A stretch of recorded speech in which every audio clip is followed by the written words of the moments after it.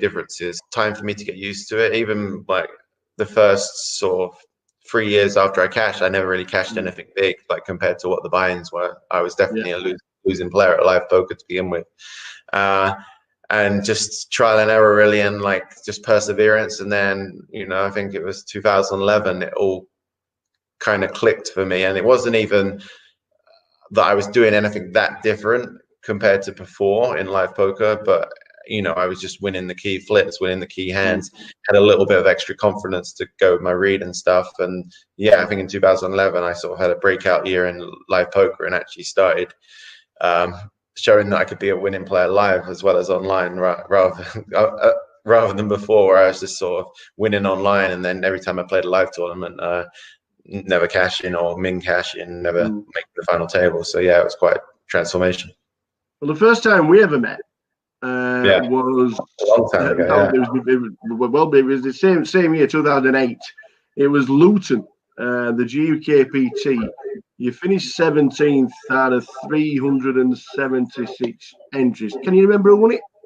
Yeah, of course, cricket. Yeah, I gave him all the chips as well. With like 17 left, I started his career for sure. And it was funny because the night before we'd met, I think we'd been staying at the same hotel, and they had a pool table, and he's really good at pool, and I play a lot of pool, as I already said. So we played a few games of pool. I was chatting to him, and actually he's and his friend, who actually I knew more than Sam at the time, Pete Linden. And then we happened to both go deep in the tournament, and we played a huge hand.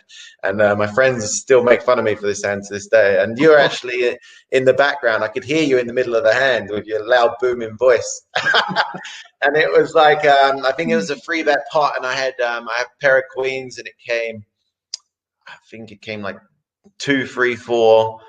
So like pretty safe flop. And Sam check called, and then turn was a 5, so pretty bad card for me. Obviously, any ace makes a straight now, but then the river was a queen, and so I now made top set, and Sam shoved all into me, and in my head I was like, you know, like in this spot, he never really, he either has an ace or he's turning like pair of 9s or pair of 8s into a bluff, and I thought he was capable enough to do it, so I ended up calling. I didn't like, it was back in the day when people didn't really call 3-bets out of position very much. I was, especially when online, like I was used to people just folding or 4-betting. Maybe live poker, you know, was quite different. But I basically thought if he had ace king, he would have been all in before the flop. So I didn't put him on an ace king. And if he had ace queen, I blocked. And, you know, there wasn't many combinations left of that because I had 2 queens. And so ace jack offsuit, I thought he would fold before flop. And so yeah, I ended up calling him because I thought he was turning like a 6s, 7s, 8s, 9s, 10s all into a bluff. And yeah, he just had ace jack, and I looked very silly, and it was a huge pot. And I just remember behind me, you were saying something about, oh, Chris Moore called and he can't even beat an ace. Oh wow, Nido as well. As I'm but yeah, that was my first big sort of deep run in a good tournament. So it was exciting for sure. But yeah, it was definitely very memorable as well. Sam got the trophy. You did indeed. Yeah, I used to use my chips wisely. But in 2008, it wasn't all bad because he became the world's #1 for the very first time. Had you been chasing it? Was this something that you obviously you're keeping control of what you were doing online? You were knowing you were there. You were top 10, top 5, #1. What did it mean? At the time, it meant everything to me. It's like what I'd sort of devoted the last sort of few years of my life to. I was playing poker at that stage way more than even now. Like I was playing 6, 7, sometimes 7 days a week, every week, all day, long days. But like to me, it didn't feel long, you know, like the hours went so fast. I was really enjoying it. I loved the game. I was just learning all the time, getting better. And so it wasn't like, to me, it wasn't a job. I was just doing what I loved doing. So, but yeah, once I discovered Pocket Fives and saw the rankings, obviously you start at the bottom in the thousands, and I was like always wanting to get into the top 100, so I could start talking. Like my thing was like I wanted to talk strategy with the other sort of top players, but I didn't want to message them before they were while they were ranked higher than me, because I thought they wouldn't accept talking to me, kind of thing. So I was like, okay, once I'm in the top 100, I can chat to this guy and message him. And so I kept like moving up, and it gave me incentives to keep moving up. And then obviously, you know, like making number one, we always thought, oh, wow, maybe, you know, you dreamed of it, but you didn't think it was possible. But then, you know, suddenly you start making top 20, you think, wow, I could maybe do this if I run good for a couple of months, win a big one. And yeah, so to finally get there was an amazing feeling. It felt like a real accomplishment, you know. And like at the end of the day, like the rankings, a lot of it was playing. You had to play a lot to get up there because of the volume thing. But normally, if you were, you know, it was like to get number one, you had to be doing well as well. So it was definitely a sign that I sort of was being successful as well. Yeah, I think one of the first videos we'd done, and we've obviously, because we've been in lockdown, we've been rerunning some of the videos on Grosvenor and the GUKPT. You were sat talking with Adam Clark from Blackpool, Clarkatroid. Yeah, I remember him. Yeah, good guy. Yeah, I think you said in the interview you just dropped away from number one, but you were going to get it back. So it was a fantastic interview. There were no chin hair. Yeah, no. We'll try and dig it out for you and send a link, because it was a fantastic video. You and Clarkatroid were just bouncing off each other, because obviously you knew a lot about him playing so much volume online. Yeah, I think that was the first time I met him as well. So I sort of played him online. So that's always exciting when you got to meet people in real life after you played a lot against them online and stuff. And you know, it was weird. Like even though you sort of didn't know each other that well, like you kind of, if you felt like you knew each other for years, kind of thing. Like I met a few of, even at my wedding, like a couple of guys who are like in my groomsmen party. I met them through, you know, I met them 10 plus years ago through poker, and we've stayed close friends ever since. Yeah. Now we can't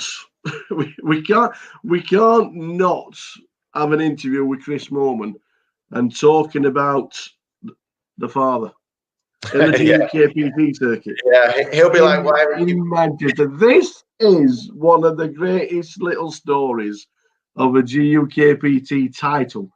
I do believe it was a birthday present. Is that correct?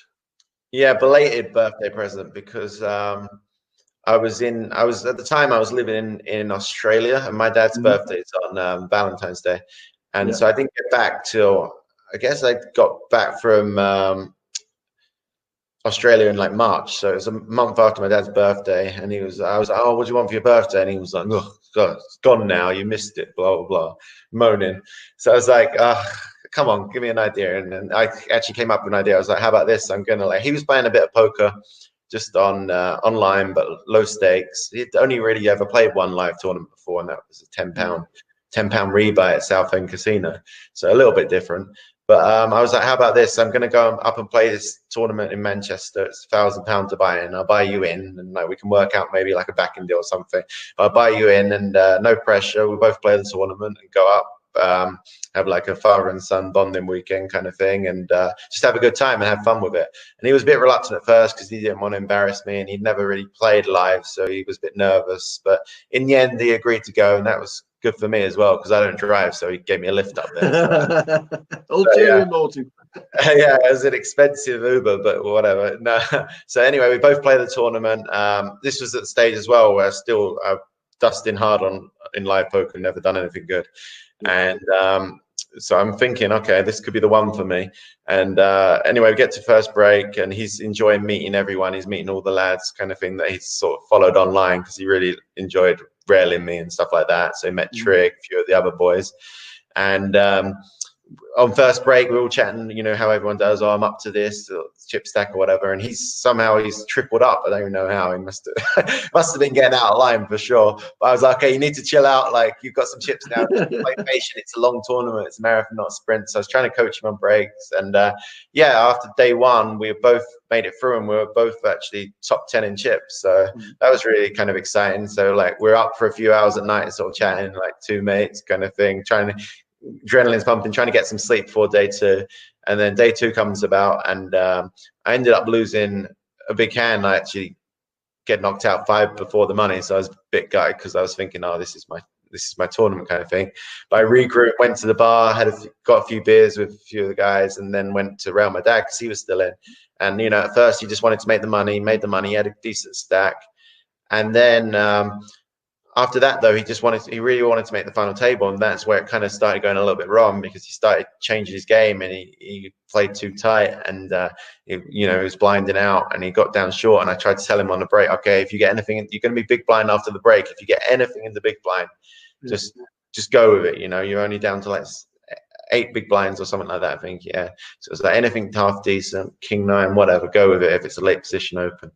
And folded to the legend of UK poker, Surinder Sirnar, on the button, and he was chip leader at the time, so he was playing very aggressive, like raising every hand. No one was really playing back at him, and he's 3.5x it on the button like everyone did back then. And my dad was in the big blind. He pushed all his chips in like Phil Hellmuth style. I was like, okay, I'm on the round, like saying, "Oh, he's got a good one here. That's good, yes." And then Surinder's in the tank because he's probably pot committed at this stage, made it 3.5 big blinds. My dad only had like 8 big blinds, but obviously he's not got a good hand by the way he's tanking. So I'm like, okay, we're going to be in good shape here. And he finally calls, and they flip over the cards. And Surinder had like Jack 5 off, and I was like, oh wow, hopefully my dad's got like him dominated, like jacks, queens, like ace jack, something like that. Yeah. And my dad just proudly flipped over his 10-6 offsuit. I was just like, what the fuck? And then before I knew it, they just dealt the flop, and it came 7-8-9. He just flopped the straight. And he was like, yeah, I told you, I knew. He's like, and then he doubled up there, and he just like turned into a new person. He just like went back to his old self, just going like playing every hand, and got to the final table, and everyone else was trying to ladder up, play ICM, and my dad was just going for it, putting them in a coffin, and ended up getting heads up, and yeah, the rest is history. Like, it was crazy because I was watching. It was so weird watching on the rail because it was out of my control. I couldn't, it was down to him, and I was so nervous for him. But yeah, for him to get the win was just really a fairy tale. And then it kind of like the reality sunk in, because then he started giving me shit for having a bigger cash for the next year of my life. I had to like focus more on live poker, because I was like, I can't have this for forever. Everyone in me is to tell them that I was a professional poker player, but he had a bigger cash than me. So yeah. Well, he finished 13th in the Champion of the Champions as well, and that's his only 2 Ender mob. Like that's the only 2 cashes he's got on the Ender mob. The Champion of Champions are winning the GUKPT. No, he always says, I've probably got one of the highest ROIs in live poker, like, because he didn't really start playing much. He played like 1 World Series poker event, like a 1500. He got some of the boys to buy a piece of it when he came over to see me in Vegas one year. And I think that's about it, really. So he's played like 3 or 4 live tournaments ever, cashed 2 of them and won 1. I was like, must be nice. And then he always tells me, whenever I go and see him, I go to his house to play online or whatever, and he's playing online as well. And he'll be moaning about all these bad beats he's getting. He's saying, I'm the unluckiest poker player ever. And I'm just like, you do realize how good you ran to win that tournament. Like, the tournament was like 100 times by him, but yeah. Brilliant. It was it's a fantastic story, and something we have actually mentioned it quite a few times whenever you do pop up or we're on the live stream, and we do mention yourself, and you've won something big, and we just have to quickly mention that the story of your dad is just, to me, it is one of the nicest and best stories of while we've done the GUKPTs. It really is. Yeah, it was amazing. Like, even all the highs and lows that I've had in poker, like, it's still like my most memorable moment. It wasn't even involving me directly. Like, it was just surreal. It was such a great day.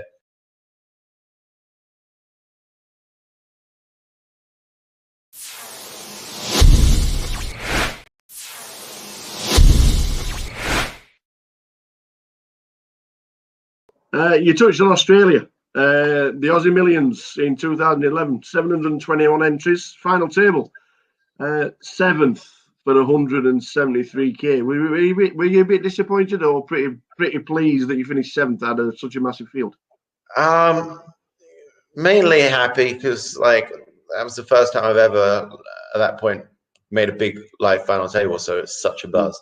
And also, like, I was free rolling anyway, because on day 1, I was chatting with Toby Lewis, and he was kind of mugging off my live game, and I asked him to put his money where his mouth is, so he gave me 5-2, I think, on making day 2 of the tournament, because in that tournament it's quite hard to make day 2. It's a long day 1.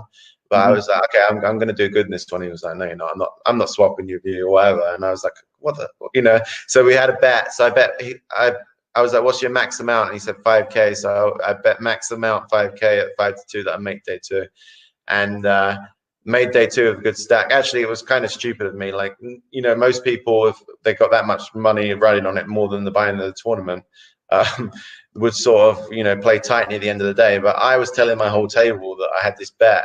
So then I was just pretending I had basically had the nuts every hand and just re-raising them and going crazy. Even on the last hand of the day, John Eames was on my table and he knew about the bet and he raised under the gun. And, we always give John shit for being a tight player. He's raised under the gun. He's the only person who covers me at the table. I've locked it up. There's no need to get involved. And I just see King 4 suited in the calf and I had to free bet him and start barreling away, but he folded on the turn. So I was like, but I had absolutely nothing as well. So I showed him there and he was just like, you're an idiot. But yeah, so I won the bet and then made a deep run in the tournament. It was really fun. That tournament goes 6 max as well, which is my favorite game with on the final couple of days. So yeah, it was really cool. There was made the final table actually with James Keys, well-known UK, blast from the past. And Patrick Antonius is on the final table as well, and I tried to bluff him. That was my big downfall. Tried to fight. To be fair, he tanked for a couple of minutes with trips, so it couldn't have been that bad a bluff. So I was trying to get him to fold a little bit of a worse hand than that. But yeah, so it was believable. But yeah, that was where it all started going wrong for me. And but still, it was a great score and an amazing experience. And my friends were there watching and stuff. So gave me the live poker bug and made me want to play more. You said 2011 was probably the breakout year for yourselves. When you go to the World Series, you've just said that 6 max is probably your best game. 3rd out of 1,378 for 271, and also cashed in the 5K 6 max, finishing 11th. Incredible scores, and then 12 days later, so these 3 events are just going on and on and on. You just missed out on a bracelet, 2nd out of 474 in the 6 max 10K.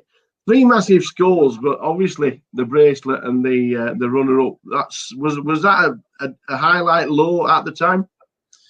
No, definitely a highlight. Like the bracelet didn't, obviously it would have been nice, but it didn't mean as much to me then as it would a couple of years later, kind of thing.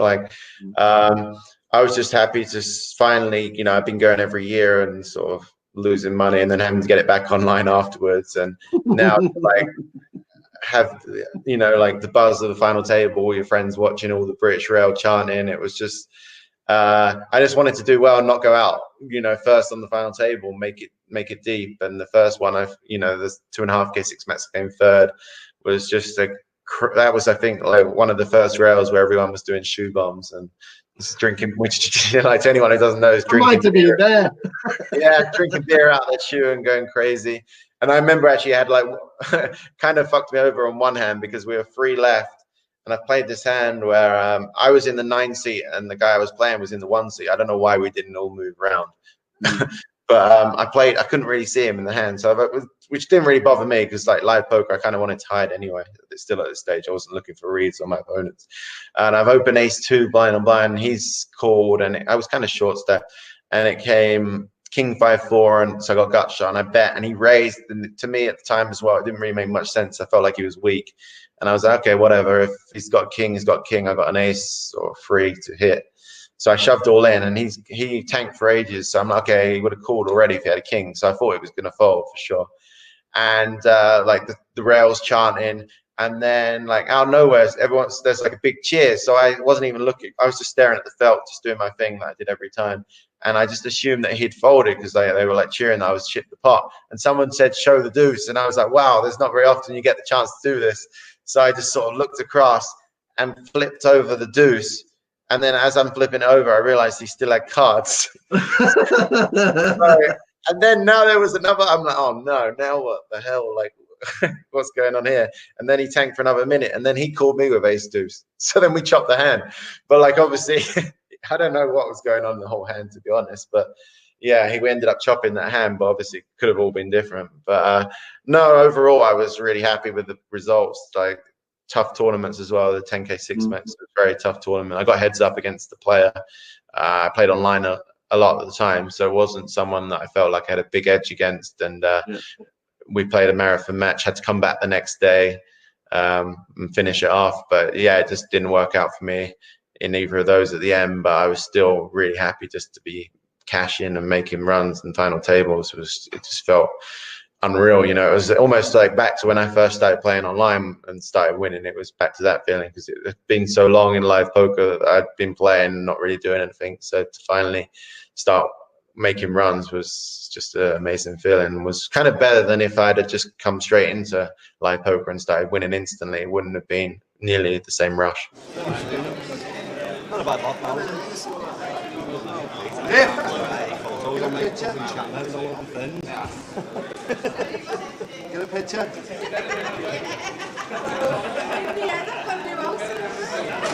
Steph, shut up. I'm going to drag Ali off the roulette wheel.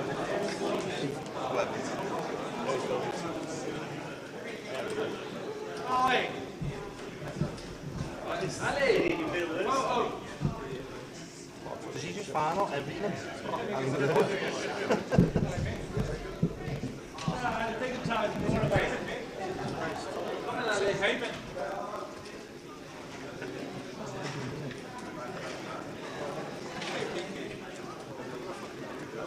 Can I just get you setting this one, please, for me? This one too, Ollie. And then in the end, yeah. Just going to move around a little bit. These two chairs need to be central, yeah, to split in the middle, yeah. And then 5 still in the back, 1 between each chair and 1 on either end, yeah. So I sit down, Ali. Ali, sit down. Yeah, that's what I see, yeah.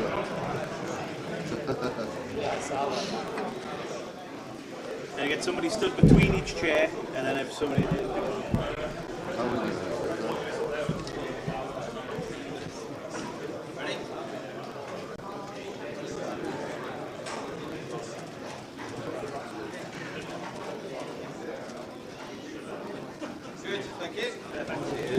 Okay, seat 1, Trevor, seat 2, James, seat 3, Nicholas, seat 4, John, seat 5, Alex, seat 6, Ali, seat 7, Anthony, seat 8, Gilbert, and seat 9, Ben. I'm in there, Alan. Seat 5. Sorry? Seat 3, seat 3. Cheers, mate. Seat 3, that's it. It's me, yeah? That's 2, Ali, yeah. Yeah. Alex in 5, John in 4. Fit for Crime Watch, that picture. Fit for Crime Watch. They're already using it. We're back, guys. Final table just about to start, and it's going to be a good one. I'm looking forward to this tower. It's quite interesting as well because, like the last few final tables we've had, it's been very pro heavy, and it's been a lot of standard play, fairly quiet, not too much happening. But there's a couple of wild cards in this FT, so I can't wait to watch this, see how it plays, see how Ben and James adjust to Gilly and Mr. Maloo's the chip leader. Yeah, 2.1 million. Ali Maloo is officially back on the GUKPT and back in style, chip leading the final table. What you gonna do when Maloo comes for you? What you gonna do when Maloo comes for you? Bad boy. Ben Jones had a good day as well, 1.8 mil. Winner in Bolton years and years ago. Nick McClellan, 1.275. Gilbert Black, 1.2. John Adderley, Trevor Reardon, Anthony Gardner, well done on his first GUKPT main event final. James Rann and Alex Montgomery. Oh, what a lineup. Where are they sitting? Where are they sitting? I'll give you the seat draw and the names we'll run through before we start. In 1 is Trevor Reardon, in 2 is James Rann, in 3 is Nicholas, in 4 is John Adderley, in 5 Alex Montgomery, 6 Ali Maloo, 7 Anthony Gardner, 8 is Gilly, and in 9 is Ben Jones. And that is what they're playing for. Yeah, there's the prizes there. Look at that score up top, £141,000. If you get heads up, you're effectively playing a 45k heads up battle. So really looking forward to this one, Tower, and let's do this. Absolutely. Nice break, 25 minutes, getting themselves in. No scheduled dinner break. If the guys want to have a break later in the afternoon, they'll let the floor staff know. This is the final table, guys. Yeah. Those are how many left. We'll get rid of the player count in the top right for you. How often is a deal reached? Not too often these days, I must admit, but it used to be quite a lot. But since we've come back from lockdown, it doesn't seem to have been too often, I must admit. But obviously, if anything does come arrive regarding deals, we will let you know. Are we going to have to stick the password into the? I said 4 o'clock. They can be patient. We got we got 3 minutes. All right, okay. Has anybody guessed it? Yeah, I think a couple have guessed it already. The password for the free. It's quite an easy one to guess if you want to get yourself in before 4. But is it BNR GUKPT? It's not BNR GUKPT. Is it GUKPT BNR? It's not GUKPT BNR. Is it? I'm going to put it in the commands and then we will release the free roll password. Is it GUKPT Manchester? No? Nope. Damn. Very close. Oh. Ooh. How close?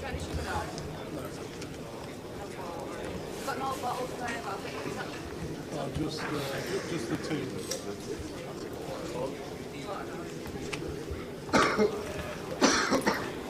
Kings for Ali. Just the Kings.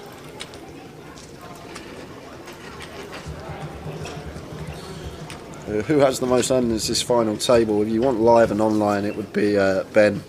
Yeah, over 5 million online, Ben. Yeah. Seat number 9. If we're going with live, it would be Ali Maloot. Millions in the live circuit over the years. As raises 4.5x with the Cowboys under the gun +1.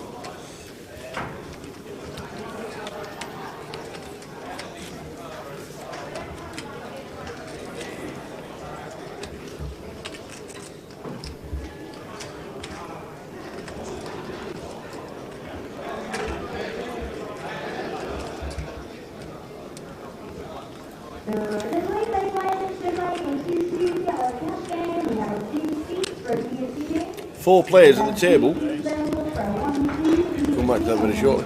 Because Trev's 3-bet.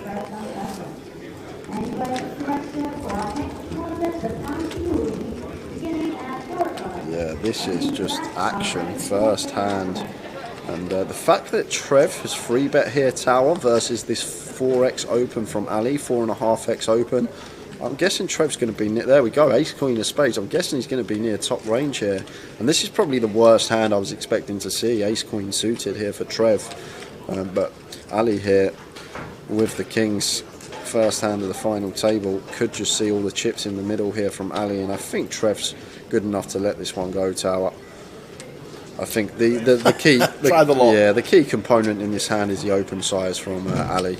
Opens 4.5x, and once Trev 3-bets that 4.5x open and Ali's still willing to 4-bet rip it in, I just think ace queen is just going to be in a world of a hurt versus the range of Ali, and Trev does come to the correct decision and lets it go, and Ali shows the Cowboys to the table. You show both. 4 players at the table are on the first bullet. What for? Do you know, Tower? 4. James Rant, Nick McClellan, John Adderley and Alex Montgomery. Okay. We've had no re-entries. Gilly, Trev Reardon have had 1 re-entry and the others are multiple. Should we give the password out, Tower? Go on then, I didn't get it. I thought it was going to be. It's MAN GUKPT. Oh, I'd have got it if I'd had one more guess. MAN GUKPT. MAN GUKPT is the password for the free roll. Good luck to everyone. Get yourself in. £110 closer seat. That doesn't start till 8. Up for grabs.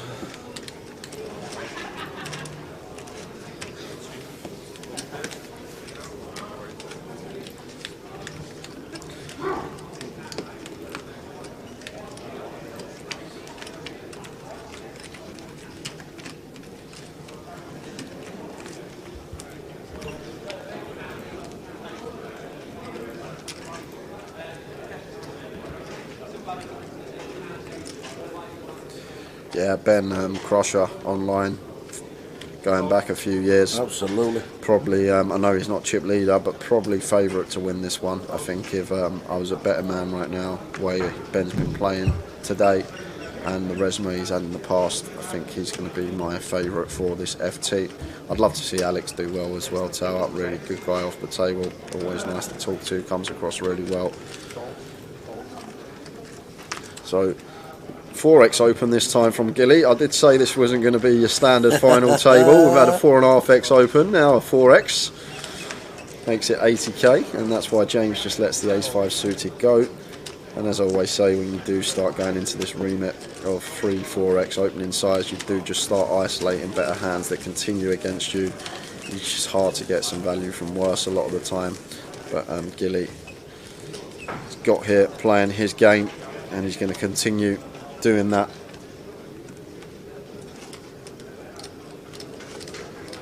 This is going to be a good one. Definitely seatbelts on, because I think we could see some fireworks at some point on this FT.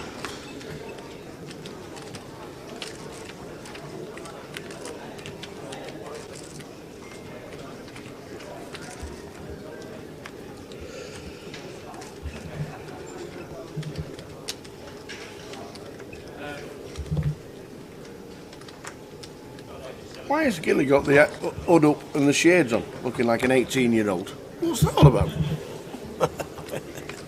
The new image for the final. 55k. All right then, Jamie Nixon in the chat. This is going to be a fun ride. So Trev chooses just sub 3x here, 2.75x open.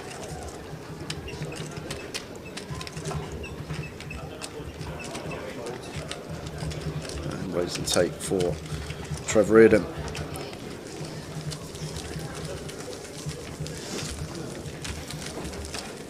$2.4 mil for Ali Malou. Ben on 1.8. Ben Jones winning Bolton back in 2012.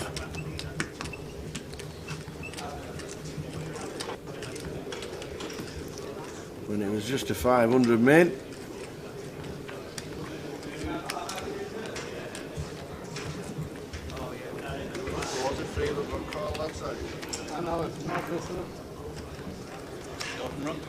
No, we all play there together.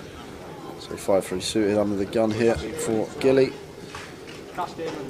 It should be hitting the muck, but it's Gilly, and he doesn't even know it's on him, I don't think. There we go. It should be hitting the muck. There we go. Does let it go.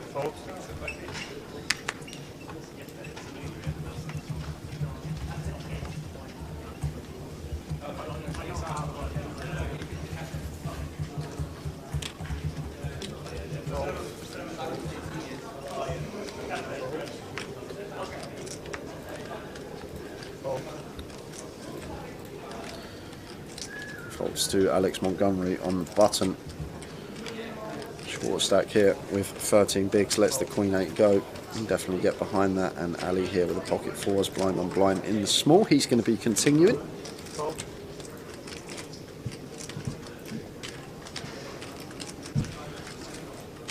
And chooses to in the form of a complete. And Anthony here with ace 9, decent hand in a blind on blind situation.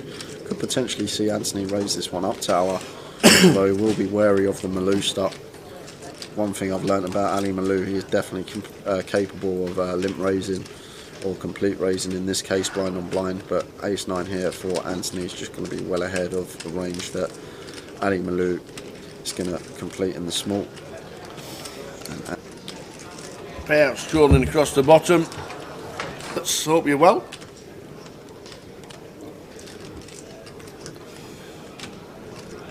We'll be off back down to London the end of April, so hope to see you then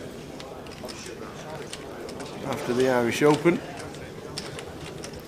So Anthony raises it to 105. This is Anthony Gardner's first GUKPT final table. Closest he came was in Blackpool back in 2017, finishing 11th.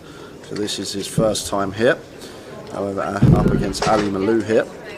He's definitely no stranger to a GUKPT FT. Had many, 2 victories to his name, winning Manchester and Reading. Won Reading back in 2017. How do you remember that? Might have been on the FT myself. Long time ago. At least you didn't get Malooed. Yeah, it weren't Malooed. I got hunted. I wonder where Ashley Hunt is actually. I honestly thought I'd see a lot more of him over the years. Ashley Hunt, he was a good little player. There's the Jack 9-7, 2 spade boards rolls off, so Anthony flopping best here. Nice one to potentially check as Anthony Gardner with middle pair, backdoor nut spades here. Definitely could incorporate this into a check range after raising this one pre.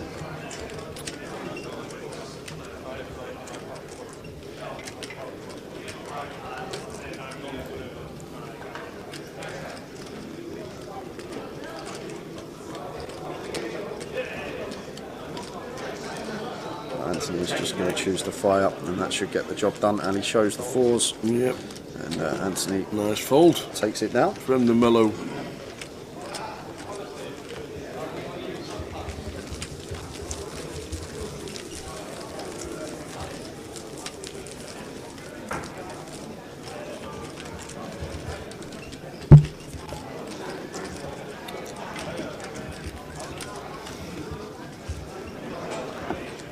This is next on GUKPT.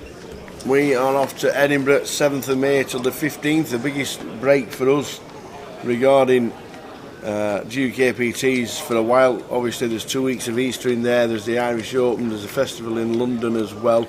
Reading got put off because of till later in the year because of it would have been starting on the Easter Sunday and the Easter Monday, so they decided to break it into July for there. So, but Edinburgh, we'll be there all week. The mini main, the cash outs, the PLO, the side events, the seniors, the bounties, all going on in Edinburgh. Don't forget, we'll be starting on the Wednesday with the live stream cash game. Looking forward to that. Yeah, it's not a bad idea, Apocalypse. I might see if PK wants to change the old stream title.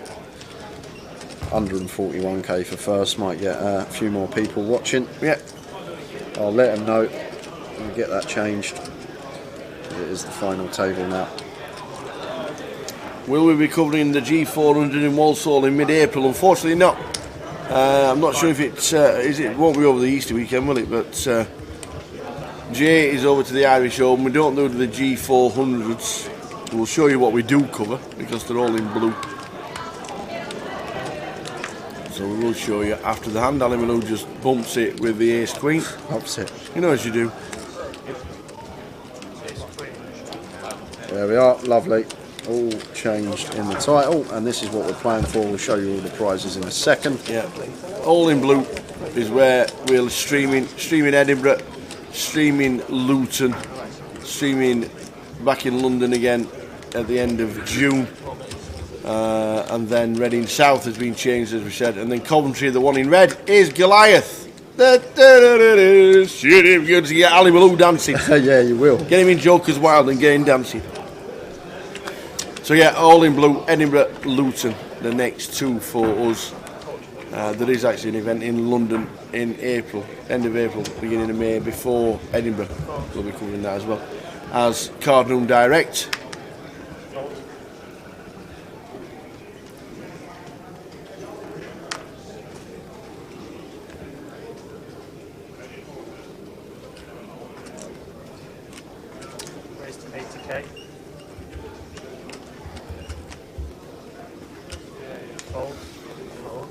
So Nick with the sixes, making it 80k. So the third player at the FT to open 4x or more. Ali's got to him. Yeah. Everybody thinks it's normal.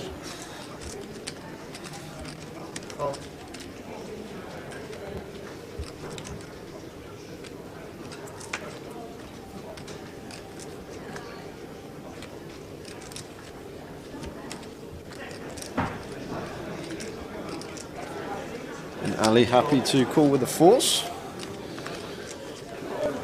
And Gilly's in as well. We got the three in the pot that we want to see in the pot. Nick's got sixes. Ali with fours.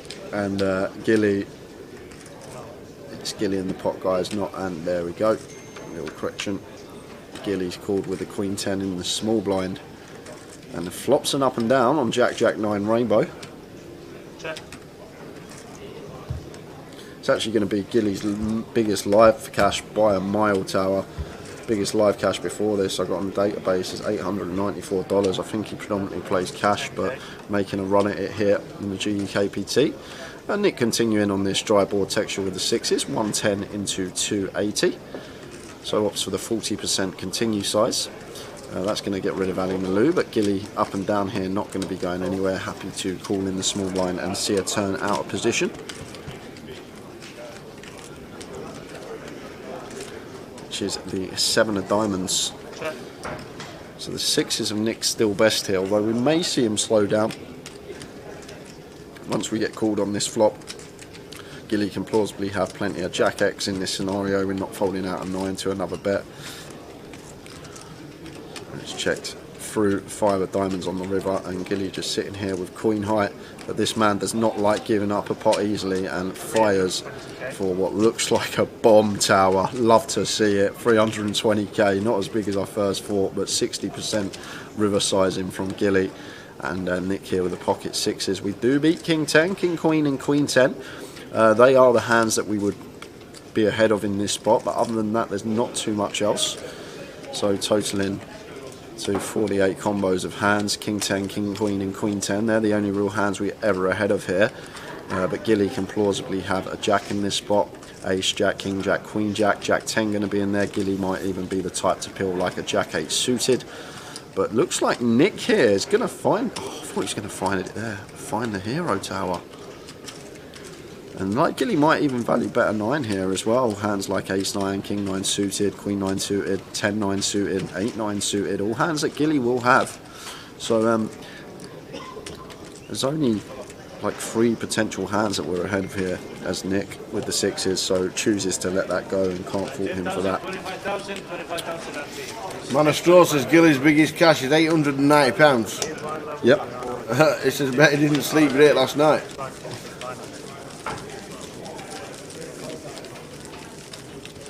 Free roll password is ManGUKPT.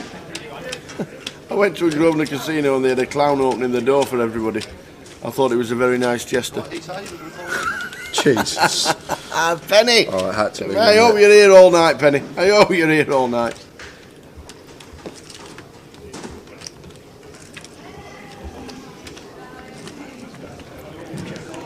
Blinds 10,000, 20,000.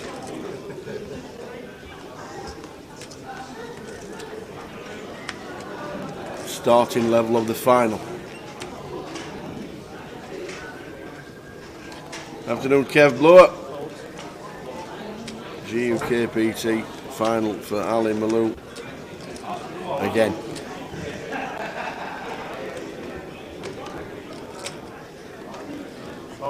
So Ali in the hijack, going to be happy to open the Queen Jack once folded to him. Ali has had countless cashes on this tour, countless final tables.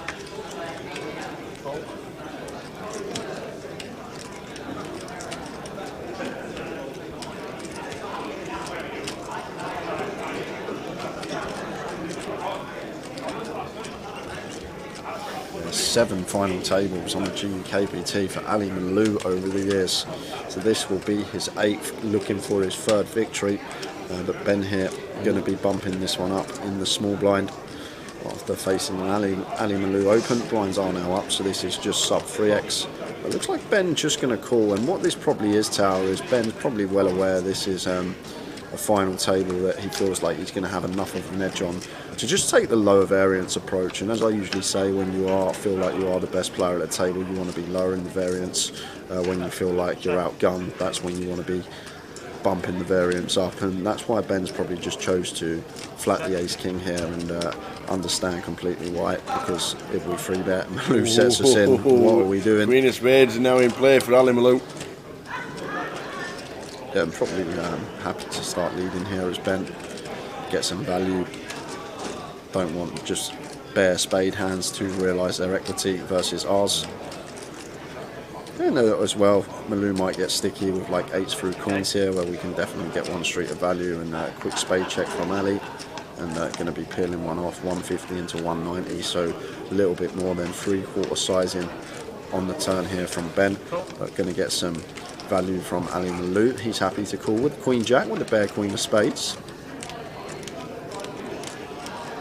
Doesn't get there on the river. And now Ben with the Ace King. Obviously expect him to come in for value. However, if he thinks Malou's likely to bluff at this one, check 2 might check to induce, but maybe happy to try and extract from like 8s through queens, or potentially some check back King X from Ali Malou if he incorporated a check in with a King Queen, King Jack, King 10 type hand on this board. He fires for 400, so 80% pot this time on the river, and just a quick fold from Ali Malou. Ben gets the 2 mil. Seat 1, Trevor Reardon 900,000, James Rand 405 as the second shorty stack. Alex Montgomery in seats 5 is the shorty stack. Yeah, this is only Ben's second ever final table on the GUKPT main event. He's 100% so far. Every one he's final tabled. The one back in Bolton in 2012, he will close out. One final table and the main event and 1 win, looking to go 2-2, and watch out for him because definitely one of my picks. He was my pick for 5% at Irish Open yesterday.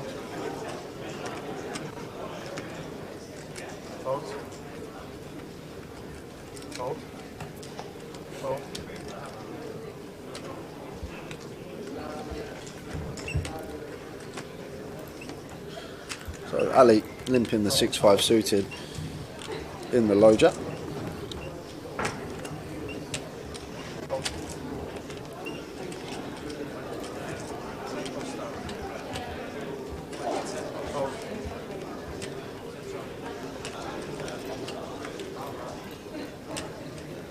Sounds down. Question mark. Jim Bob. We'll just check it out on Twitch. Hopefully not. Nope, I'm talking to myself right now on Twitch. Fingers crossed the sound is... give it a refresh. King 8-5 all hearts is the flop. Yeah, so James Rand checking his option with the Ace-4, and now Ali just firing, and James Rand just going to get out of the way. James Rand, second final table for him on the GUKPT main event. GUKPT Dundee back in 2011 come second. Yeah, that was the summer series that we didn't stream. Didn't stream it? No, there was summer series. We did the main events, and in the summer they put £500 events on. Oh, okay. During May and June. So this is his first streamed final table of the GUKPT main event. But James, countless earnings, over $1 million in live earnings, 1.6 million in online earnings, and his biggest live cash being $340,000 back at the Aussie Millions in 2015 when he finished 4th. Who was on the rail? A CFO. A C4 was on the rail. Brian Rast was on that final table as well. Tower, big name.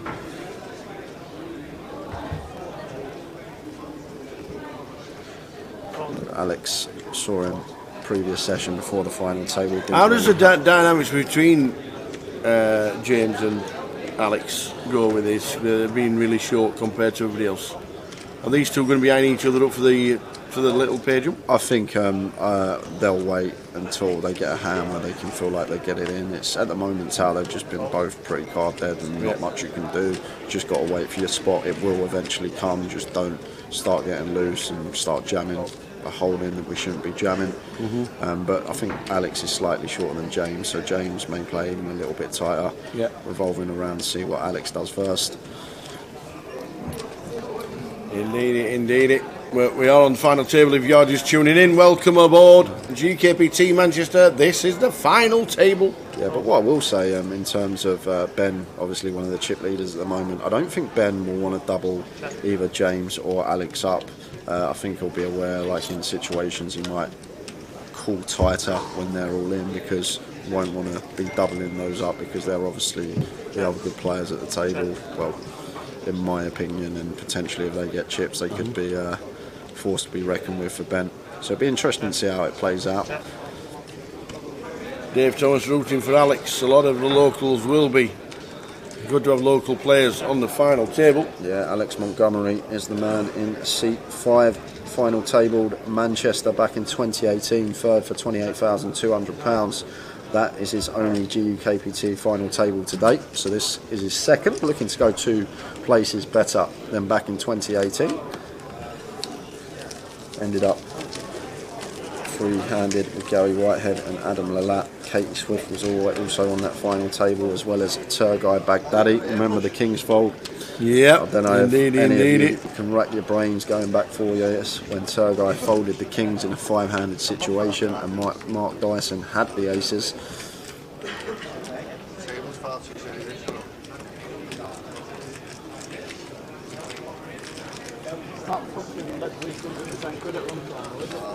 The password, guys, for the free roll is Man GUKPT, £110. Close the ticket up for grabs in that, as well as some other little prizes scattered around. Get yourself in. If you don't have the client, make sure you download it. It's free to play. You don't have to deposit anything. Yep.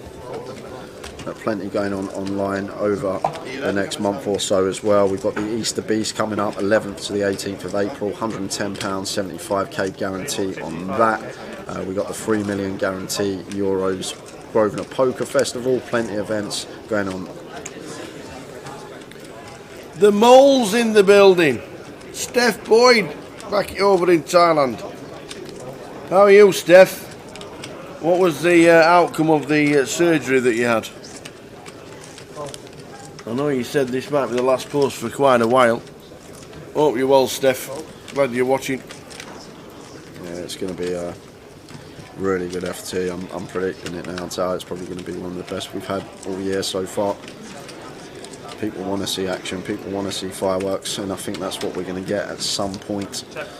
There's Ben incorporating in a check here with top pair. Very nice candidate to do it with the backdoor straight draw. Only the 10 kick up. This is a nice little check candidate. It's Ben. We can sometimes induce from Trevor, and as well sometimes for a bit of deception. Our opponent might not give us credit for top pair, but always got to be aware the best players can have top pair in any given spot, whether they check or bet. They'll always be having a mixture to make it difficult to play against. And now once it's gone check check, this is probably where we're going to see Ben start leading, trying to get some value from our hand. As well, we get probably more information with a check in this situation on Queen and Deuce.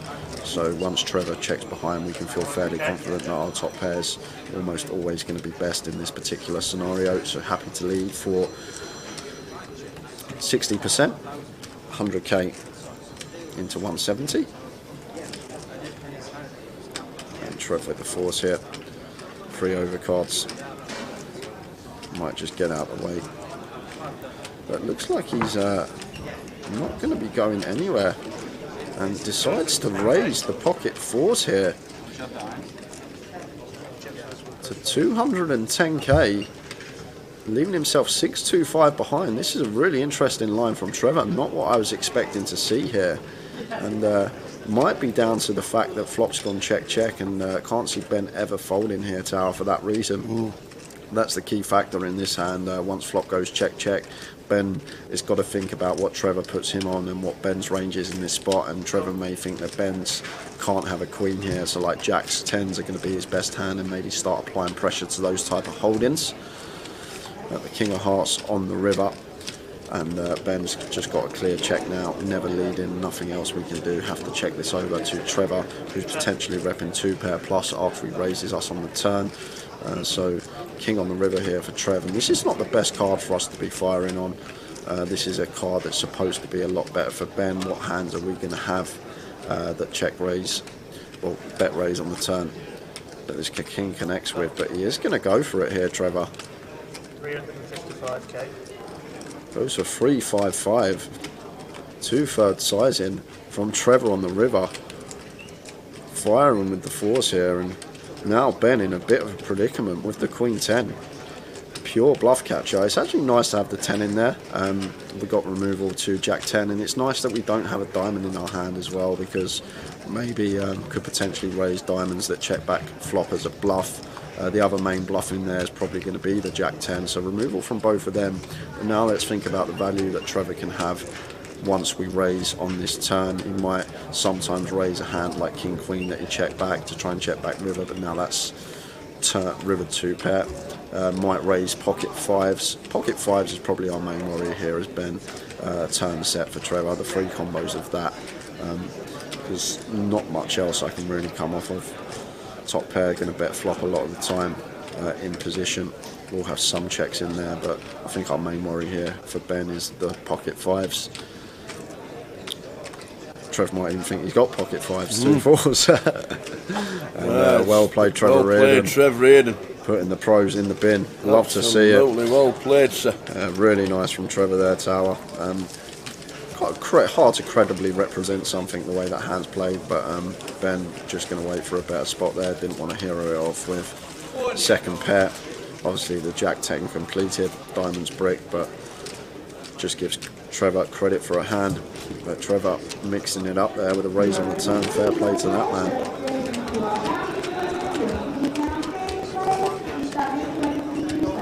Trevor Reardon, $424,000 in live earnings.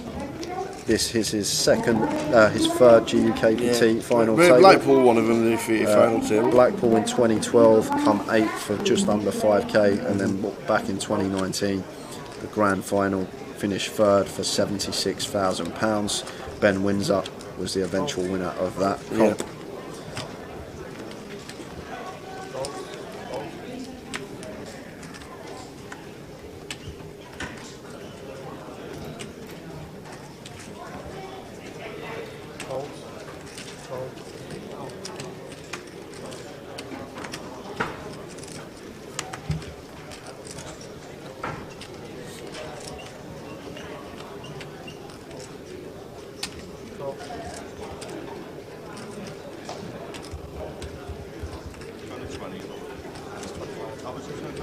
We got John completing the 10-5 in the small blind, and Alex here King 7 with 8 bigs. Could potentially shove this one, but happy to check and just see a flop. Obviously, with 9 players left, pay jumps are going to start getting a bit more juicy if we can wait a few more bust outs. Yep. But John Adderley, biggest live cash of $3,000. So this is huge for him, this final table, first final table on a GUKPT. First cash on a GUKPT as well. Only 3 live caches to John's name on the database. So this is a huge spot for him. He turns 2 pairs, starts leading, and it gets Alex out the way.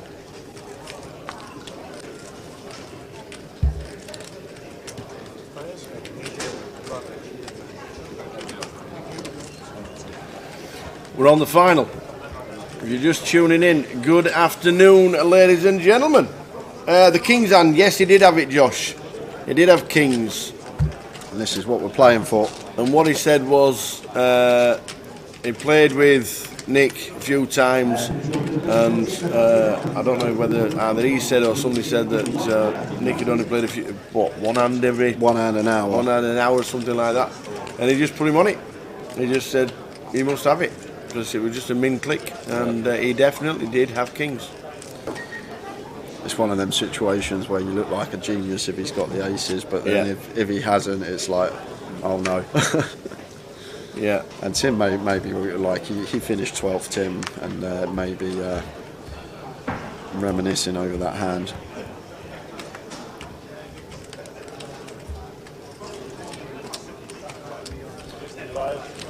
So Trev, after winning that pot, feeling confident, got the pendulum swinging the right way, makes it 55k to go with the ace-8. And just over 2x open size here. And John here on the button with the King-Jack. And love this from John, just maybe realising that Trev's gone up a few gears here and thinking that he's going to be opening light up. And he's spot on with the read here with the King-Jack, chooses to incorporate a light 3-bet hand in. Nice hand selection to do it with. And this is going to work versus Trevor. It's a really nice play this from John with the King-Jack. And this is what we didn't see much of, Tower, in the last couple of final tables. Like, there was hardly any light free bets. When someone free bet it, they had it. When someone bet Riv Up, they had it. But I think it's going to be a different story the next 8-10 hours or so. We're on the final table of 9. Payout scrolling across the bottom of the screen. £8,800 locked up. This is our final table. C1, Trevor Reardon. C2, James Rann. Nick McClellan in seat number 3. John Adderley in 4. 5 is Alex Montgomery. Ali Malou is in 6.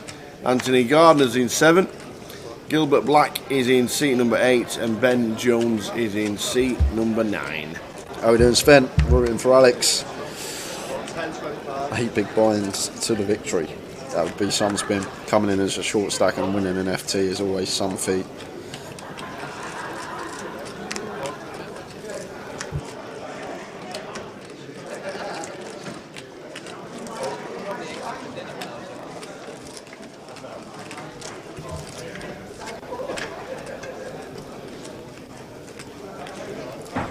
Henday says, do you stream the mini main or just the main in Edinburgh? It would just be the main event, but on the Wednesday night we are streaming the cash game, and what we are thinking of doing, potentially streaming a couple of hours later and coming in a couple of hours late for the day 1A, because a lot more people would prefer to watch a cash game when there's 50 bag on the table than watch 200 big blind. Yeah, we're thinking of finishing at 3 on the Wednesday and then starting at 3 on the Thursday. That's what it.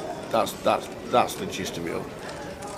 But we'll confirm that when we get to, or the week before we get to Edinburgh, to make you all still aware. Tim is not still in. Tim Chung finished in 12th for 6,800. So Ali makes it 115k. Nice large sizing out of position. Anthony here versus this sizing. Maybe deterred from calling here, Tower. Like 10-9 off, usually always peeling this blind on blind when the small blind raises, and Anthony's still happy to take a flop in position, faced with a 4.5x sizing from Ali.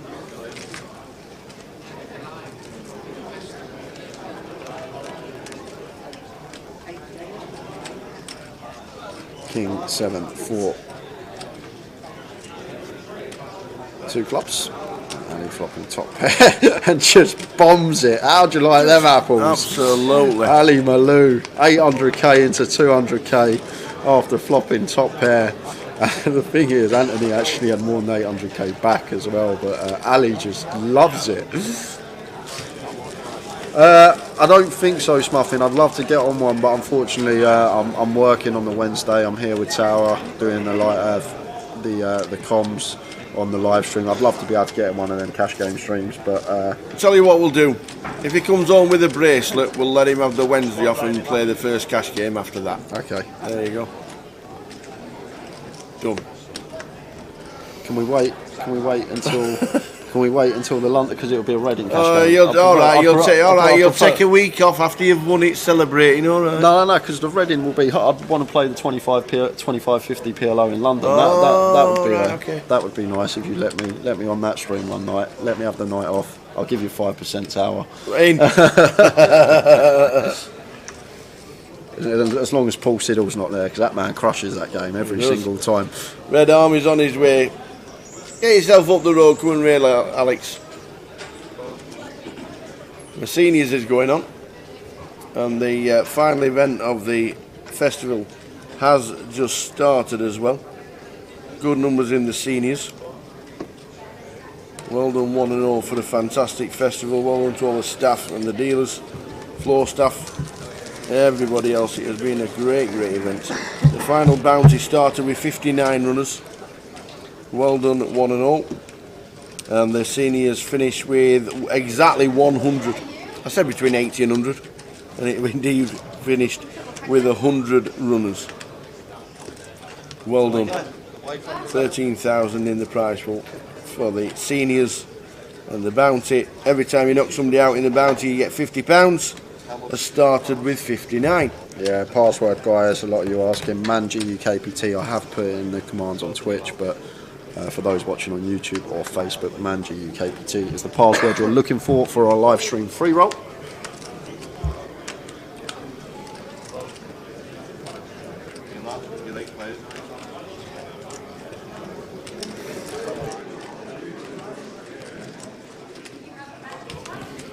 Pocket nines for John in the low jack, raises to 55.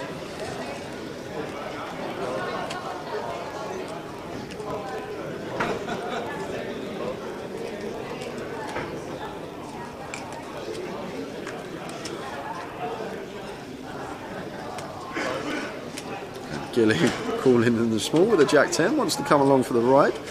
5-4 off here for Ben, getting over 5-1 on a call here. Interesting one, could see this go either way, could see him defend or let this one go. Happy to defend in the big, getting this price.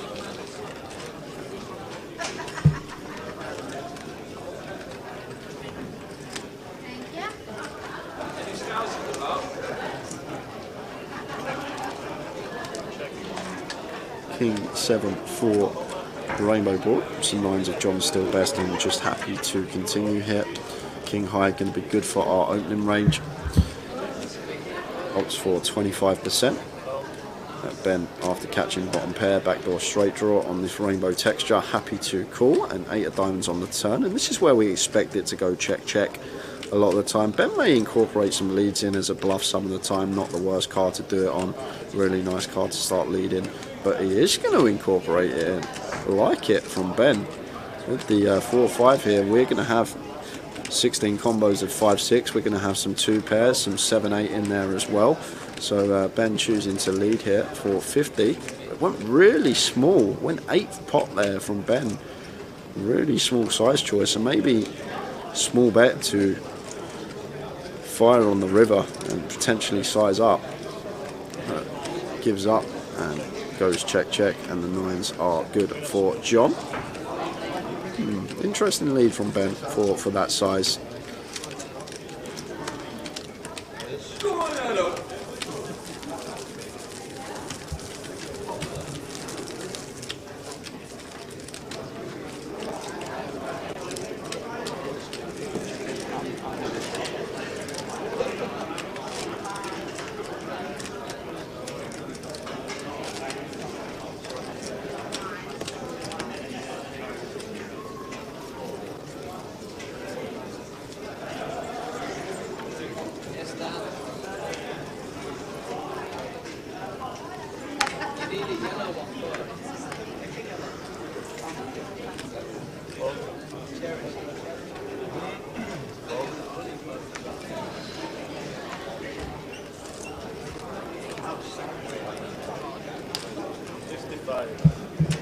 Back-to-back 9s for John. Makes it 55.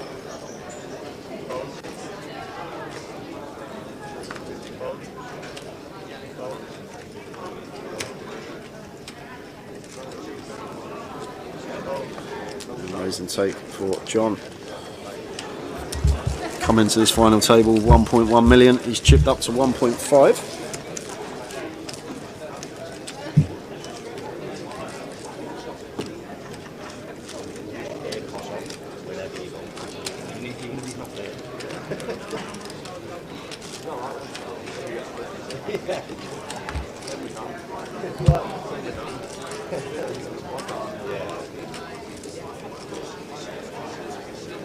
First of many tea runs at the FT Tower. First of many. Full cup as well. What, as if it ever isn't? Full cup of coffee. I've had a lot already today. What? Coffees? I only had 1. 3. 3? Have you really? This is number 4. Well, that's it. No more no coffees more for coffee. You, come on, the Maloo, says Dev Singh. Everybody's rooting for the Malooster. Alex hanging on as well. Yeah, GUKPT legend, Ali Maloo.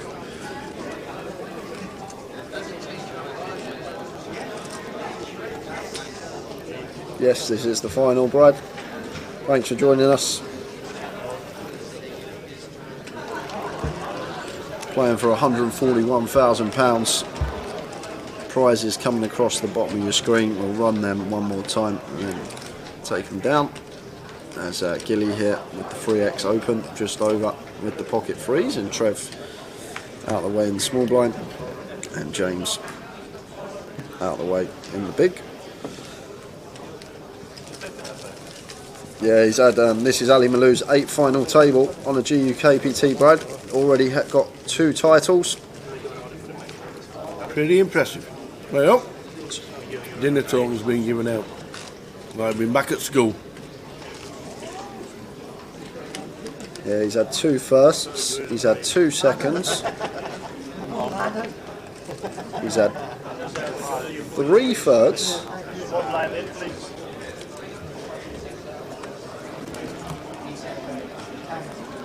Wow, that's amazing, Tower. Ali Malou has had 7 GUKPT final tables, and his worst finish is 3rd. That's one for the stat people.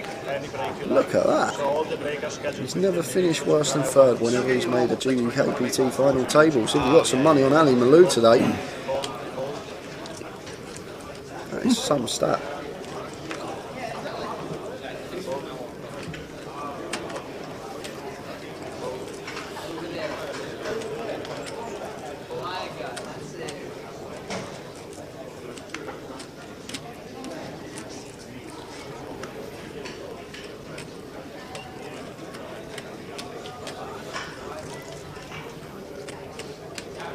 I'll never forget that year in Leeds Tower when we come in and Ali Malou was the chip leader, and I think we were down to 3-handed at about 5 o'clock because he'd absolutely just destroyed the whole field, and then ended up giving it all to Adam Owen, and Adam Owen eventually won, but we finished at like 6:30 in the evening for the first time ever on like GUKPT. Took the table down, was at the bar by 8. Yeah, that was special. And Adam's still the only man to do the mini and the main in the same week. Adam Owen is still the only player to do the mini and main double at the same location in the same week.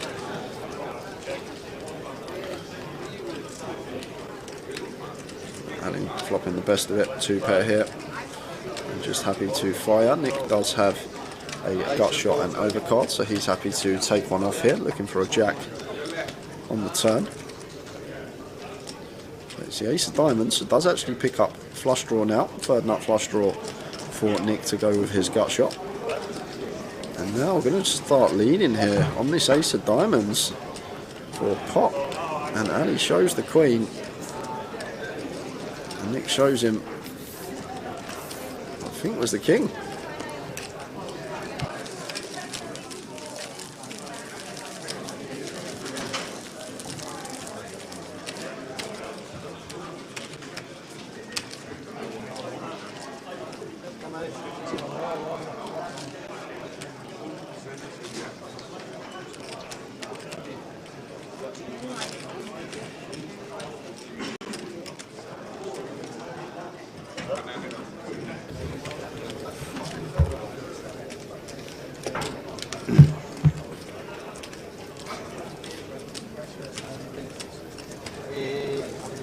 We'll let you know as well, guys, in a half hour's time we're going to be going on a break for the final table because the players sat down. There was 14 minutes left of a level, and then they're playing one more level, and then we'll be back to 2-hour sessions. Make sure you return because you will not want to be missing this FT. There will be fireworks at some point. I can see it already. I can feel it brewing. Ali, Gilly, Nick's been getting out of line a little bit as well. And it's really nice to watch as well, like how Ben, James, if he potentially chips up, potentially adjusts to it all. And Trevor's been making moves early on as well, so I'm really, really looking forward to this. So all aboard the limp train. Ali limps in with the Jack-8 of spades, and Trevor over limps here with the 9s. Would much prefer to see Trevor raise this up here, and this could potentially get James in trouble, Tower. James Ryan could be in a world of hurt here because this could just go in, Tower. And if I'm James, I don't think Ali's ever limping 2 strong hands, and once Trevor over limps, there we go. There's the shove from James Ryan, and this is just unfortunate. Trevor over limping the 9s, and it's going to get him paid potentially, assuming James doesn't hit a 7, but it's going to be a fold from Ali, and Trevor has to call this off. Pocket 9s is just clear call here, especially after we limp. We're a bit under repped ourselves, And going to ask for a count here, Trevor, but once he realises that it's only 13 big blinds to call, should be calling this off with the 9s, but I could be wrong. James Rant all in, big TR. Trev might not call, but I personally think he should be calling. Right. I'd already had my chips in the middle. Who is the favourite here, Jay? I think it's got to be Ben in seat 9. If James gets some chips, he'll be up there as well. But James, obviously, on the brink of elimination. Wow, is he going to fold? No, you can't fold, Trev. He's not folding. I think he is, Tower. His chips have gone back on top of his stack. He's not folding 9s. I don't his think favourite cash out. I don't think we can ever fold here, but Trev obviously weighing his options up. Maybe not wanting to double James up.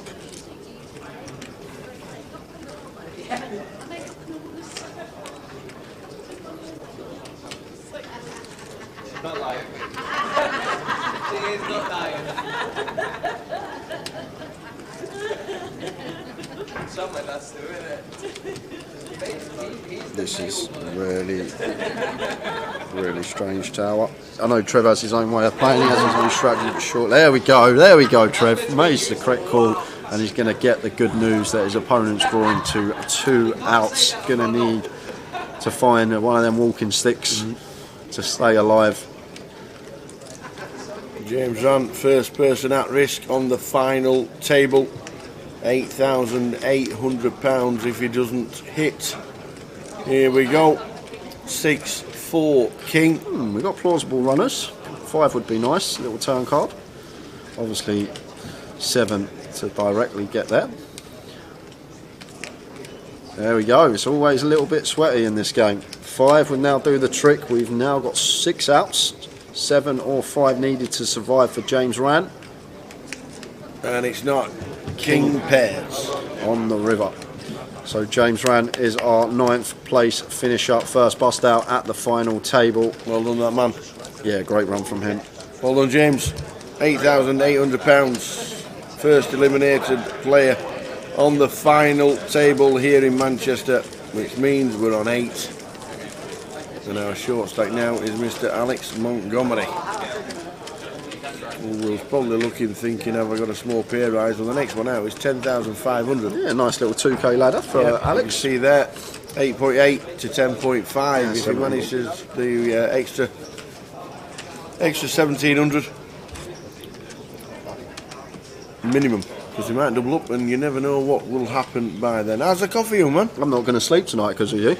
Oh, I might do some overtime. What are you thinking, baby? Might get the 1-1 DC game on when we finish.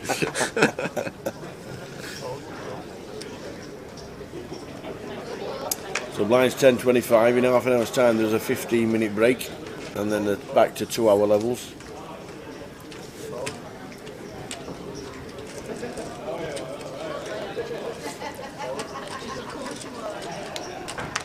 Hey Paul, we've just seen that.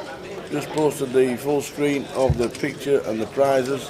There's a ticker quickly for you, Paul. I'll run it across the bottom. So 10.5k locked up for everyone now. As we see Nick with the old 5x open on the button. Makes it 125k to go. Nick in the blinds.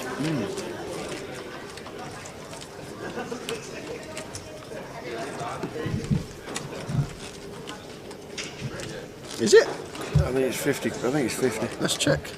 £50, I think. That's what we got there. 1,700 to 1,650. It's a good spot. That's a good spot.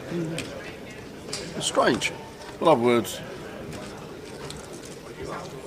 I don't think the players. Very good spot, Carl, mister. I don't think they'll mind the players 10.5 locked up now.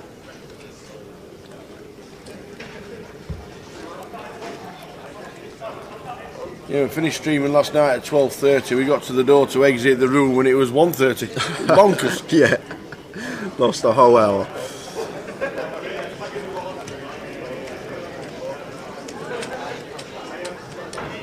See in the background there, seniors, plenty involved in that one. Exactly 100 played it. And the side event is going to be going on as well. as Nick. Oh, tower up. We've got two hands colliding here. And John going to be free betting the ace king here versus a cut off open almost always. The only thing I will say, Nick's opened 5x here. And it's a dicey situation when someone opens this amount because we free bet and get ripped on. We're not even loving our life with the ace king, especially when we're sitting pretty and third in chips. So that's why John's just chose to call the ace king here.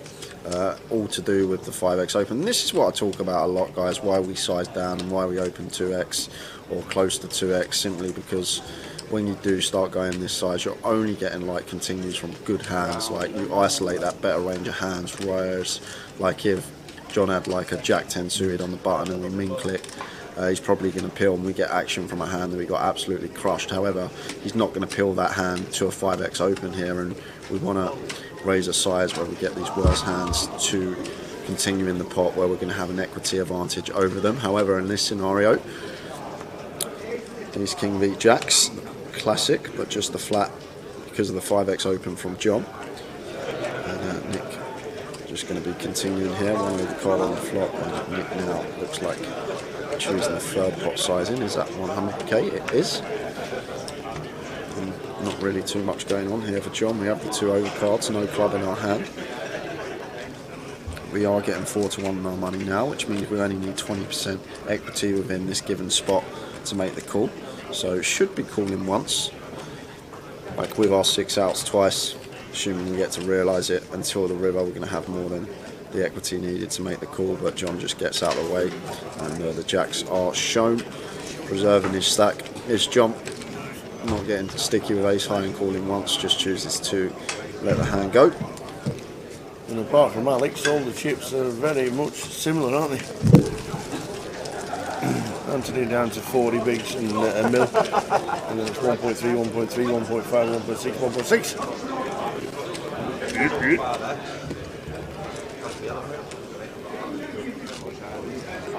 15-minute break in around 25 minutes. What are we doing for the giveaway today, Tal? We've got one more closer seat to give away. Have we? One more closer seat to give away for the weekend. The online team are pushing out the budget. What about? I haven't told them yet, but What about? How good are you at managing the chat box? okay, I think I'm okay at that. What about who's going to be heads up? Who's going to be? Yeah, but then Are we too late? Yeah, I think it's too late because like what we've got 8 players left, so there's not many permutations for that tower for the heads up. So Oh, we're too many people. yeah, guessing the same. What we could do is a bit like the 5 of hearts game, when like a hand's made, if like we can start with a full house, and then if someone makes a full house, first person type full house in the chat gets themselves a seat. After an hour, there's no boat, we drop down to a flush. After an hour, there's no flush, we drop down to a straight. And then yeah, if we get there, we'll start with the ace high. But we'll have a little think, guys. We're not going to put it on just yet. I'll tell you what, we will come up with what we're going to do when we come back from the break in 30 minutes. £110 closer seat being given away, and there's also another one being given away in the free roll, plus some £30, £5 tickets and that as well. Man GUKPT, the password for that on the Grosvenor client. Nice one. But me and Tower have a little chat on our break. We'll go in the lab together, think about the best possible giveaway for you guys. So make sure you return when we go on break, because we are doing a little giveaway for everyone. Online have been great. We've given away about £500 worth of tickets so far. Prefer something that doesn't rely on connectivity speed. Don't mind that.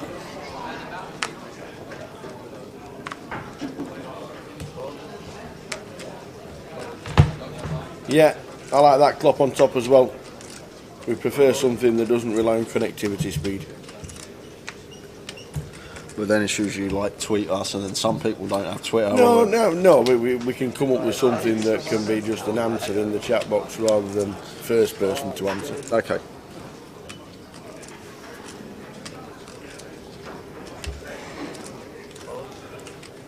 We'll just increase the viewers by 600 because you're giving away another £110 token.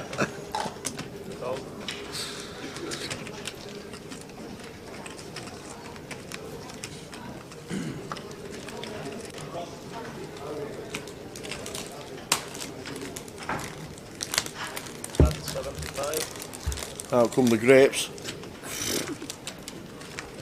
You don't need to be subtle.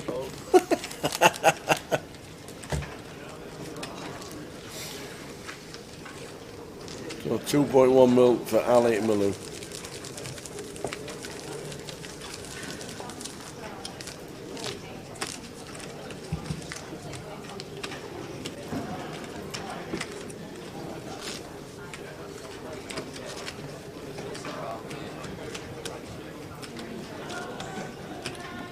Guess the flop. Maybe. Guess the flop. That's very hard to do. Very, very difficult.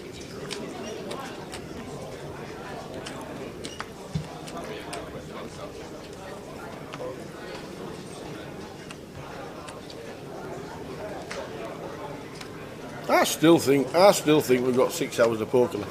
Oh, and the rest tower. So I think who's going to play heads up when you finish the Yep. comp at 6 o'clock. Give them 45 minutes, and if there's a tie, we'll do a live draw. Because there will be people guessing the same thing, obviously. And I don't think there's going to be 886 guesses. There might be. Well, that's how many people are watching. So it says. There might be thousands more if you're in groups of 10.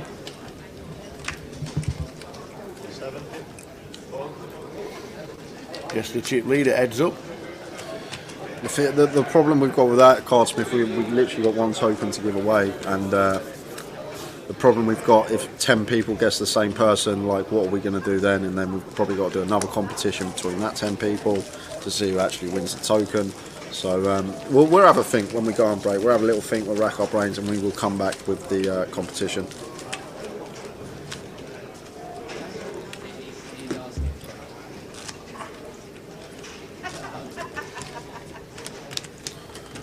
We could just do guess the finish time, but then we have to do it via a social media because we can't write down everyone's guesses because they all come in so quickly that we might miss one. It's hard. It's harder. Man, it looks just. Well, you wanted to get away. You could have get your gobshot and get it me. It's not. You tried to win the other day.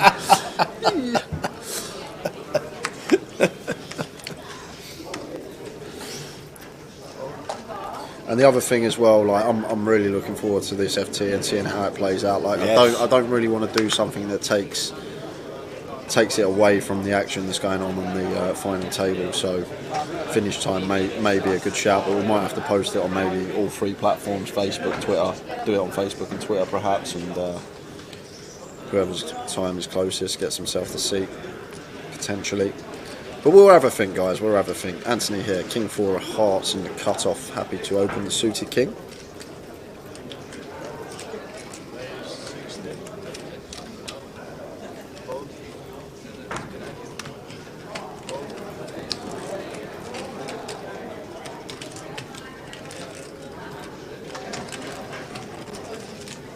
Nice 8 for Trev in seat 1. Milty stack up to 1.5 mil.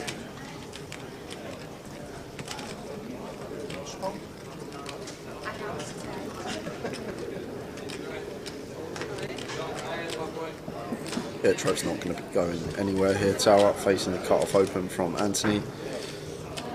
Getting close to 4 to 1 on the call here. Well, he just lets it go, and I guess that's to do with Anthony's image. Anthony's very solid usually, and I guess Trev just thinks he's going to be, at the top of his range when he is opening. Very solid player.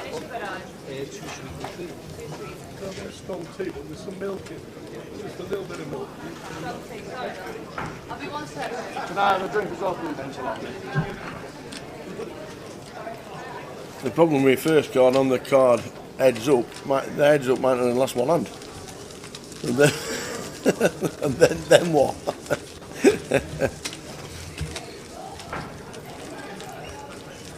What about guessing the next play with aces?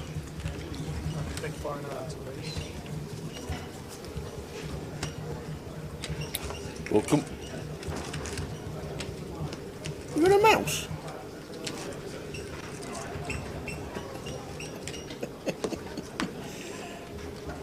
We'll come up with something as we return from the break at 5:25.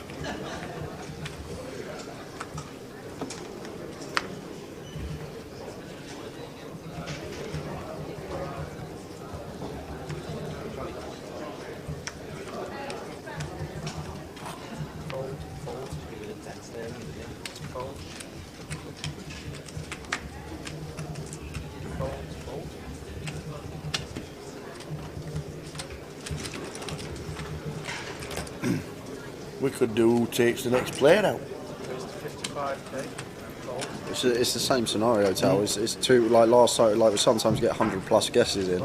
With 8 players here, there's going to be multiple people with the same name. That's the problem. We need something like maybe the final 3 could be a good shout, because there's a lot more permutations there for the final 3 than there is heads up. So that means less likely for people to have the same guess. But we'll rack our brains, we'll have a little think, and we'll see what we come up with. Kev says, is it a dinner break? No, it's not. It's just 15 minutes. Quick 15. Yeah, which means we'll be back around 5:25.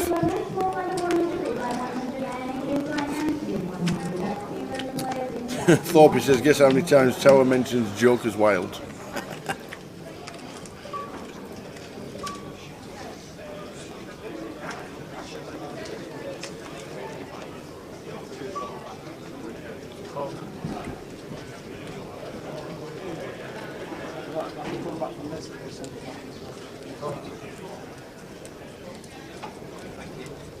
Kings and the diamonds for Anthony here, +2. Expect him to let this one go from this position. We're going to leave room for Gilly to open with the ace-5. 80k.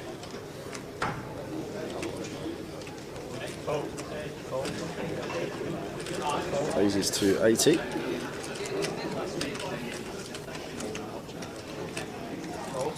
Going to be raise and take for Gilly. So I think we are on a 30-minute delay. We get the pictures fed through on that delay, and then Tower and I commentate on the pictures live so we can interact with you guys in the chat boxes.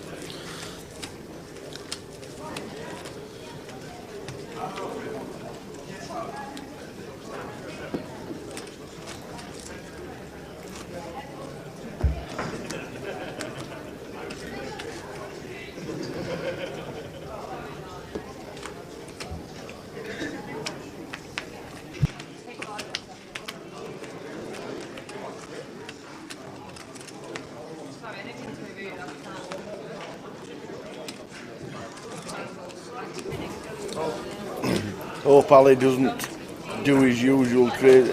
Hope Ali takes it. Hope Ali takes it down. He usually a crazy player. He's mixed it up. He's limped. He's min-clicked. He's 10x'd, and he's bombed it. Yep. He's done the absolute lot. He has done the lot. And this is interesting for Anthony here. And Ben here with the ace-king in a bit predicament. Anthony's EP opening range is going to be fairly tight. And the other thing is as well, Alex is sat there with 5 big blinds, so he's going to need to open a bit more tighter, and Ben will be aware of this. And looks like he's just happy to 3-bet here. And I think Anthony will fold ace-queen when it gets back round to him Tower. Just for those reasons, Alex sitting there with 5 big blinds. We've got heaps of equity within the prize pool at the moment with our stack size as Anthony Gardner. And as well, Ben will know that we're going to be opening tighter because of the stack size of Alex Montgomery here, and Anthony might make a very good laydown. I don't think we're ever going to see a 4-bet from him. I think that's going to be the last option, but I could see Anthony making the hero fold here potentially. It'll be fold or call. I definitely don't think Anthony's the type to have a 4-bet this spot, especially with Alex sat there with his 5 big blinds, so he does just choose to call. I'm happy to go post it out of position versus Ben. But as I always say, make sure you're aware of how you're perceived at the table by the other players. What's your image look like to them, and then sometimes you can use that to your advantage. Broadway draw here for Anthony, and Ben flopping top pair, top kicker on the King Jack 7 rainbow board. So it's going to have plenty of bets on this board. King Jack 7 rainbow in terms of range, in terms of hand in this particular scenario. I think we're just going to be happy to start firing.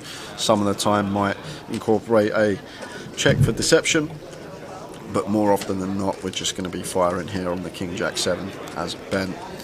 As I say, small frequency, you might incorporate some checks, so you can have some ace king here on this board in your check range. And this is just what you expect to see usually. Ben firing. Yes, Ben, that is Anthony Gardner, former England centre-half, Spurs centre-half, Sheffield Wednesday centre-half.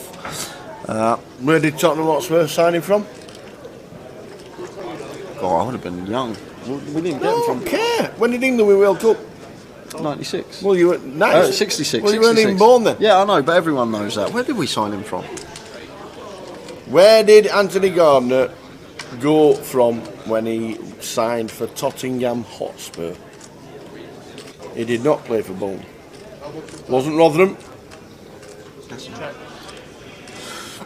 Port Vale. Oh, I did know it. I actually did know it. It was in the back of my head. Well oh done. my lord, he was born in Stafford and played for Port Vale round the corner.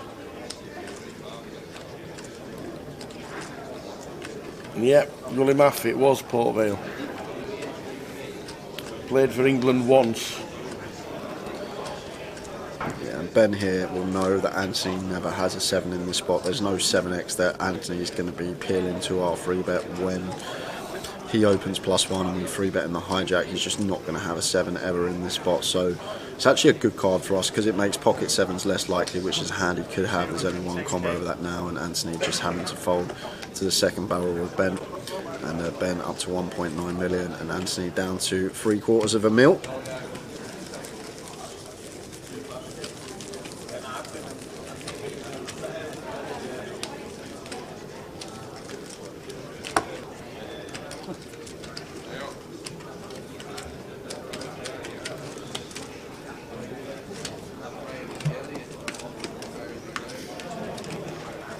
Yes. And he only made one England appearance. Do you know who against? No, I don't know that either. He played against Denmark. Yeah, Port Vale is the only football team that don't have a town, city or village named after them.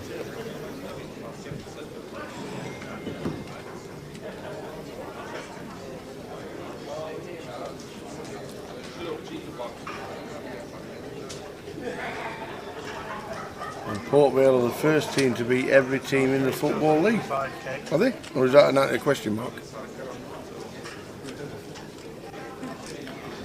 There he is. Here's Gilly. 1.6 million chips. Raises to 105. As you do.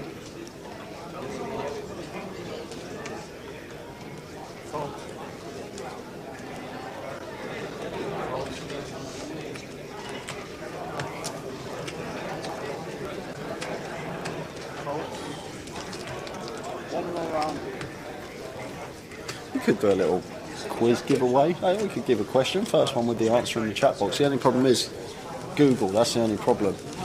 What about making up a question that doesn't involve Google? Yeah, we could do. Yeah, that could be. Should we play Tower Thinks? Yeah, we might. We might do a Tower Thinks actually. We might do a Tower Thinks when we come back. Because the answer doesn't have to be correct. Yep, exactly. It's what you think. Forest Green Rovers apparently don't have a town name, town, city or village named after them either. Now they're in the league. There you go. We are heading towards the break. How long to go before the break, young man?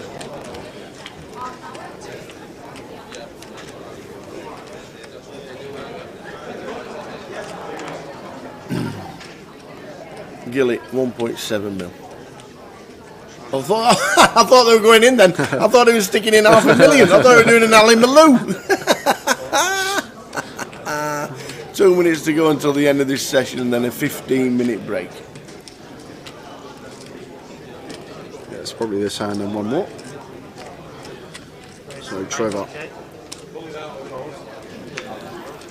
opens to 90k. I haven't seen much. Alex, I think he's got 0% VPIP so far this FT. Well, I say that as he puts them in. All in for 85,000. And so less than what Trevor has. So this is going to be on their backs. And Alex, how's his timing? Yes, Queen is it maybe? It's 10 for Alex. And paint. It looks like King Queen for Trev. Yeah, King Queen or Queens. Oh, Queens. Oh, oops. King, Queen or Queens. open near 4x with the ladies. Alex Montgomery, local lad, doing it for Manchester. Needs an ace from space. King, king, 2. Running kings. Yeah. Good Anybody? Anybody? Oh, really? Running deuces to chop. Nope. We're Five down to an diamonds. ace. Ace from space, or we lose Alex in 8th. Ah, well done, 7 sir. of Well done. spades. Alex Montgomery is our 8th place finisher for £10,500. 5-figure payday for him. Was grinding a short stack for a while. Eventually got it in with the ace 10 for his last 5 bigs. But I'm sure we'll see a lot more of Alex. Don't over the beat course yourself of the year. up, young man. Pat yourself on the back. Well done. £10,500. Alex Montgomery will have one more hand of this session, Might just keep the comms count. and then a on for the last 15-minute break, and then we're back with the final table after the break. So we will be back at 5:30.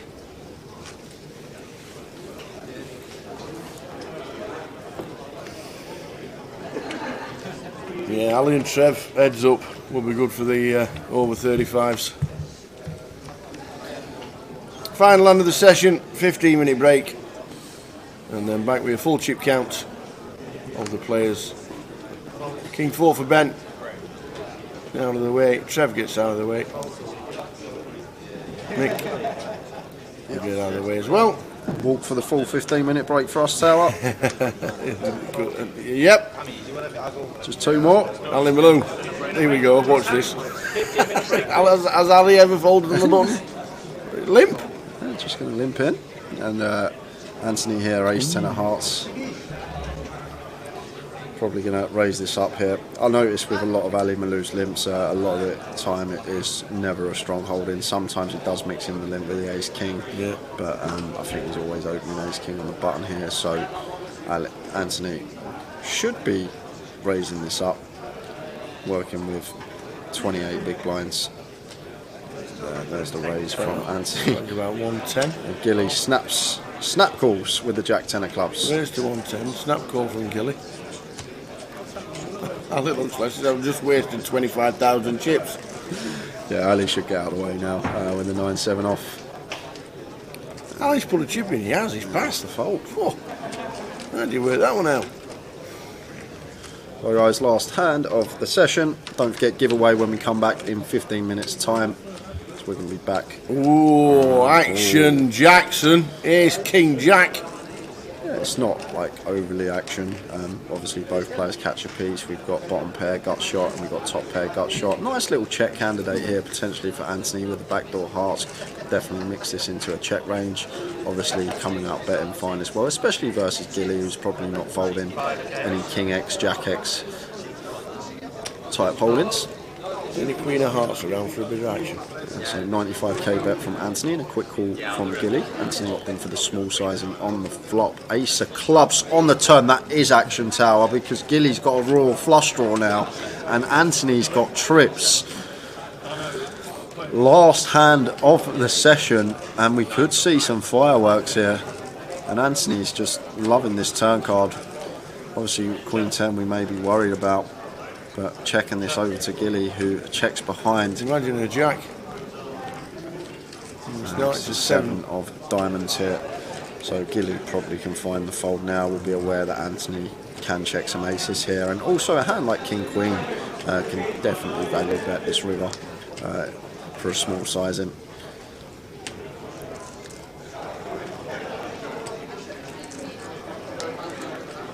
Anthony's like really solid as well. I think Gilly needs to be aware of that. I don't think he's going to be paying it off with the jack no matter what sizing Anthony goes here. Yeah. Just need to be aware, like King Queen can value bet this spot, and then obviously all the ace X can have a clear value bet as well.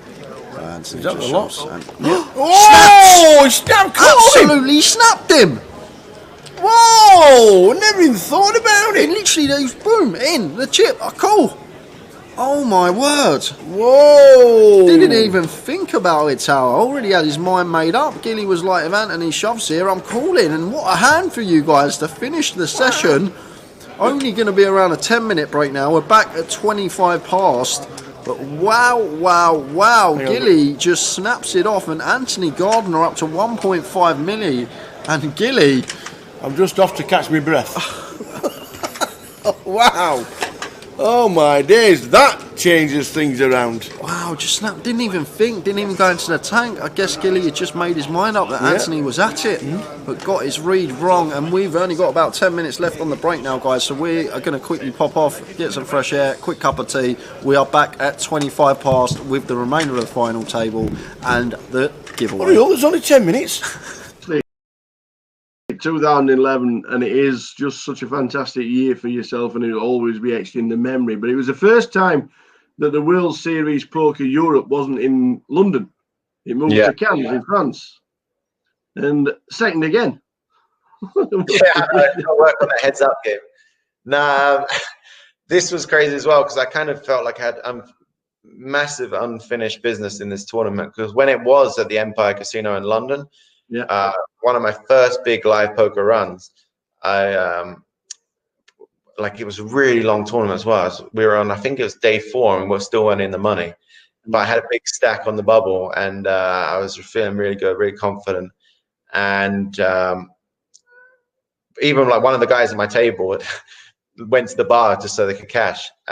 So, you know, there was a weird dynamic where we're just, you know, that blind sitting out. So me and Johnny Lodden had big chips, and we were both taking it in turns. Kind of, there was a mutual agreement almost, but hadn't really clashed yet. But we were both the most aggressive players at the table, building up our stacks. And I was basically, you know, like 99 times out of 100, I'm going to cash in this spot, and let alone, like, I felt like over 50% of the time I'm going to final table, because only 27 people cash. So once you're in the money, you know, you got a real shot at making it, especially because I had over 100 big blinds.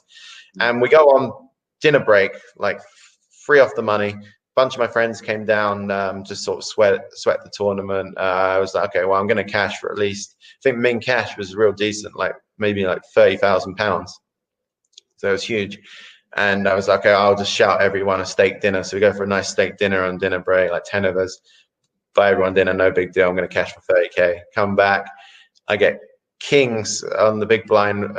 Kings when the guy in the big blind's not even there. And Johnny Lawton raises, and I'm like, wow, this is going to look bullshit from me, especially like with our history. So he's raised, I've re-raised, he's re-raised. I'm just like, you know, so happy. Not even a thought in the world that I could ever be beat. We end up getting in, and he just had aces, and my heart sunk. And I actually had him covered by about 20 big blinds. So I still had, you know, still hopefully I can cash, and, you know, maybe I can run it back up. But like, obviously I'm a bit demoralized and a bit shook up. And I played this hand where this guy 3x'd it under the gun, this Scandinavian guy, but everyone 3x back then. And I pocket nines, and he'd been in enough hands, and I decided, I'm not going to fold the cash. I'm going to go for it here, and I'll just go all in. But in my head, I was like, okay, I'm just going to re-raise half my stack because it will look stronger than going all in. I don't know. Weird theory back then. And I've misclicked. So I've min re-raised him. And he's like, how much more? And like, you know, he's made 10K, and they're like 6K more. So it's like, oh my God. Just kind of trying to keep a straight face. And he like tanks for a bit, and then he calls. I'm like, okay, just come a low flop. Just comes ace, king, queen. I'm like, oh, for fuck's sake. But like, obviously, you know, I got to still try and win it a bit. So I fired out a bet, and he tanked for ages, and someone called the clock on him. I'm like, okay, he's going to fold. And I'm trying to like project that I've got trip aces here to him, you know, like stay away.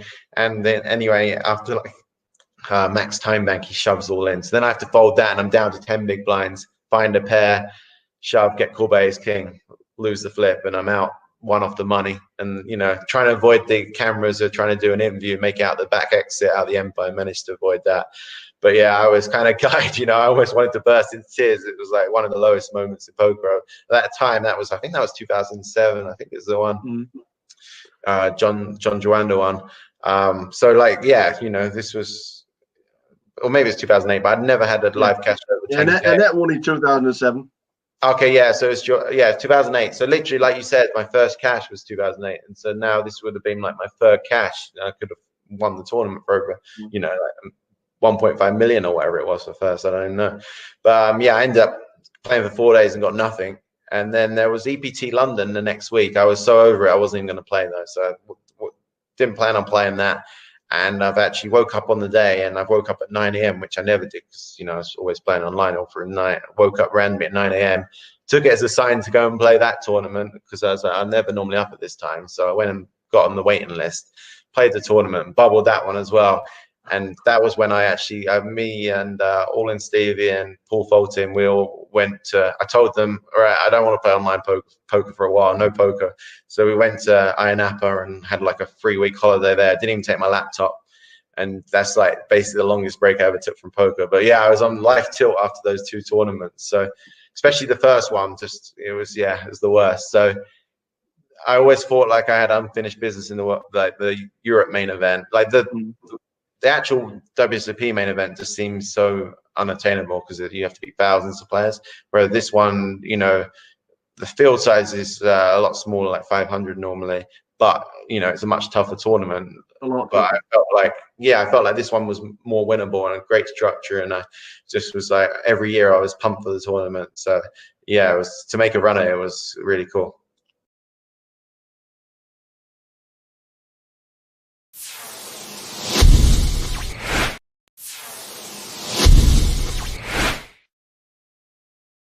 $2.3 million live in 2011, and you were still number 1 online. Yeah, how do we even juggle these two to stay ahead of the game while you were number 1 online? Because that was just a fantastic year for yourself. Yeah, I mean, to be fair, I didn't do a lot other than play poker. Like, actually, it was the start of 2012 that I realized that I needed a bit more life balance, and I sort of New Year's resolutions. I hit up Jason Kuhn in Facebook chat, and I'd sort of just been eating really bad, put on a ton of weight, like just through poker, and I was feeling bad about myself. Like even though I was doing amazing at poker online and live, feeling really good about that, I just wasn't feeling great about life outside of poker. So that's, I think, like why I kind of almost dived into poker even more, because that was the only thing that was giving me happiness. So I kind of, start of the year, everyone gets New Year's resolutions. I was like, okay, I need to make some changes here. So I kind of, on a whim, hit him up and said, oh, I was living in Cyprus with some of my horses after Black Friday at that point. And I was like, well, do you fancy coming to Cyprus? And I'll back you for some EPTs and stuff. And if you'll sort of be my personal trainer and chef, it's like kind of like a trade-off, because I knew he was like the healthiest guy in poker. And so I kind of just, at the time in my head, I did it to like make myself, at least I'm trying. I didn't think he'd jump at the idea or anything. I just thought, at least I can tell myself that I'm trying to make a change. And then he was like straight away, he was like, okay, I booked the flight. I'm then in 3 days time. I was like, oh shit. And then, at the deep end, I went from like not going to the gym for sort of 10 years to going like pretty much every day, and not, he was cooking clean food. And I mean, I had like 2012, I think in the first 6 months, I ended up losing like 50 pounds or something. So it was a big change and something that I really needed, because it was getting, it was one of those things that I had let it slip so much that it seemed like it was unattainable, and I was never going to do it myself. So I needed to kick up the backside kind of thing. So yeah. Awesome. We've got 30 online Triple Crowns. Now, for people out there that don't know what an online Triple Crown is, just tell them how good you actually are. What is the Triple Crown? It's pretty easy, really. You just have to win three tournaments with a 10K prize pool, and you have to have over 100 people in them.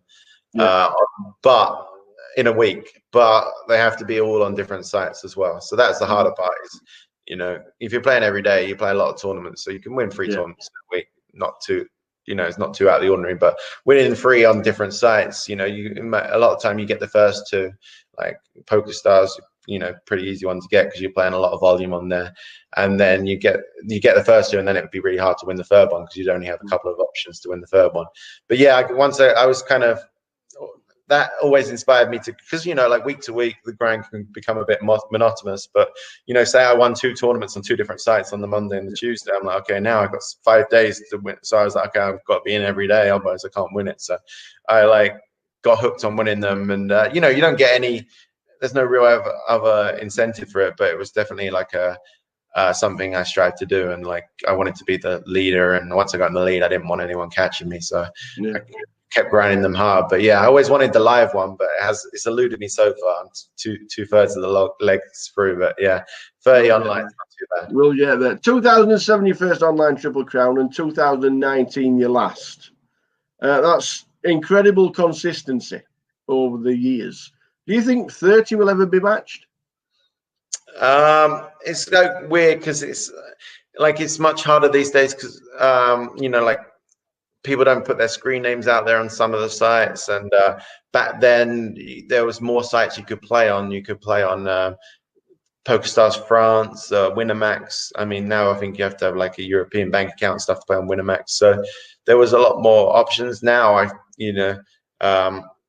now I live in the US, I only really get to play PokerStars and that when I'm in UK or like travel for a series to Canada.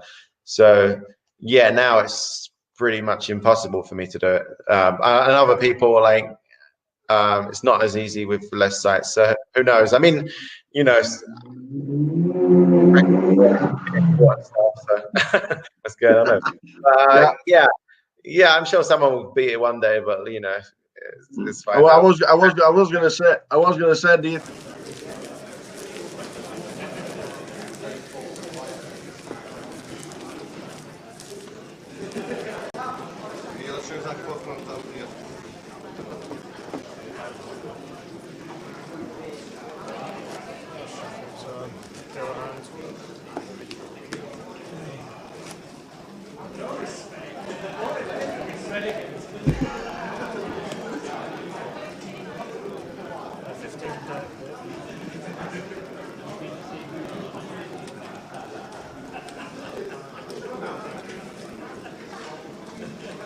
We are back and ready to go for another session.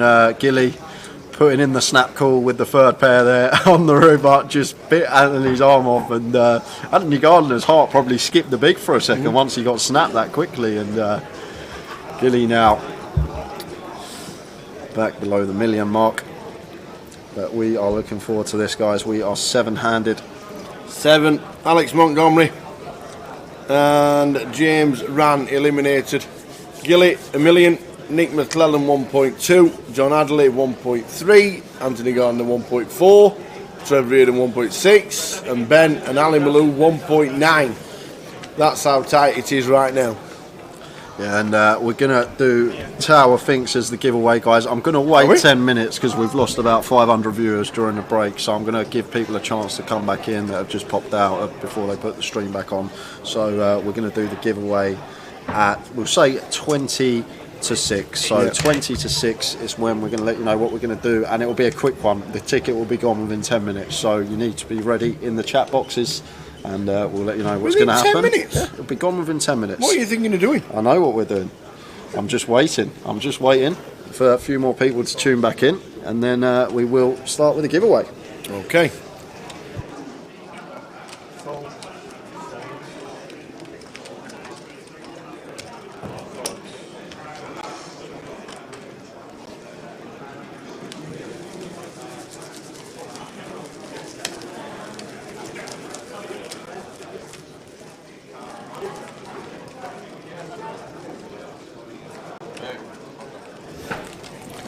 So I don't even know what we're doing for whatever you're doing, but we're doing it soon. Okay. We are back. We'll do it in a bit when people have had their cup of tea. Yep, 22 is when we're going to throw it out there. Okay. And it will go pretty swiftly. Okay. I hope it goes swiftly. How long have I don't even know what I'm doing. We're doing Tower Thinks. Tower Thinks. I'm going to ask you a question, and you're going to write down what you think the answer is, and then whoever guesses closest to your answer will win themselves a giveaway. It's not about the actual answer to the question, it's about what they think your answer would be. It's a great thing about the game, so Google is irrelevant. Get that drink off the table, you. You know, we've been out of the game. Oh, I know you've been no. out of the game for quite a while. Get that drink off the table. Yes, you tell him, Frankie. This could be curtains for Gilly Tower. Button versus small blind here. Working with 33 big blinds. This could be curtains for Gilly here. And Ben could be having a substantial chip lead. Assuming that he holds, but I can't see any scenario where the chips aren't going to go in this spot. I just think it's going to go 3-bet. Gilly will shove ace queen, and Ben's obviously calling off with the ace king.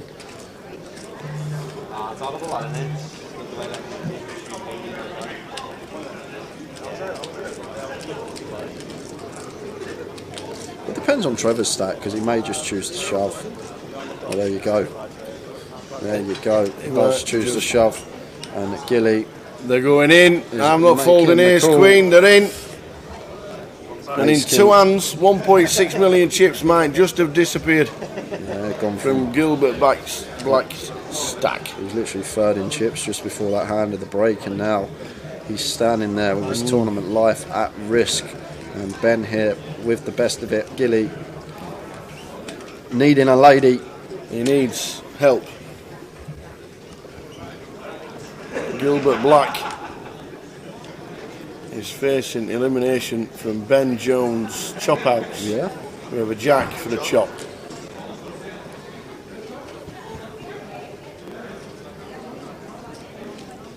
It's not in a minute. So jack 4 or queen needed for Gilly to survive.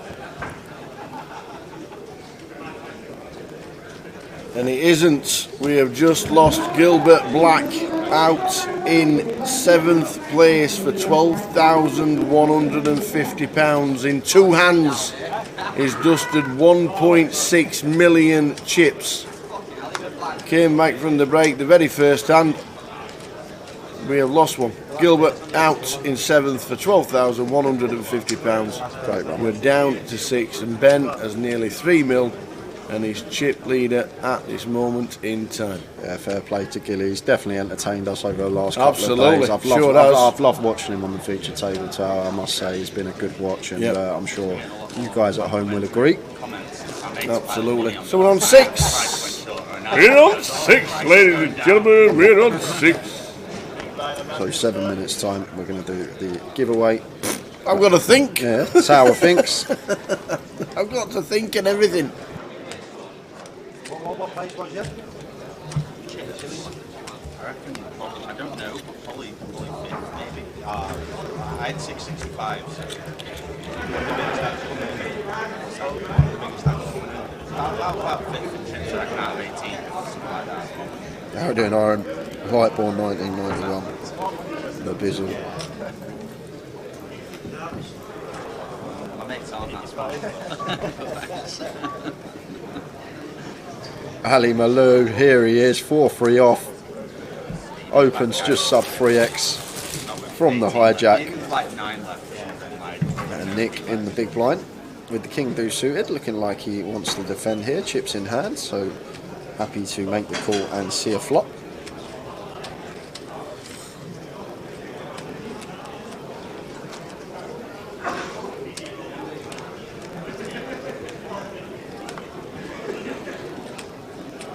Ace 9-8, 2 club board, so not much here for either player. However, Ali Malou does have the betting lead here, and with 4 high we are opening this hand ever from this position. This is a board that we want to be continuing, especially with this hand. We've just got 4 high, we can fold out a lot of hands that are ahead of us that Nick will have in his range. And fires for 1-2-5, and that should just be that. Nick has to get out of the way here with the king deuce of diamonds, and Ali Malou should be taking this one down with the 4 high. But he won't show this one, Tower. He's been showing all his hands and he's had it. Yeah, Aaron Lightborn says the Bizzle. Indeed, it is back with a bang. Absolutely back with a bang. Ben Jones. What a lad.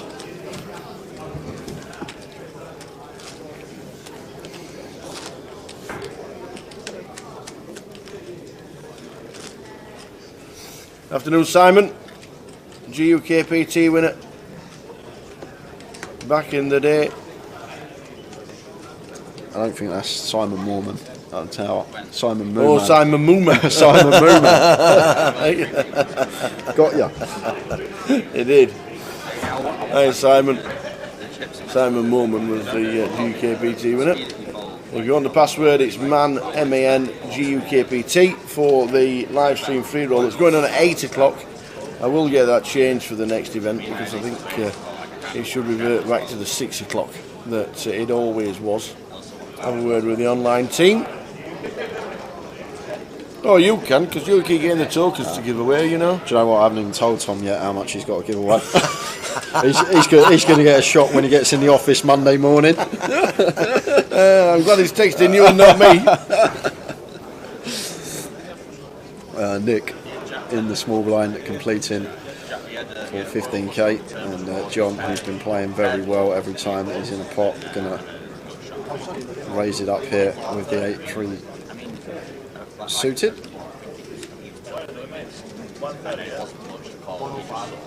You said 105. Makes it 105. I don't mind this at all. You see this sometimes when you're at stone cold bottom of the range in the big blind, rather than checking, you may choose to raise some of the times, because the times that the small blind does limp re-raise, you've just got an easy decision. I prefer raising a hand like this than like a 10-9 off. But Nick wants to see a flop with the 5-3 of spades, so you're going to come along. Queen 9-2, rainbow. John's raising this one up. Probably just happy to fire here for around third, 80k-ish.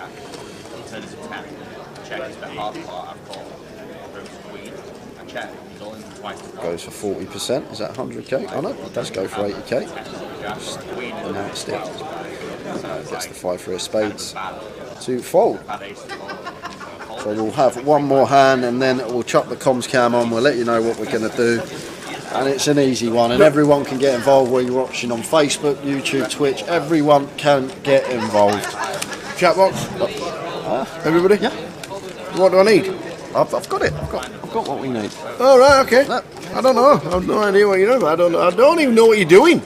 It's all right saying you're all right. You've got what you need. I don't even know what we're doing. Sometimes he doesn't go.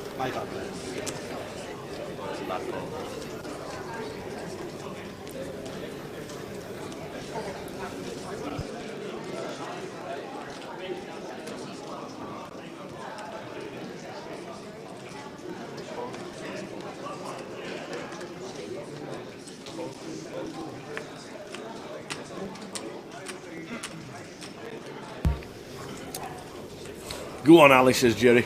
Win it for the old fellas. Just imagine if he busts out now, he can't even play the seniors. That's why he's playing so well. Taking it easy. Mixing it up. Limping. Clicking. Yeah, all that. Talking about mixing it up. Nick, 4x open there with the ace queen. You ready, Tower? Is everyone ready? Nearly. Let me just get me thinking cap on. Okay, one more hand, and then we are going to give you the details of how you can win this £110 token. It is going to be for the chat boxes, so you need to type your answer in the chat box. One guess per player. How long is it lasting? If you put 2 guesses in, DQ. One guess per player. Go on then, what's happening? What do I do? Right, we're doing Tower Think. So I just thought of, it was actually PK that come up with a question. So the aim of the game is to guess what you think Tower's answers be. We've got a little LED whiteboard here, so Tower's going to write. It won't be correct. I'll give it to him here. Just to let you know, it won't be correct. I don't even know what the answer is. So guys, how long have I got? The closest person to it, I'm going to do within $1,000. The question is. Hold on a minute. How long have I got? What, to guess the answer? I'll give you a couple of minutes to think. Right. So the question is for you, Tower, and just for everyone to be clear in the chat box, is to win the giveaway, you want the closest to Tower's answer, not the closest to the actual answer.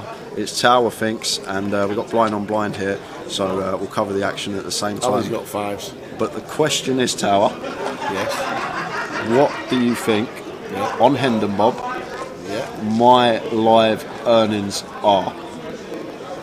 Yours? Yeah, mine. You got to guess my live earnings on Hendon Can I Mob. go on Hendon Mob? No, you can't. You've got to write it down, and you got to How guess. long have you been so, playing? so no one put any answers in. I don't know. I've probably played about 50 comps in my time in the live scene. £8.40. I've definitely not played more than 100. Okay. Your live earnings on the Hendon Mob. Yep. No one put in your guesses yet. You've got to wait till Towers. Someone put 12 million. Don't forget, it isn't the correct answer. It's whatever I think. What Tower and thinks. I have got no idea. Yep. Right. I think I might be close with this. I think I might, and it's in dollars. Yeah, in dollars. So you do the dollar sign. So Towers answers on the board. Pretty good. We will keep that. Pretty in good there. dollar sign. Yeah, that's a good dollar sign. So I'm going to go for. Ali's folding here, so we'll forget about this hand. He's never caught him with the fives. Does have a straight flush draw, but lets it go. So Towers' answer is in. I'm in. Now get your guesses in, guys. Get your guesses in. Closest to Towers' answer is going to win themselves a £110 closer seat. We're monitoring the chat boxes, so we'll get that out of the way.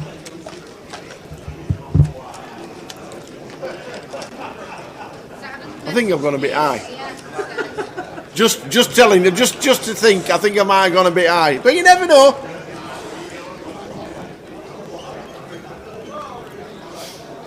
Don't forget, I don't know. I actually don't know either. So I have no idea. That's the great thing about the game. No one can Google the answer. Yes, because nobody knows how I think. Ever.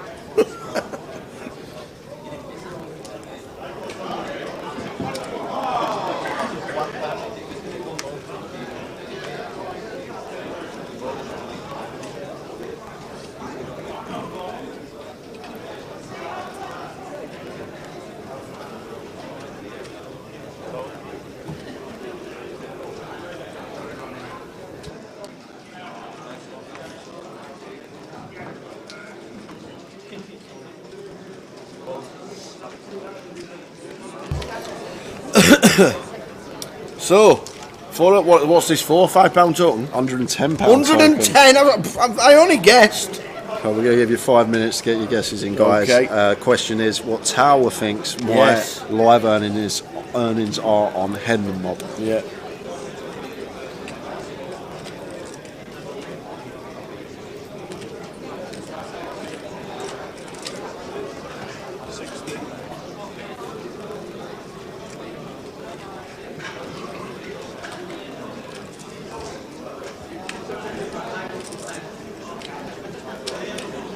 King Jack for Trevor. Go on the Trev. Do it for the oldies. And Ali Malou just raises the sixes on the ace king eight, and Trev having none of it. Absolutely none of it. Ace of hearts on the turn. Trev gonna love this card here because it makes it less likely that Ali has an ace and Ali just happy to check behind here. Rivers a 4.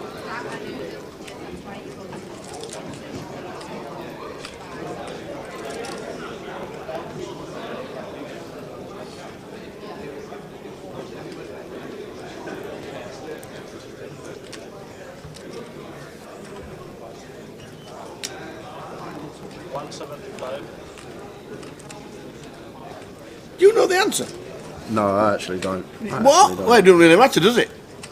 It actually doesn't even matter.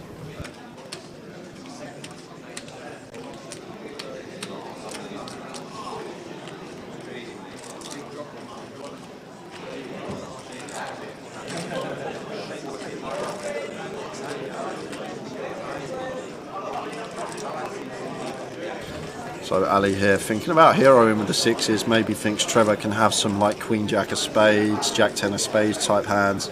Obviously they're the main bluffs here, going to be the missed spade draws, and other than that there's not really too much else that we beat as Ali here. But obviously got to be wary. Trevor was the under the gun opener. This board is going to favour him massively.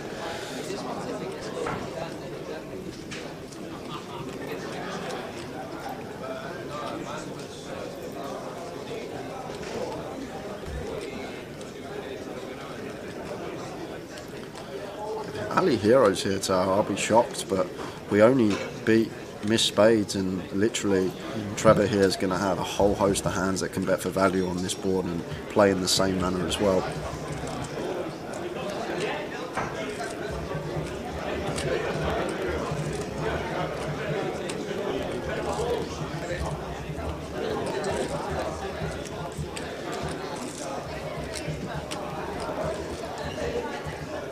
really mulling this over. If anyone can hero this spot, Ali Malou can, but it would be incorrect in this occasion. And Trevor going for thin value with the King Jack. Maybe Ali just thinks Trevor's only better than ace or better in this spot. That might be why he's thinking about hero calling this one off. He's counting the chips out.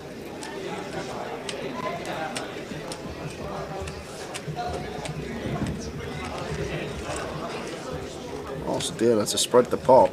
Sees he's getting a nice price, over 4-1 in the call, about 4.5-1 in the call here for Ali Malou.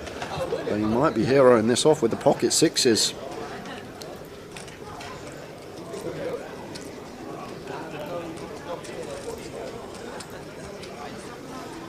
Still in the tank, Mr. Ali Malou.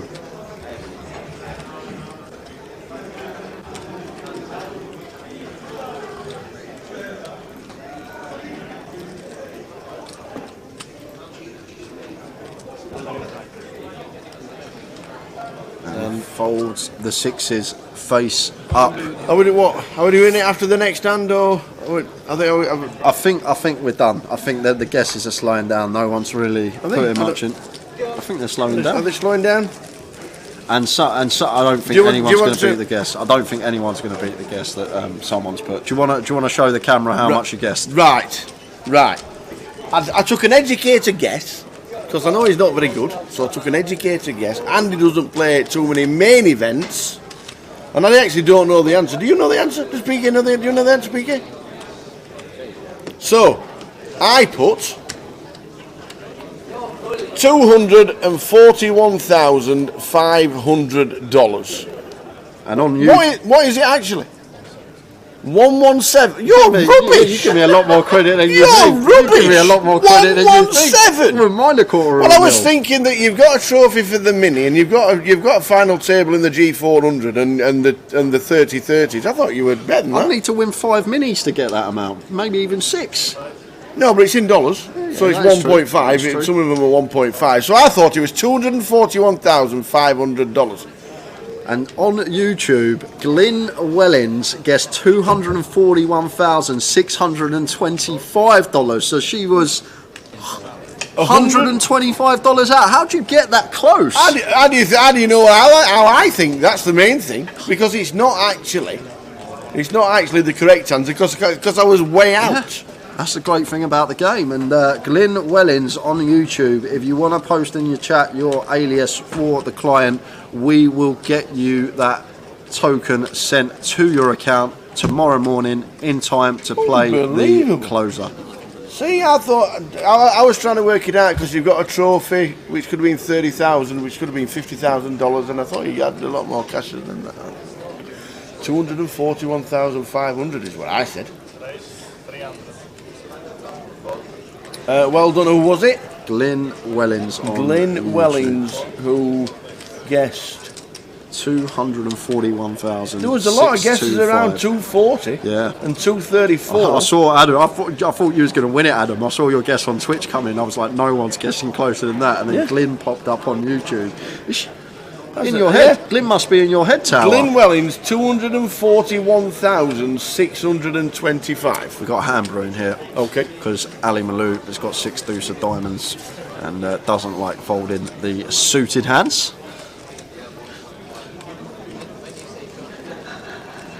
There's the 3-bet to 300,000 from Ben. This should just be fold. This should just be a fold. It's Ali Malou tower. We're folding. He's just got down to 1 point. The problem with Ali is when he loses one hand, he doesn't like to lose two. That's the problem. But it has to be a fold, doesn't it? It has to be. No? He's clicked it in. He has clicked it in.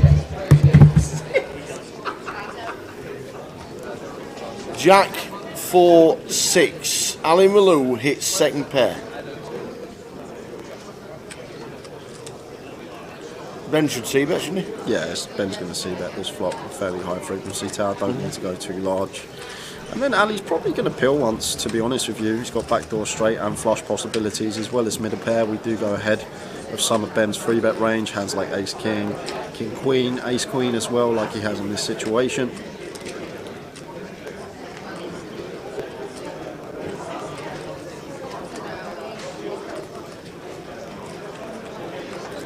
Cheers for that, Glyn. Is that your alias or your username? Because Tom usually asks for the alias that you use. So if that is your alias, then perfect. I'll send it over. If it's not, then can you let us know your alias? So 250 continue, third pot here from Ben. And Ali's probably going to peel once here, Tower. Yeah. But then this pot's going to be... I'm just... Ali Malou. Look at Ben's smile on his face. He wasn't expecting that. Ali Malou, 6 deuce of diamonds, 141k up top. There's 6 players left. Let's rip it in. How'd you like them apples, Ben? Wow. Wow.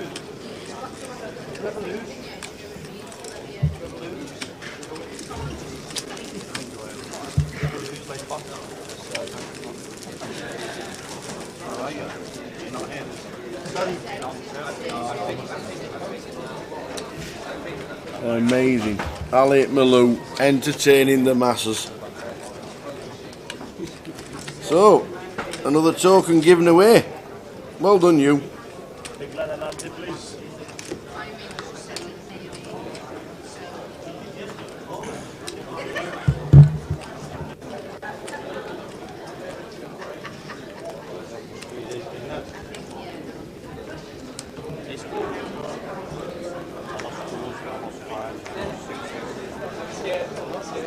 Yeah, Apocalypse down to 6 already. We lost Gilly. There's Ali Malou with 6s.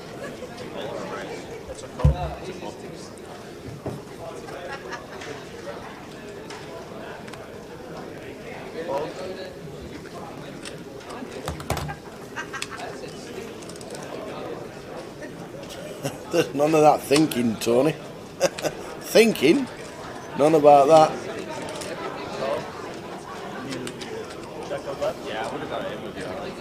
Thanks, Glyn. Get that sent to you. Well done, Glyn. Sorry about the guess, everybody. I thought it was a little bit more than what it obviously was, but the only thing, the thing is, Sal, as well, like my average buy-in as well, probably like for live comps, probably like 200-300. That's probably like my average buy-in. Yeah. Yeah, you play every day and now and again at 1k PLO, but that's not very often. Yeah, maybe if I had a few minutes to think about it. But that's what I thought. So there you go. That was the game. It was a good game. It was a good little game. How many buy-ins did Ali Malou have? He had 2 re-entries, Ali Malou.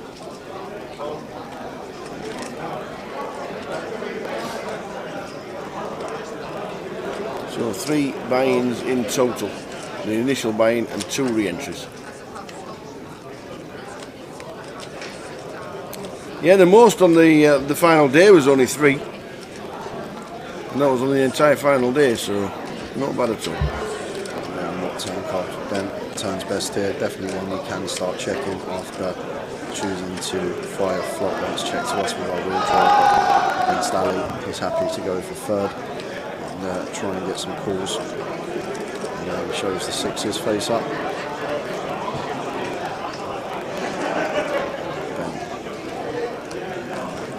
Takes that one down.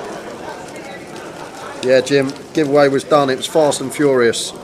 Yes. And that will be it for the weekend. I think we've given away about 600 quid in tickets. You? Yeah, I know. Well, I'm glad I'm not texting him. When Tom gets the email tomorrow, he's going to pass out when he opens that email. Well, there's 6 people going to be in the closer tomorrow that probably wouldn't have played it, or if they did, it's saving a buy-in, or they've got themselves a re-entry. Paul, for the next token, Jay's going to guess the Towers end and mob winnings. Right, heck. King Queen of Diamonds for Ali here under the gun.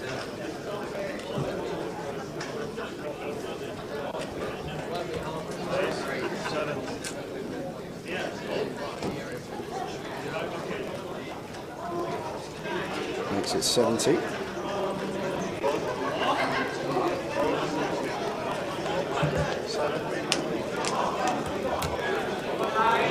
Queen 9 of Hearts in the small line wants to come along for the white. Action on John with ace 9 off on the big, who's probably going to flick in the call, getting 5 to 1 in this money with the ace 9 here. facing Malou, gun open and flat in the small blind. Be very shocked if this one hit the mark. Yes, we can be low in the gun rate spot a lot of the time. Against under the gun opening range, like ace 10 through ace king, but just a bit too strong to be folding in the big blind, getting this price code in action.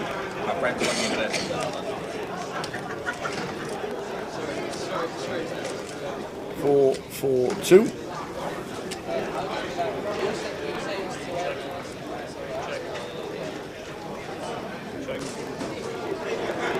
Checks through fairly swiftly.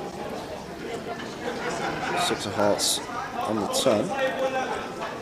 So it does bring in a flush draw here for Nick, and it could be a potential lead spot for us. And it's going to fire over pot here. That looks like 300k.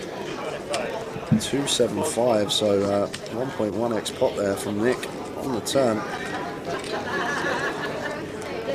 So 225 to push just pot size.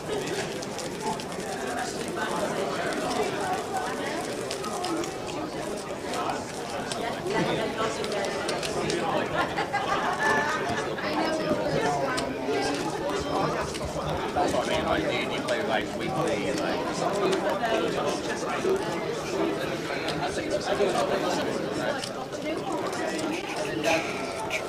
To be fair, I don't even think I'd be on any mob, would I?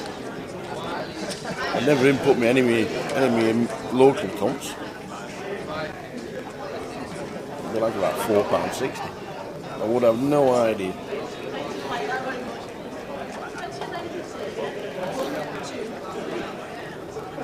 I've cashed 4 times in Vegas, I don't need that, no. I don't know, I'm actually on it. Get in there. I'm actually on it. Yeah. Oh. Let yourself in. 4.5 total live earnings. Mil.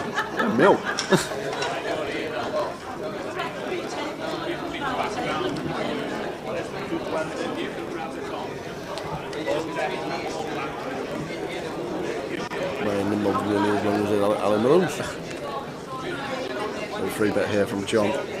Second time we've seen a light free bet from him on this FT, and lovely hand selection, lovely sizing, and it seems like John is timing these free bet bluffs to perfection.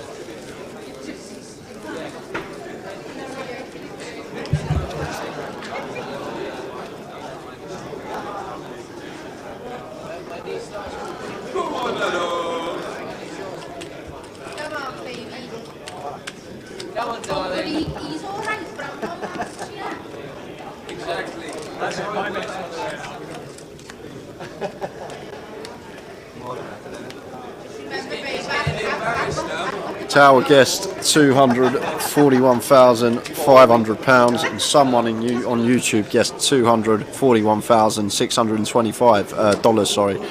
So they were $125 out. Some guests.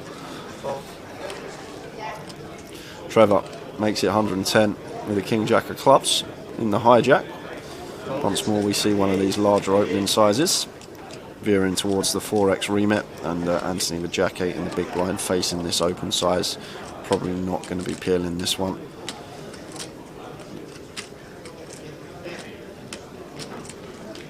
He's thinking about it.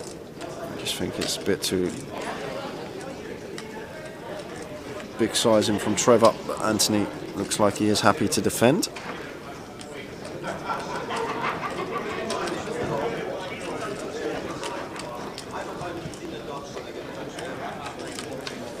How you doing, Carl? This is the final table of GUKPT Manchester. This is what we're playing for, £141,000 up top. We have 6 players remaining, and Ali Malou putting on a little bit of a show, as he always usually does And I was saying earlier on stream, interesting fact about Ali Malou, he's had 7 GUKPT final tables, he has 2 titles, and then he has 2 seconds and 3 thirds. Whenever Ali Malou has made a GUKPT final table, his worst finish is 3rd place, which is some feat. To make 7 and your worst finish be 3rd, that takes some doing, I tell you that.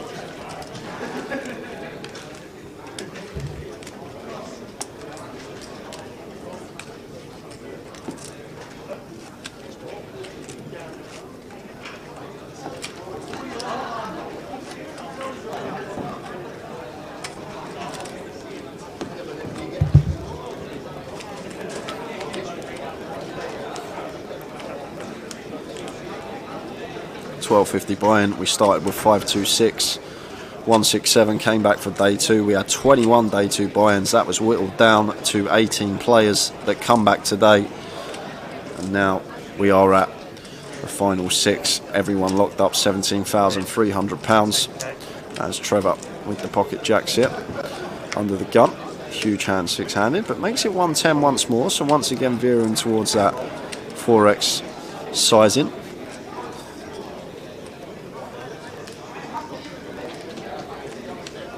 Ben, Queen 3 of diamonds. Like here, for example, it's a great example to use. Ben, Queen 3 of diamonds. If it was Trevor, we just opt for 60, 70k open size, more standard size.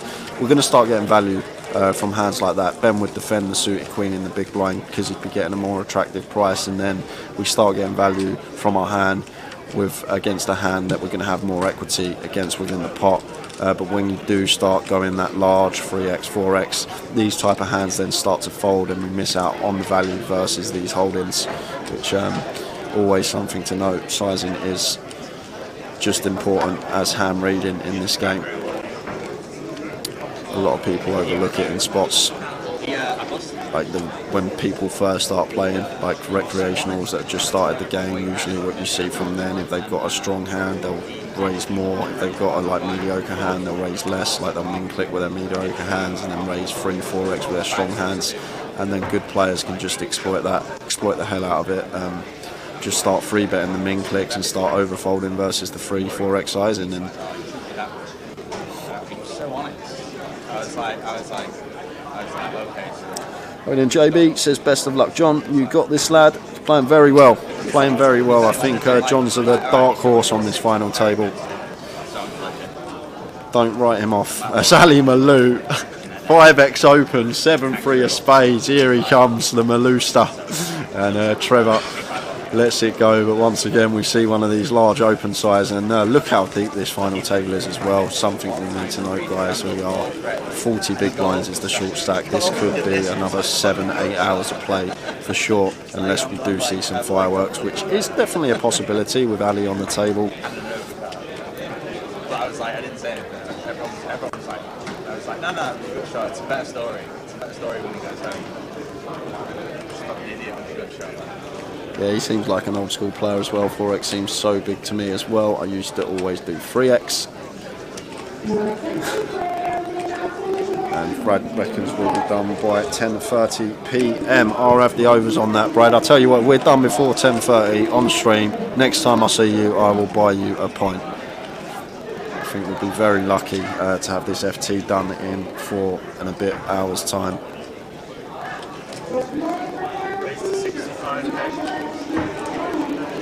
Queen 10, Ben makes it 65.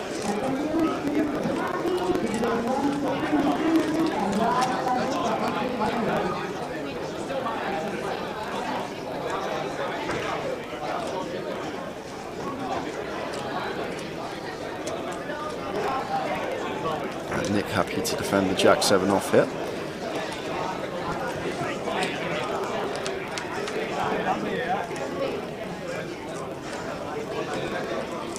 Jack 8-7, 2-spade board. So Nick, lovely flop here, top and bottom, checking it over to the aggressor. Ben does flop overcard and gut shot. I think we can go either way on this one. I think checking's fine, c-bet and small's fine. Does opt for the latter option. C-bet's for 60, 60 into 175, so third pot size in thereabouts for Ben, and Nick with the Jack 7. Going to come straight in for the raise, trying to get some value here from our 2 pair. Unfortunately, Queen 10 probably not going to peel here, even with position getting this price as Ben. I think we're just going to see him get out of the way almost always. I like this raise here though from Nick, trying to get some value straight away. Our hand is susceptible to some bad turn cards. As well as that, we can credibly rep bluffs on the 2 spade board. We can have some hands like 9-6 in there defending out the big blind. We can have spade draws, so we can credibly rep bluffs, and these are the good spots to start raising your value hands where you can have a whole host of bluffs in there as well. Now firing for 200 on the turn. Now Ben does have a pure decision, and that's just going to be to fold. Nothing else we can do here as Ben.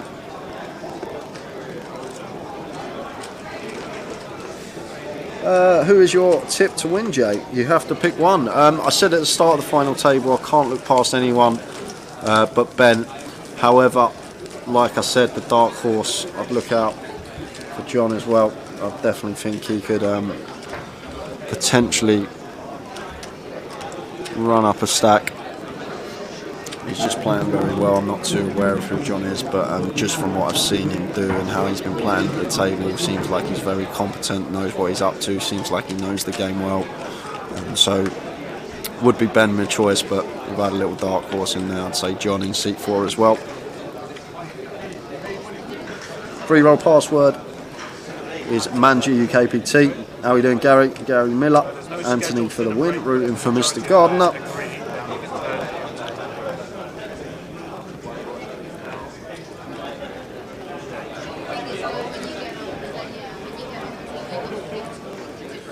Ali gave me a lift home a few weeks ago after a tournament and told me he was going to win it.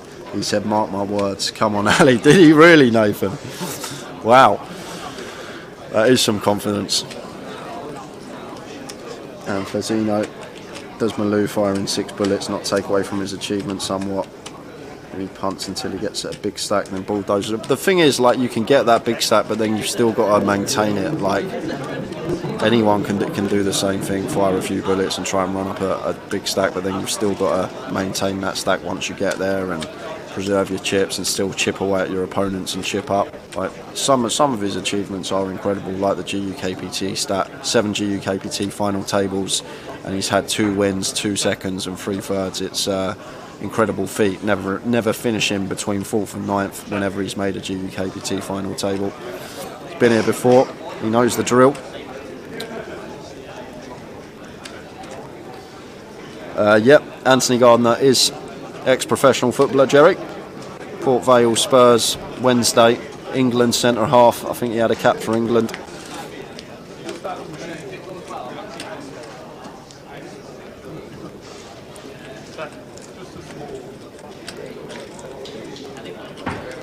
So John checking this one behind on the flop like this. Nice little candidate to check behind the middle pair. And now Nick just going to get out of the way, facing the 85k bet.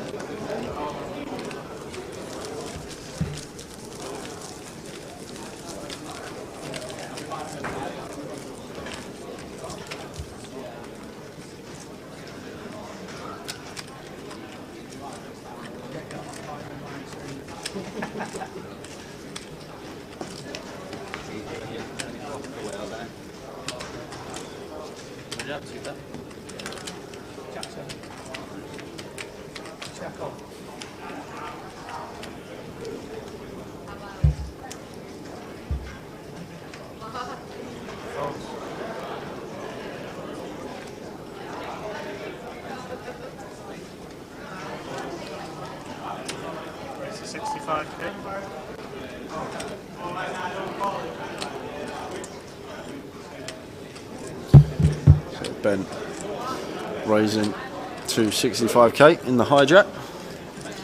Odin Harlow, yes, this is the final table. Thanks for tuning in. Yeah, he's a lovely guy off the table as well, Nathan. I've really got on with Ali. I think he's a lovely bloke and always good at the tables. Good winner, good loser, what you want from someone you're playing poker with. And obviously countless earnings over the years. So Trevor here, light free bet from him, makes it 215k over at Ben Open. Don't mind this at all from Trevor, especially versus Ben when we got similar stack sizes, who probably going to be opening a fair amount in a six-handed situation as the chip leader.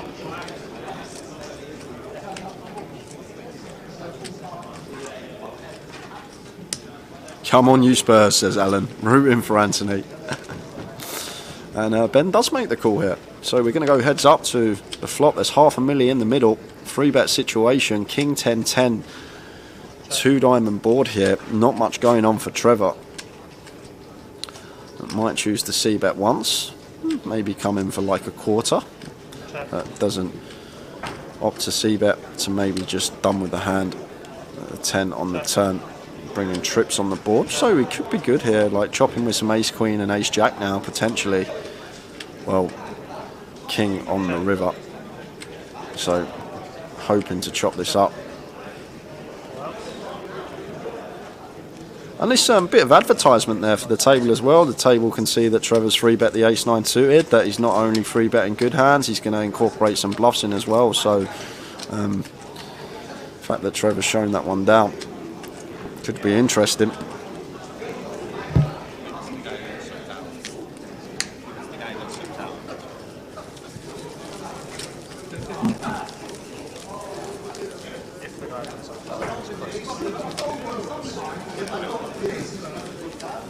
I think it should be my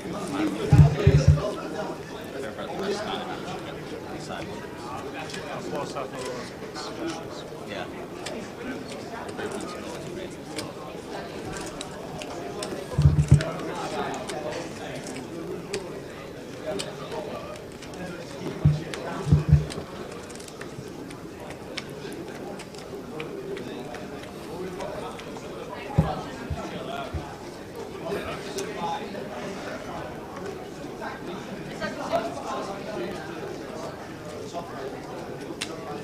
Raised to 65k.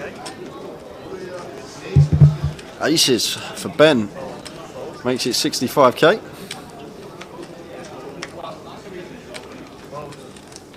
Yeah, and aces on a big FT. As soon as you do that. No action.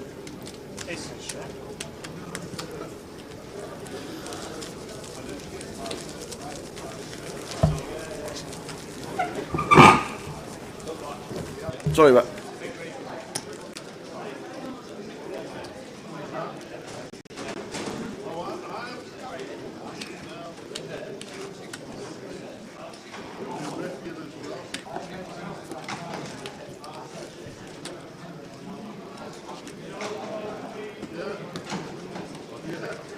Oh, been outside and chatting to all the players playing the bounty. It's been amazing.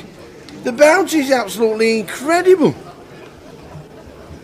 Oh, it's so busy. Just been speaking to Emily Glancy, who does a bit of Twitch and does a bit of streaming and whatever, and she's loving it. I said, how are you going on so far? She said, I've got 6 bounties. So have you got 6 bounties? She said, they just don't believe a woman. I'm like, get in there, you carry on. Absolutely amazing. Oh.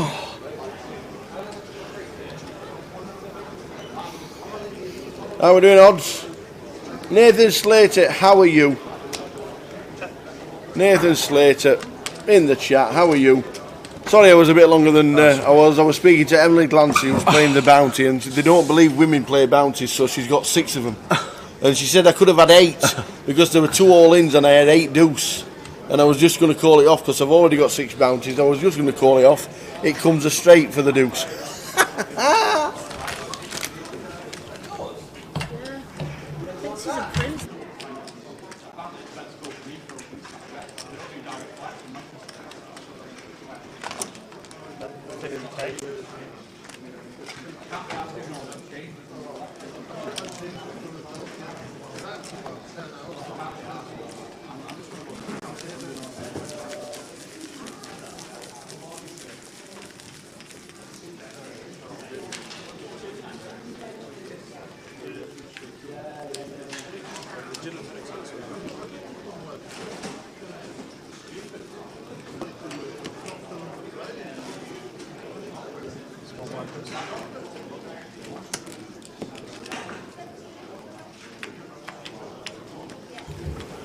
Yeah, 6 for Bang. I watch Emily's stream every now and again, and it's great. It's a good laugh. I have a lot of fun.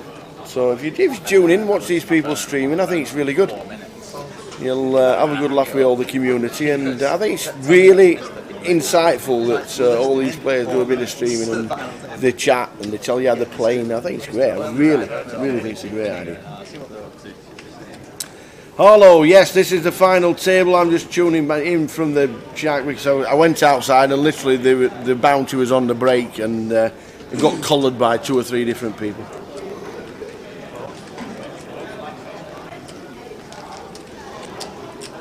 Well done, everybody, if you were guessing in the Tower Thinks. Sorry about the guess. I went way over what it should have been for what it was, but glad you all enjoyed it. I'm really glad you all enjoyed the giveaways this week.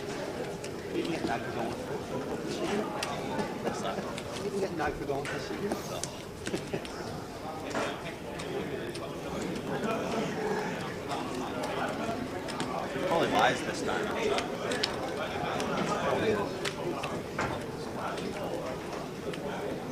Yeah, 6 bounties for Emily, could have been 8. she said, I'm going to call with 8 deuce, and then she decided against it. And then as she decided against it, she would have ended up with a straight. Hiya, Kat. Can we say Happy Mother's Day to Joe? Happy Mother's Day, Joe. Happy Mother's Day, Joe. And to all the mothers out there, hope you've been treated and looked after. This guy went a bit soppy this morning. Completely forgot. The mother rang. Hello. I didn't forget. Do you know what day it is? I told her I forgot. It's Mother's Day. All right, sorry. Ta-ra. Into Flora. Is it? Can I... It was already planned. She just messaged me saying, she messaged me saying it's Mother's Day today. I completely forgot, but obviously I didn't. Not at all. To all the mothers out there, you do a great job, and congratulations on Mother's Day. You celebrate it really well, and there's always great loads of pictures on social media. So, but to Joe who's watching, Happy Mother's Day.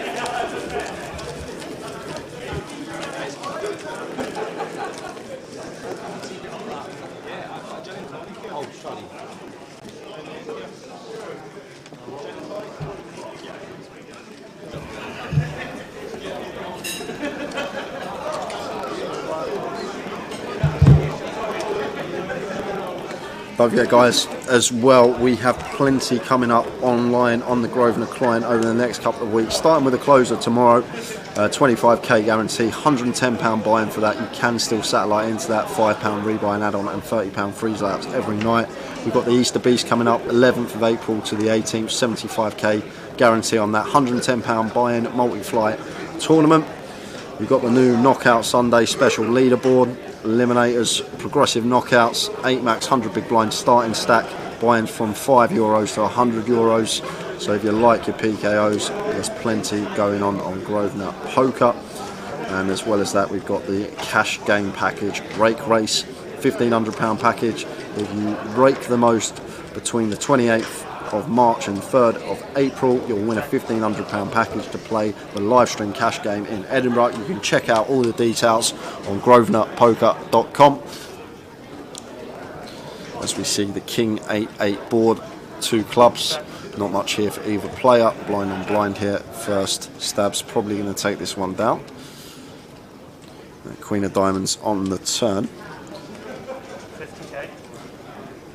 Looks like Nick going to have a stab at this one. John might call here actually with ace high, ace king queen with a pair of eights. Our hand, ace is going to be playing, so we're going to be ahead of a lot of the hands Nick can complete in the small blind. 3 of diamonds on the river. One of the semi-bluffs has just completed though. Nick could plausibly have a flush now. Might start semi-bluffing diamonds on turns and continuing to fire on the river. And the river is the 3 of diamonds. And we haven't seen much of John with river decisions. He's been playing pre-flop very well. Let's see how zoned in he is in this spot here, because now Nick firing again, probably repping an 8 or potentially a backdoor diamond draw. I guess some King X can play this way as well, trying to get value from a queen.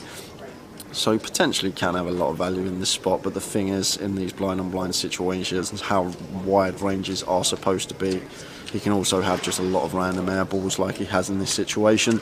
But John letting the ace high go, and nice little pick up there from Nick, gets the bluff through, the 6 high.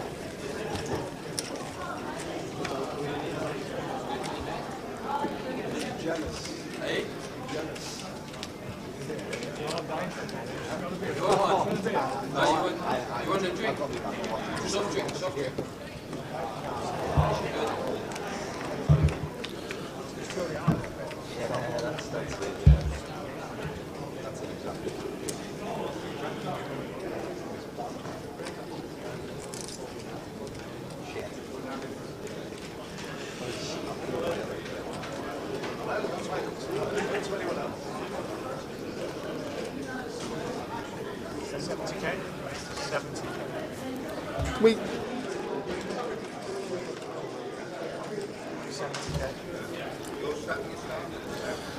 Jack 9 of clubs for Anthony, makes it 70k to go. And Trevor here with the freeze wants to go crab hunting in the cut-off.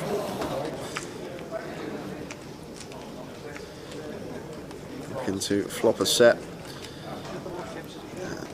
Both button and small blind get out of the way, and Ali Malou is not going to be flat in here. We're going to see a raise almost always from the Malou star, I think, with the ace king.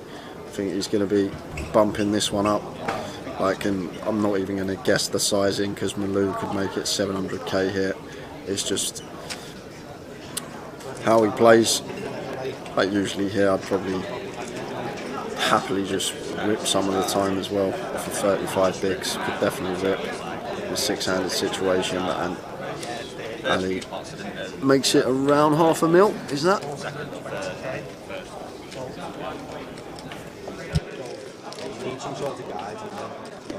You think maybe one of the screens would have graphics?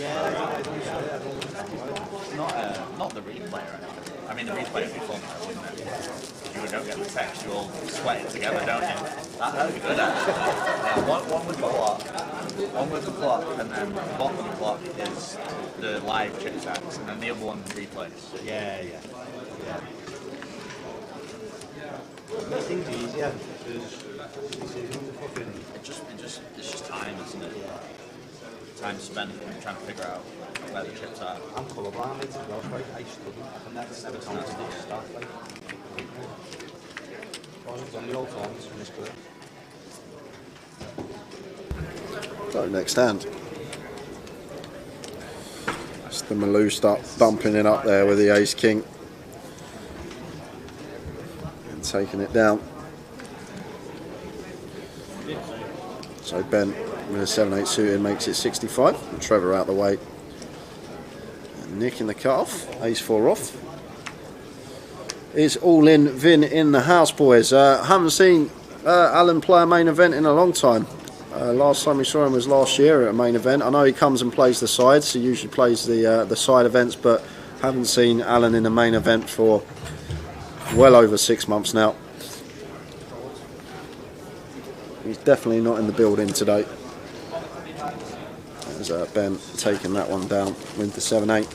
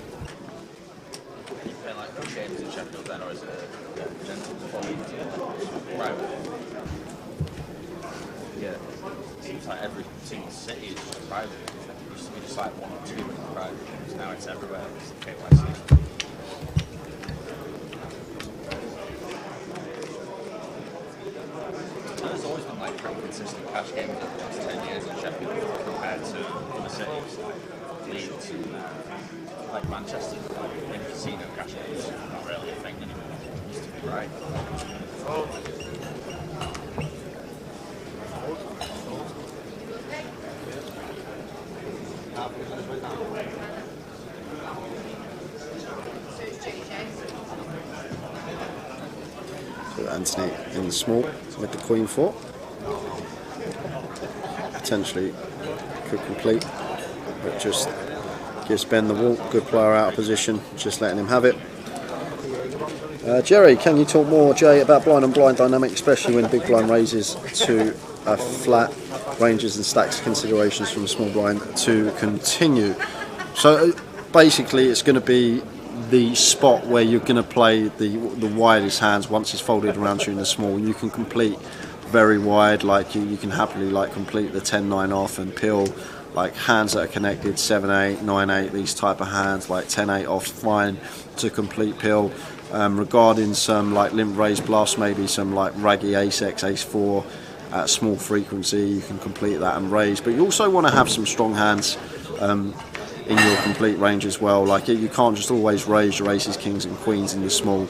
You want to complete with some of those as well, just to make it difficult to play against. And if your opponent is aware that you have the strong hands in your complete range as well as the mediocre ones, that means you're going to get to see more flops with the mediocre holdings because they're less inclined to raise as a bluff out of the big blind. But the main thing to take into account, it's just going to be the dynamic of where ranges are going to be widest at the table. Small blind versus big blind, you can play very wide, and you're going to see lots of flops. And regarding big blind, when the small blind raises, you especially if the small blind raises like 2.5x, if you're competent going post with position, you can pill like close to like 70-80% of hands with position against that sort of sizing. That's what I always say, usually when you're in small, make it at least 3x, like 3x at the very minimum. 3.5x is fine, raising out the small blind, just because of that reason. When you start going into that 2.5, 2x remit, raising small blind into the big blind can just pill so wide, and we want to raise to give ourselves a chance to sometimes potentially take it down pre-flop. I love blind and blind poker. I think it's one of the funnest and best to analyse because of how wide ranges are supposed to be in that given spot.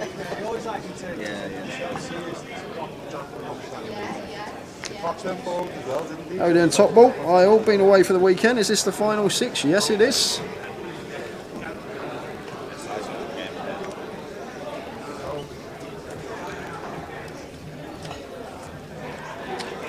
Ali in the hijack, just limping the ace jack here. 9-7 off for Ben on the button. But if this was folded to Ben on the button, you'd probably open here, so going to come along for the ride and over limp in after Ali's limped in the hijack.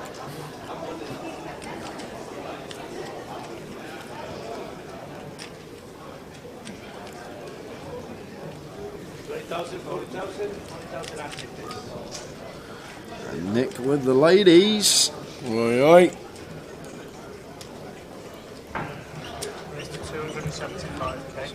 Raises to 275, so 9x here from Nick.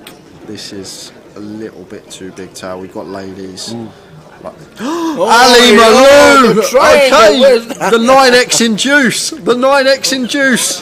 He's got Ali's put it all in with the ace jack. And Nick is on his way to a double. And I'm surprised Ali didn't look more into that raise from Nick. 9x there over 2 limps, and Ali was having none of it. Maybe thought Nick was stealing, but Nick with the goods, and we've got a monster here. 2.8 million pot, and Ali Malou, first misstep perhaps. It's been caught, and there's a lady on the flop. Ali gonna need to find a king. Nick McClellan is going to be a big double up if there's no cowboy on the river. And close to chip lead as well, I think. That is enormous. Can Ali find the cowboy? He can't. It's the 4 of clubs. Wowzers. Ali Malou. That's chip leader for Nick McClellan.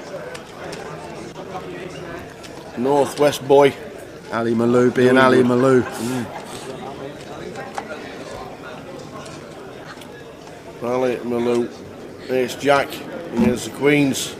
That is the turning point for Nick. Nearly 3 million.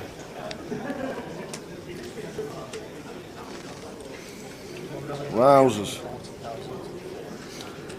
Manchester, Man GUKPT is the password for the 8 o'clock live stream free roll.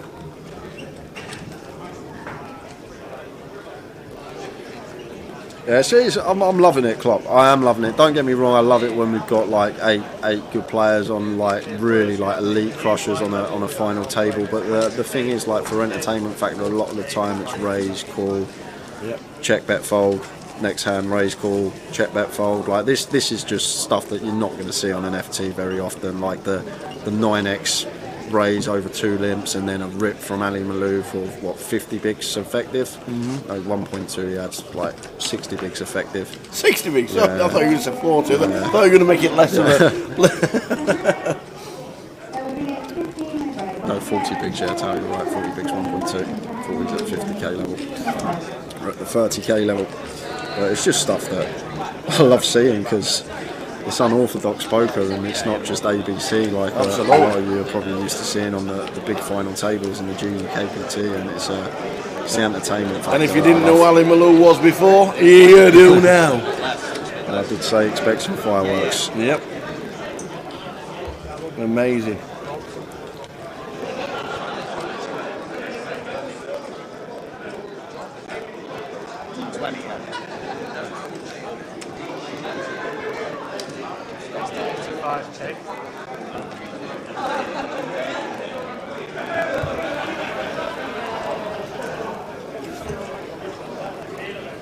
Anthony here with the King 10 makes it 85.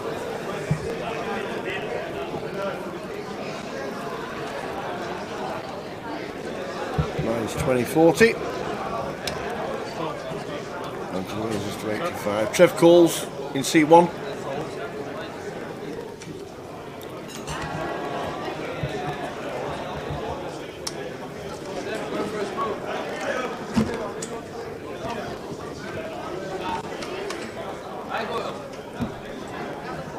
Oh, King High flop, but there's a 6 on there. Yeah, Anthony Gardner. This could get juicy, Tower. This could get juicy for sure. It's not a bad one to check for Anthony with the backdoor straight, backdoor heart draw. Like I always say, incorporate some top pairs into your check range. This isn't the worst one to do it with, especially out of position. Bet him fine too, and Anthony just happy to come out firing here. Going to have a mixture of both here. Probably going to have more bets than checks, but I'd love to have seen the check here with this particular King 10. But Anthony just happy to start firing, and hopefully Trevor's just going to flat tower. He did indeed.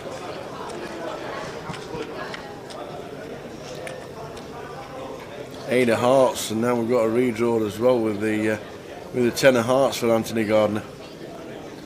Yeah, but probably this is where we are going to slow down. We need to start thinking about range of hands that Trevor's going to call us with. He will have some better kings than us, some King Jack and King Queen in there, as well as maybe like an 8-9 suited, 7-8 suited tower. They'd all call once on the flop.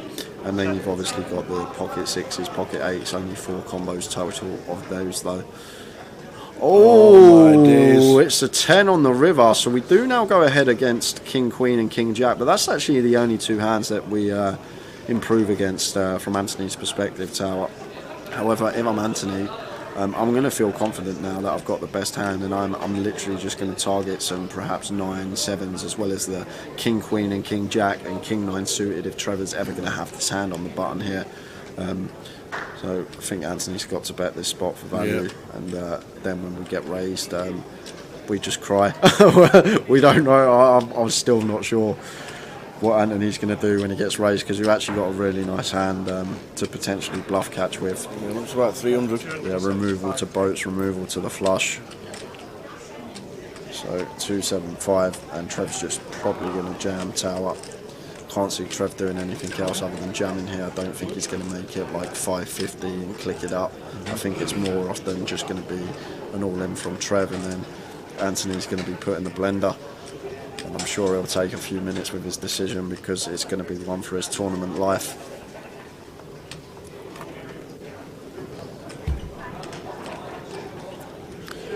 How solid Anthony is, I think he could potentially get away from it, especially because it's Trevor raising us on the river. I'm not sure Trevor's like going to be capable here, Tower. If, let's say Trev had a hand like, I'm trying to come up with a bluff now, even 9-7 suited gets there. It's not much actually. Let's say he had like ace queen with the ace of hearts that didn't 3-bet as pre. I don't think he's the type to then just turn that into a bluff.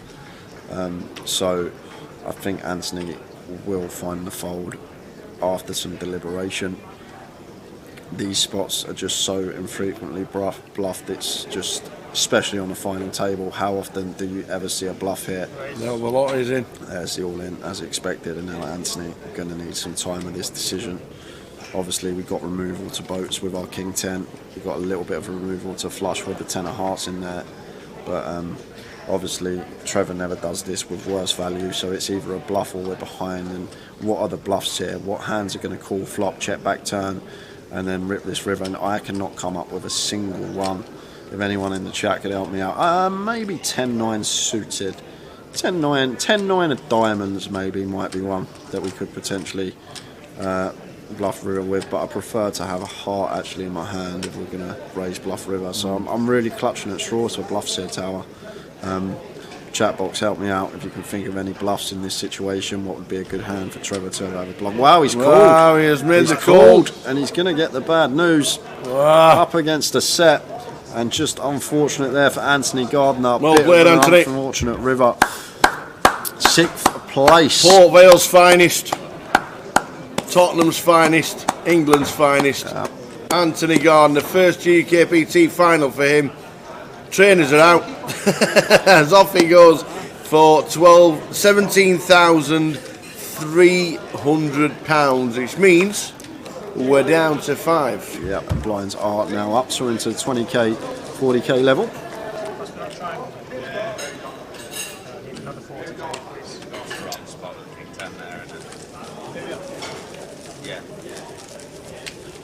So we're on 5.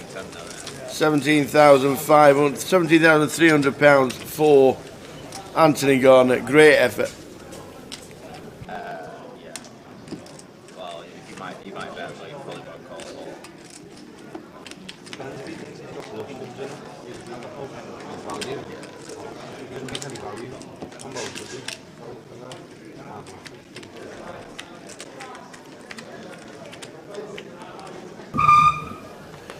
Hey. So we're down to 5. Ben with 2.2 mil. Trev with 3.3 mil. Nick McClellan getting the big double up off Ali Malou on 2.7. And sitting there all nice and quiet in the middle, Mr. John Adderley, Crush It Online with 1.2 mil.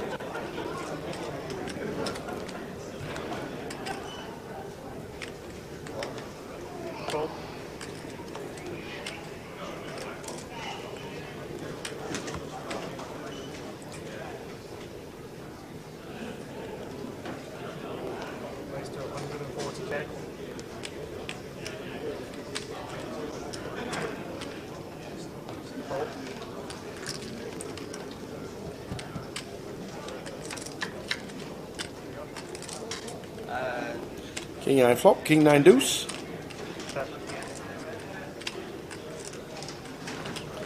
Just top set for Ali.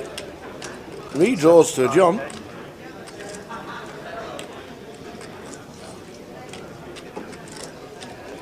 $75 to call, should call once. Just in case. Ace of diamonds on the turn. I think Ali's just going to bomb this. John has got less than a mil. No, he's keeping it small by the looks of that.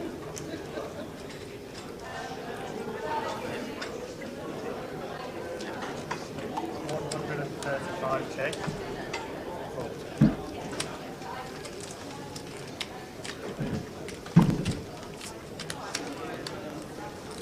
So, with the next bet, Ali takes it back up to 1.4 mil.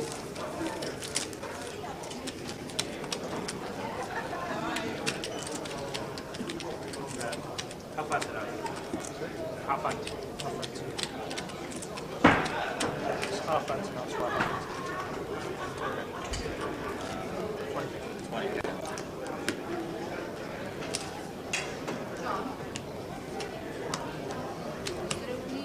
Is that right?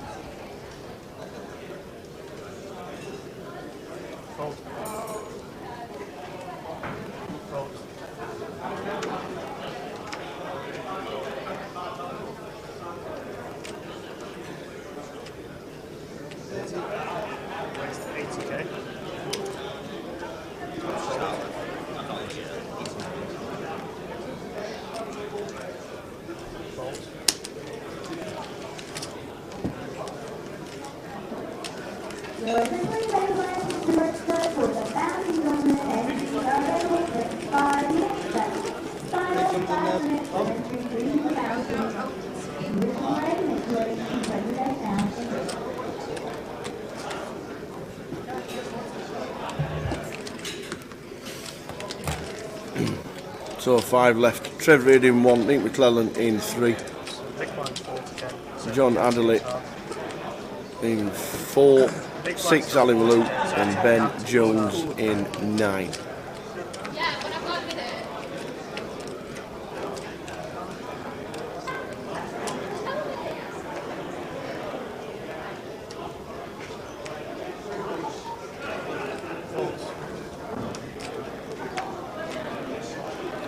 Just started the next level, so the lines are 20-40 for the next 45 minutes.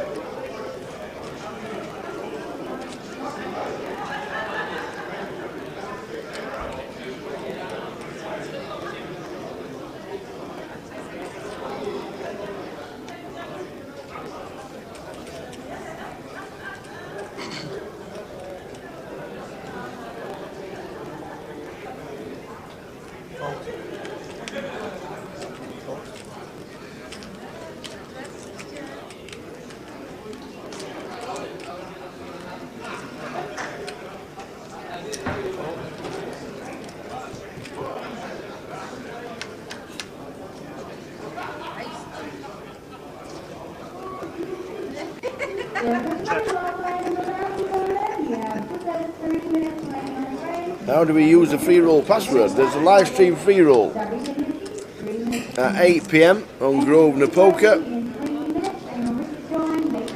The live stream free roll password is MANGUKPT. Clicking it, and there's £250 worth of free prizes up for grabs. Play along while you watch the live stream.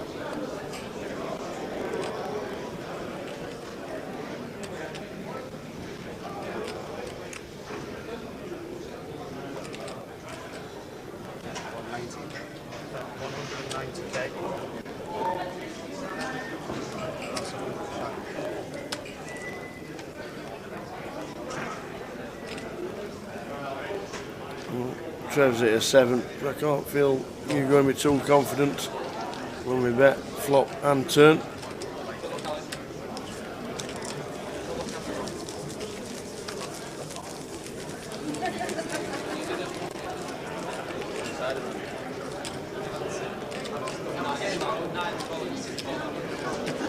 Sounds like a bounty. Sounds like a bounty.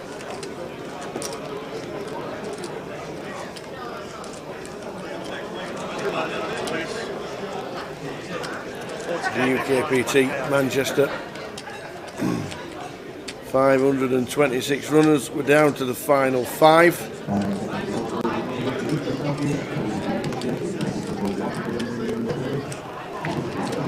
Go Ali, Lowell Brown.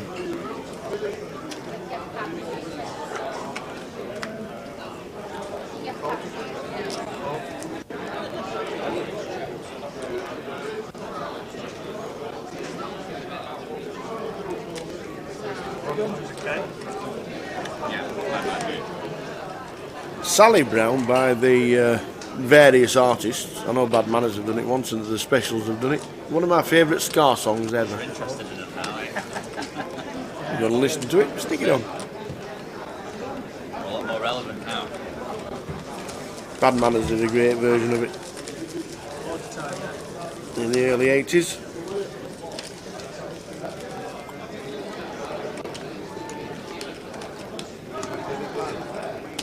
Half anti. 40 big line, 20 anti.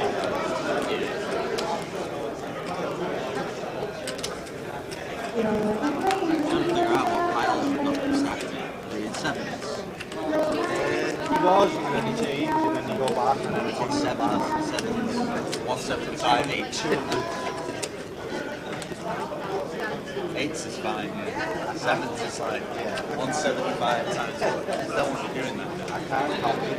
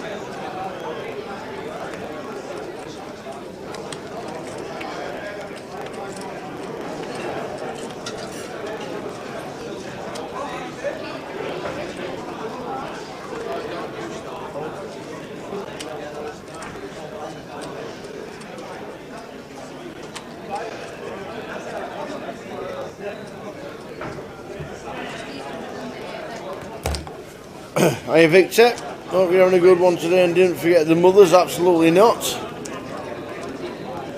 Absolutely not. Hope everybody's had a good day wherever possible. Live stream down to the final 5. Anthony Gardner last out. Gilbert Black was in 7th, Alex Montgomery was in 8th and James Rann was in 9th on the final table. First out tonight was Bixie, then she was out in 18. Raised to 640k.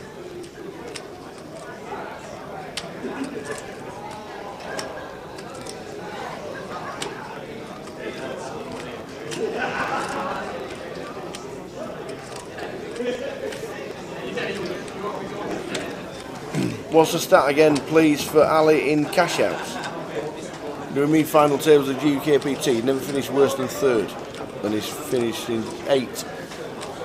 7 previous ones, this makes it 8, and never been worse than 3rd.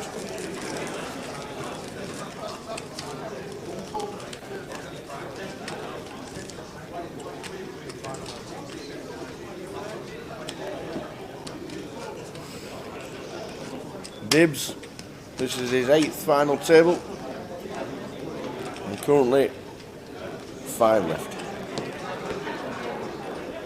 1-2, Manchester and Reading.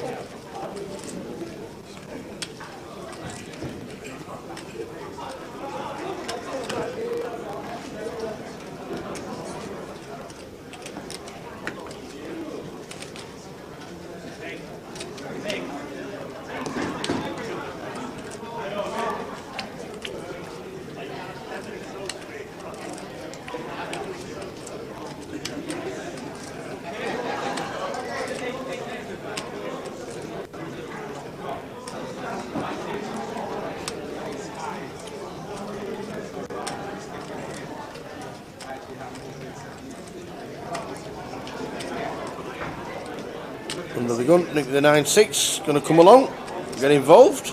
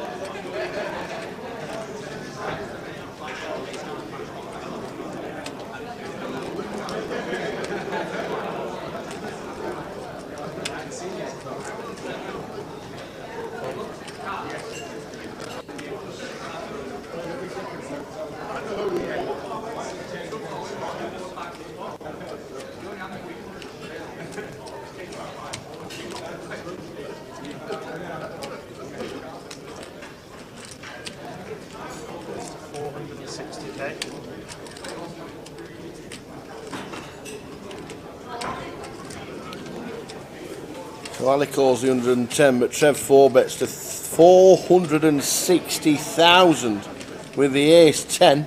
The man in seat one's got the moves.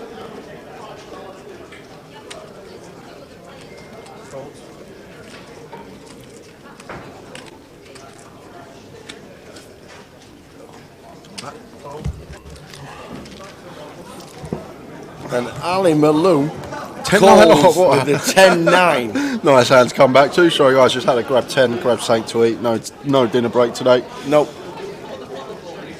King 7 deuce. Trev's out of position. Oh man. I actually love this from Trev versus a Malou button open. Oh no, Malou called. Nick. Oh, okay, so Yeah, Nick's, Nick opened. so Nick's open, just sub 3x. Yeah, 3-8 Flat from Malou. Malou. Minute Okay. 110. Malou called and the old 3-bet. I think, has he put them all in?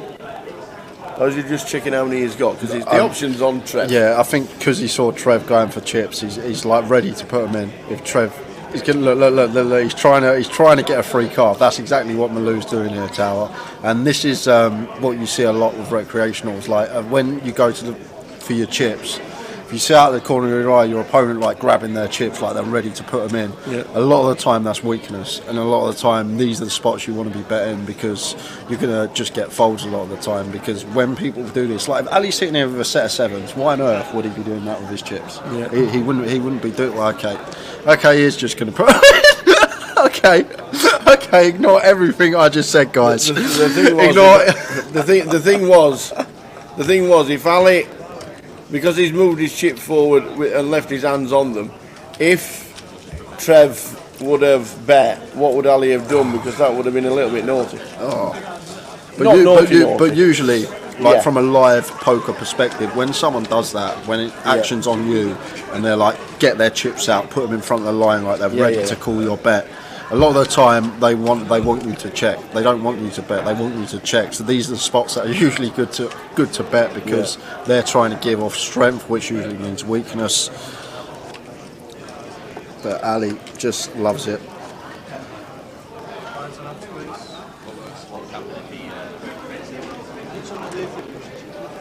Apparently there is no fault. Didn't miss much. So you can, but like, surely if you put them over the line, you can't like take them back.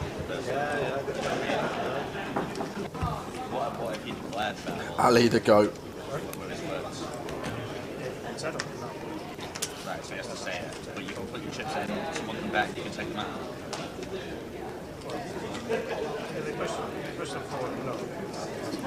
Over the line. On the line,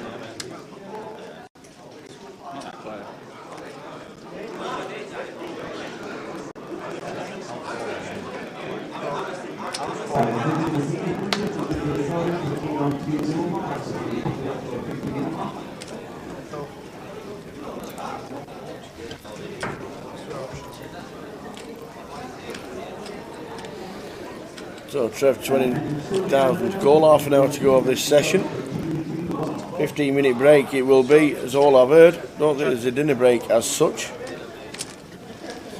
We're not being told there is one. We're going 5-way in a limp pot on a final table Yes, with 141 bag up top. Flop. Amazing, King 7-9. And believe it or not, the 9-6 here is actually flop best of Ben. However, just expect it to check through a lot of the time in these multi-way situations. But Ali Malou is in the mix, so looks like he is happy to start firing with his bottom pair. Backdoor heart stops for quarter, perfectly sized if he was going for the 25%. And off position, Ben not going anywhere here with his middle pair and backdoors.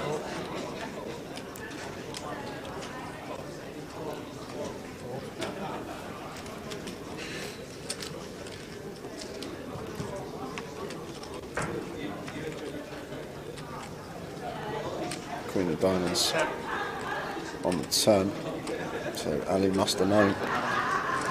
Turning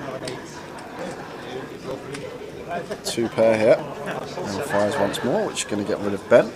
And Trev has picked up pair to go with his gut shot here. And obviously already a dynamic set between these two. Wants to see one more card. Again, 3.5 to 1 on the call, a little bit more than that.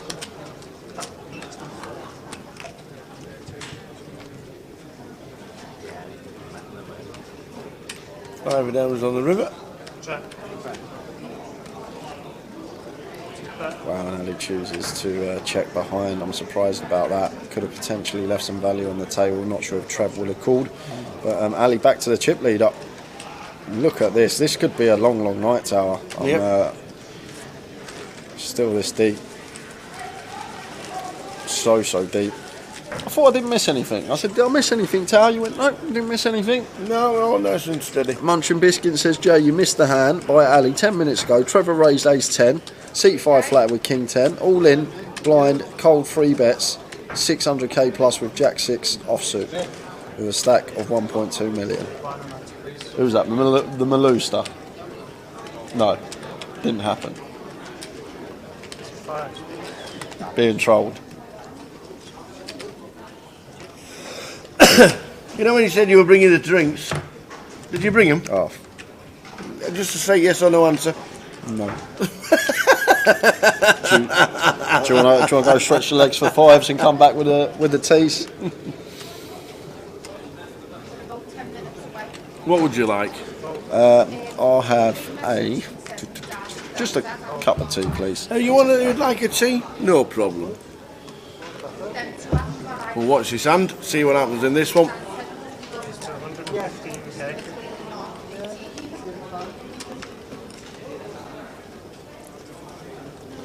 Race 115 from Trev. Been very active as our big Trev.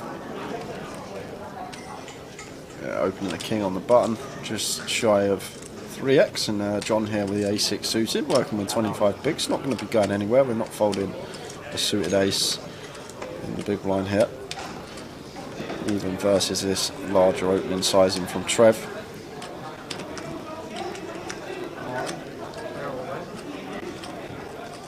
And just decides to move all in with the 25 bigs. Yeah. Fair enough. Don't mind it. We've got the ace blocker in there. We're suited. And Trevor on the button. Obviously, if he's opening king 4 off, king 5 off, he's going to be fairly wide.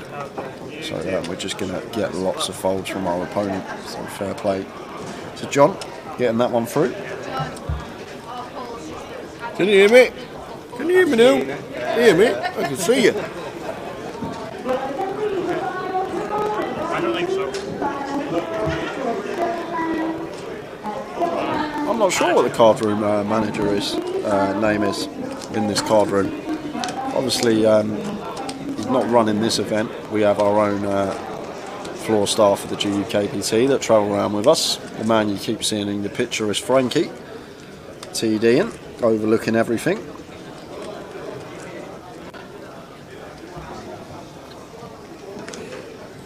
Pass.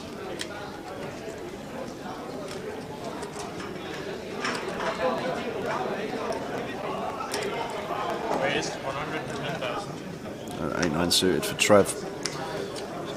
Opens to 110k.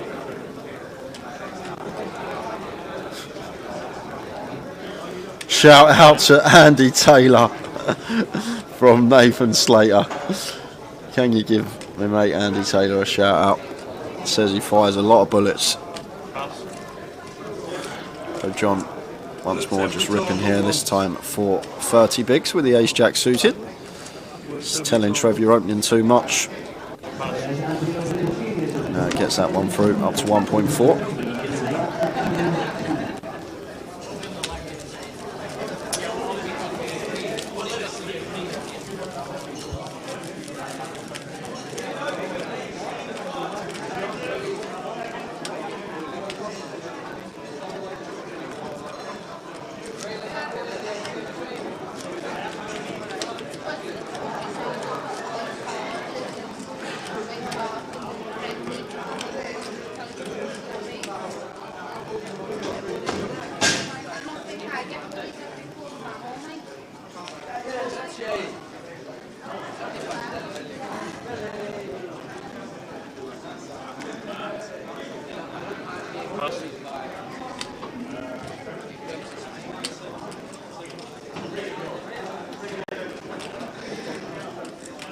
is 85,000.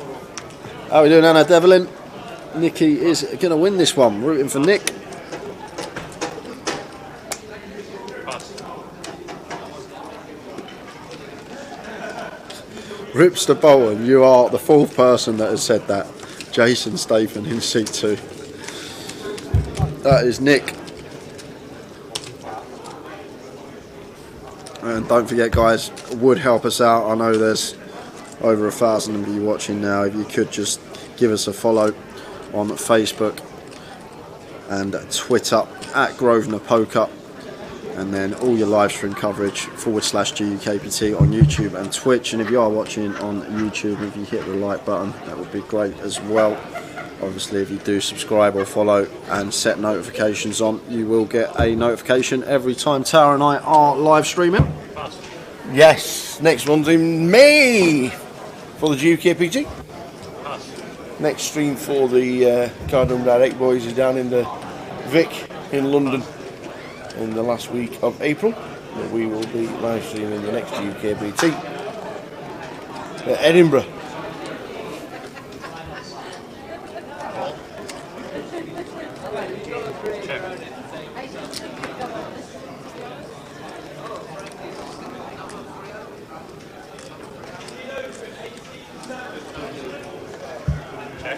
Orange got £40 on him at 18s. Good luck. Wow.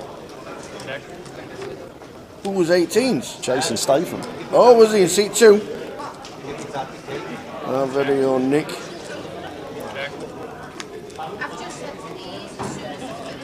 Jack of spades on the end, giving the Jack 9 2 pair. So Trevor hops out into the lead and going to happily value bet now and wants check to us from Ben.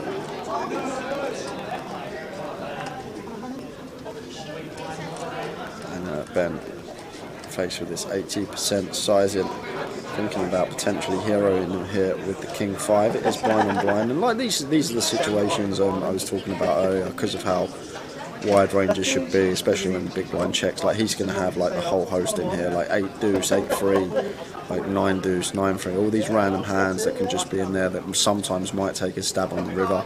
Like you expect ace high to take their showdown. So once Trevor bets here, once he's been checked all the way down to the river, he's basically repping a jack, or our king high is going to be the best hand versus some like random airball like 10 deuce, 10-3, 10-5, all these hands that can just check their option in the big blind. And that's why Ben needs to fold this spot here with the king high. It's basically a situation where Trevor has a jack or he has just a random airball and our king high is actually in front. Does come to the correct decision and doesn't pay that one off. Thanks, Jerry. Glad you enjoy the commentary. We enjoy doing it just as much, especially when the finals like this. It's been a really good watch so far. It does. Sometimes unorthodox, which is good for us. Like Jay says, sometimes when you watch the best of the best and they never put a foot wrong, it can be a little bit stale because you know exactly what they're going to be doing. Yep. When somebody 5x's and then 20x's and we don't know how to do, you know, we call the bomb and with all 300k pot, you know, it's good for us. It's good for you guys watching it. 5 players left, 23 minutes to go until the end of this session. 15-minute break at the end of the level. Trev Reardon, Nick McClellan, John Adderley, Ali Malou, Ben Jones. Yeah, and when we come back after the break, guys, we're then going to be on a 40-minute clock, just to let you know, because we are now 5-handed, so it's going to be 3 levels per session. 3 40-minute levels, still the full 2 hours. Ali in the cut-off, King 10 suited, makes it 100k to go, 2.5x from him, and Ben flattened the 5s on the button with position. King 6-4, 2 diamonds. That is a beautiful flop for us as Ali Malou here. Top pair, second nut flush draw, whole works going on this flop, and probably happy to just come out firing here with such a strong hand. Don't need to go too large though, Tara. Like we could go 70k here as Ali. Like want to keep some. What about 245? Yeah, but it's an Ali Malou size in this. This is just an Ali Malou size. He likes to bet big. in certain situations, but like with our hand, we've absolutely smashed this flop. Like it's good to go like 25% here, like 70k potentially, to try and keep hands like fives in, like Ben has in this situation, 5, 7, 8. But Ben is actually going to take one off here, Tower, with the pocket fives facing Ali's bomb. I wonder if Ben's getting fed information about the antics that Ali's up to. Straight in. Straight in. Just the nuts. Ali turns it. Beautiful turn card for him.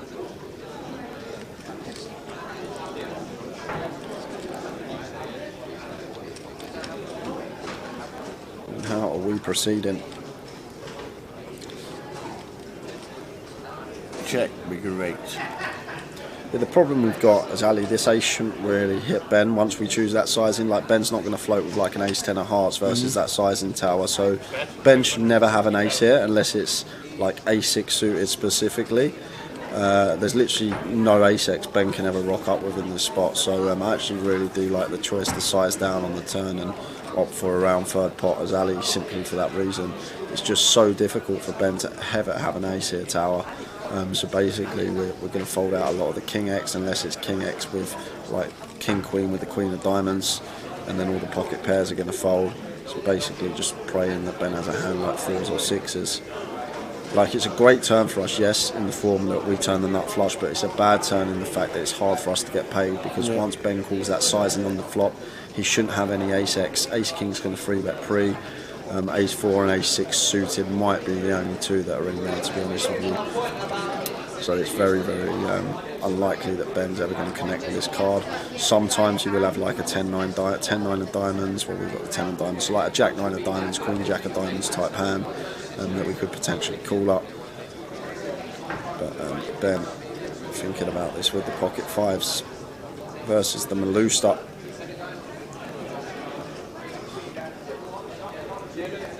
I think Ben, even though it is Ali Malou, I think he'll work it out and just get rid of the five past the 5 over to John. But he does get out of the way, so back down to 1.6 now. Ben Jones.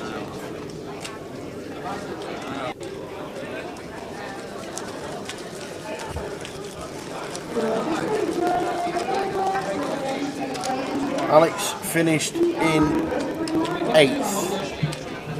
Not sure if the names are on there. Nope.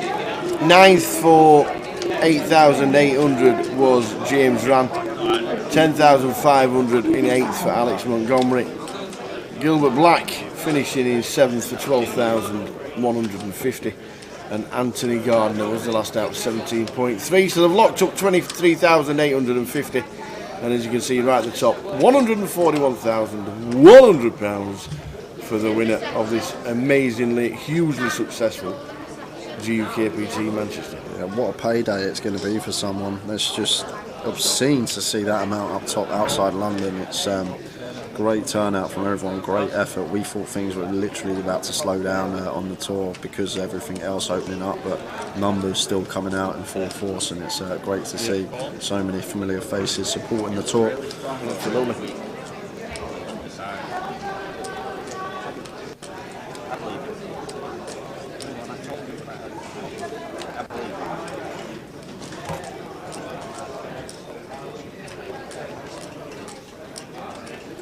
Raise 175,000.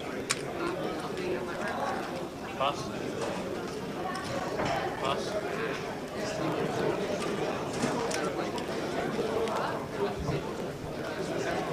Pass.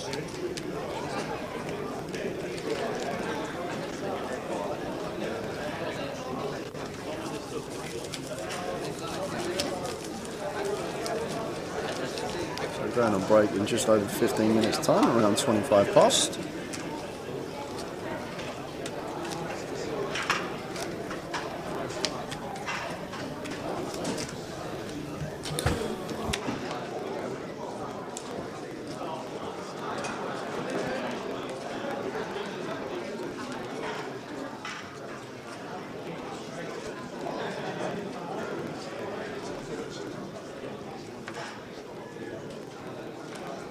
Pass. Pass.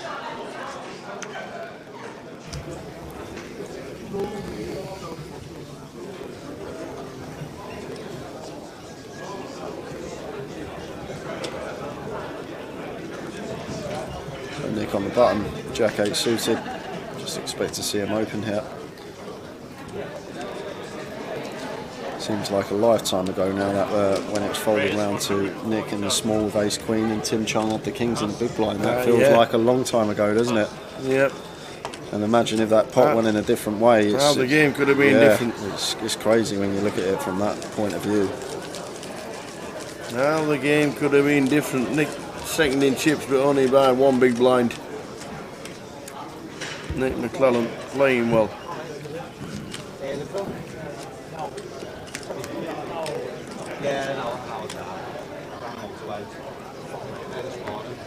Yes, he did, Perry. He confirmed to everybody he did have the kings. Fair play to him as well. He didn't have to come out and say it. No, that's all. The graphics are never wrong, to be honest with you. The only time they may be wrong is when someone else's card slides into someone's box, which happens from time to time.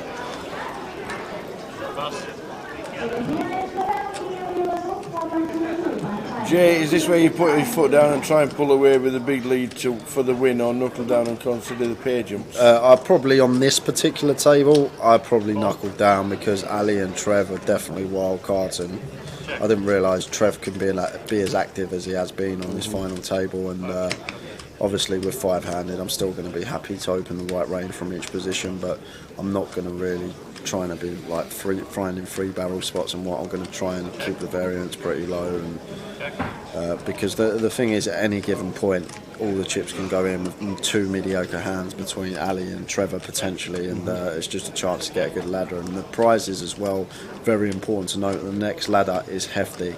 It really does start to get juicy after that between fourth and third place. This is going to check down and throw them up here.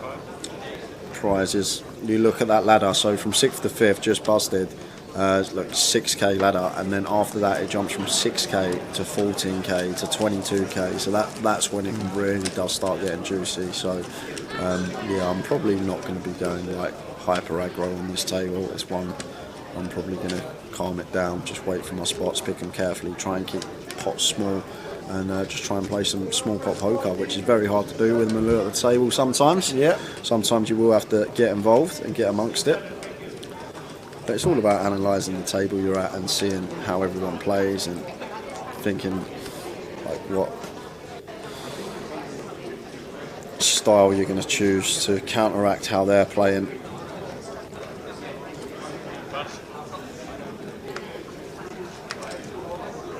Jay, do you think commentating helps your own game? Definitely, most definitely. Like MTTs aren't really my format, so it really does help. I don't really play many MTTs, but when I do, I noticed. My guess was wearing. yeah. Should have told me that. I'd have been a lot closer. You playing one in Edinburgh though?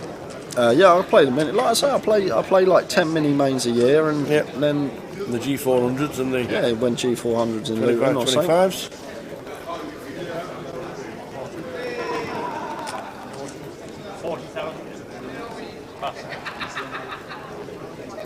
Yeah, but especially watching good players as well, watching players that have been there, done it, got millions of earnings, just seeing what they do and trying to get the understanding of why they do it. It's all well and good watching it and then doing it yourself at the table, but there's no point in applying it at the table if you don't understand why they're doing it. It's all about getting the proof of why it's good and understanding why it's good. Because you might get someone, see someone good, they know they're a good player, they see them start like betting, like block betting like 20% on rivers, and then they start doing it themselves, like just randomly with random hands in random spots, because they think it must be good because this guy's doing it, but it might not be good in that given spot. You actually have to have the understanding of why they are actually doing it, rather than just applying it. You want to have the proof of it as well in your head. It's like for mathematicians out there, for anyone that studied maths over the years, like when you start like at your school, when you do like your multiplication, you're adding, then you move to algebra and like calculus and whatnot, and then you get to a point when you start doing A-level maths and higher than that, when you've got to start doing proofs, and you've got to actually prove why something and something equals something, or prove formulas and stuff like that. It's the same with poker. like actually understanding and getting the proof of why this certain play is good in this certain spot.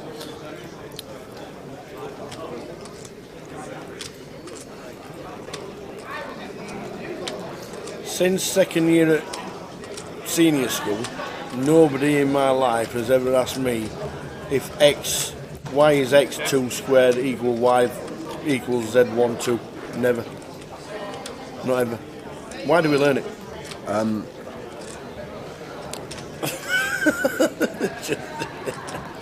If you want to become a maths teacher, perhaps. That's 80,000.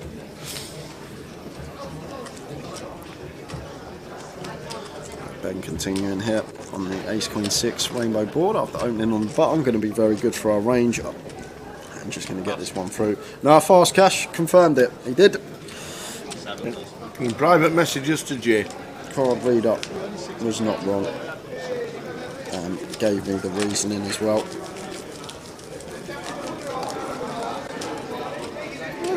You trained your brain to think and analyse. Yeah, calculus is proper upper maths, isn't it? Wait till you get to like hyperbolic functions tower and stuff like that. Honestly, it gets ridiculous. You start going into imaginary numbers and stuff. And Is that a pub on the corner? Sounds like a pub name. Do you remember what the square root of -1 is? Remember Ian Simpson's top? Square root of -1 is I. Yes, he remembered. He remembered it. I still don't know why, but is it? But it is. So button open from Trevor raises to 100, opens 2.5x, and John in the big blind here with a 10-7.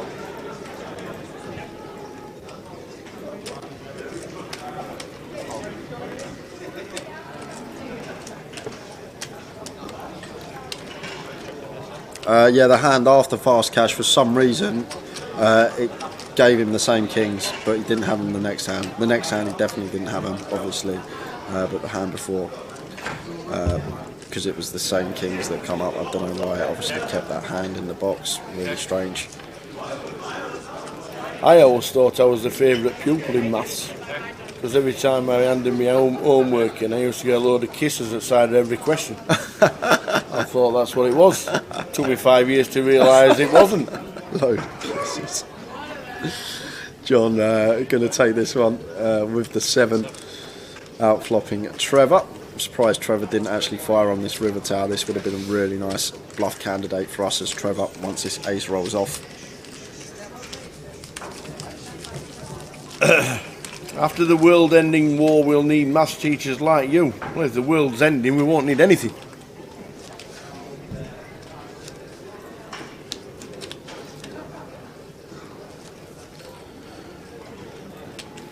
I never liked decimals. I couldn't see the point. Oh, I love these Sundays. I love these Sundays. Heading towards the next break. It is only 15 minutes as well. There is no designated dinner time, so they can eat when they want. They get a £25 voucher to have a bit of scran. But we're on 7 minutes and counting, and it's a 15-minute break.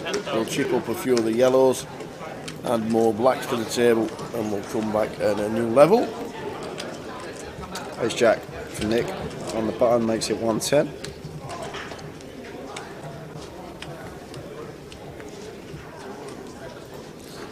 This is one that Ali Malou is always going to defend in the big blind. Do you think GEKPT will ever introduce a short deck side event? Probably not. Not ever. Ever, never, never. And that's pretty confident.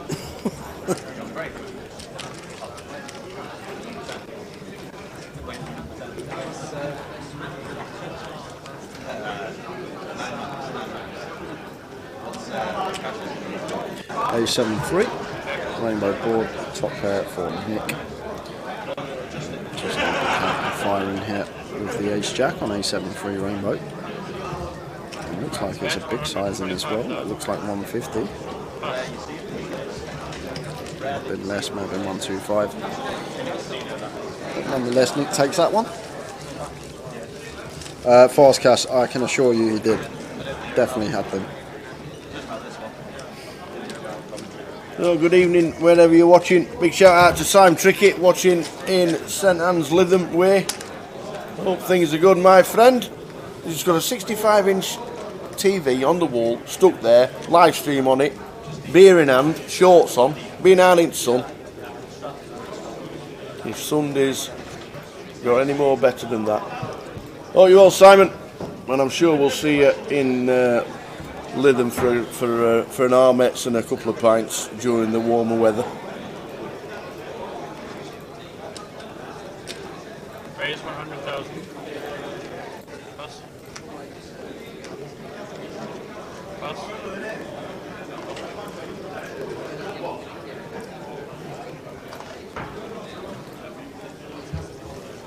Call. Hi Valerie, greetings from a very cold New York City this morning. We're at Berry New Road in Manchester, near the city centre, about a 10-minute walk, 5-minute cab ride.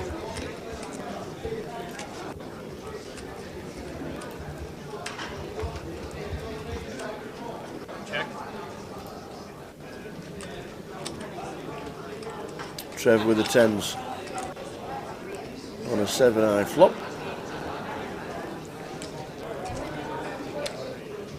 Bet 150,000.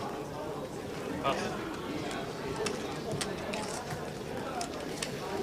So we're on the final 5. 2.7 to Nick McClellan, who's chip leader. Alan will look back up to 2.5 mil. Trev on 2.1. 1.7 for John and 1.5 for Ben. It's down to opinion file. He literally gave me about a bloody 200-word explanation of why he did as well. It would be some extravagant lie, but he gave me a really, really lengthy explanation of what he did, and I doubt he'd say that. I doubt he'd say that and then explain it for about 4 paragraphs. Absolutely. So, which town is the next GUKPT? There, Edinburgh. 7th of May till the 15th. The online flight of the Mini is on the 7th, and then we start live on the Sunday. This guy's playing the Mini on the Sunday. And golfing on the Monday. We are at Aberdour. We are at Aberdour on the Monday. It's been confirmed by Mr. Jonathan Scott. Can't wait. Can't wait to get up there. And then obviously the PLO and the Mini on day 3 on the Wednesday, but we'll be live streaming the cash on the Wednesday, and then Thursday, Friday, Saturday and Sunday we'll be concentrating on the main events. But that is Edinburgh, and that is next on GKPT circuit. Yet to see how bad I am at hitting a golf ball tower.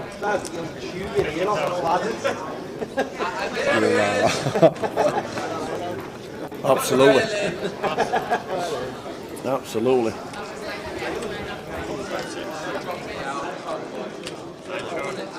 Guarantee within 5 minutes you get me an album. Guarantee.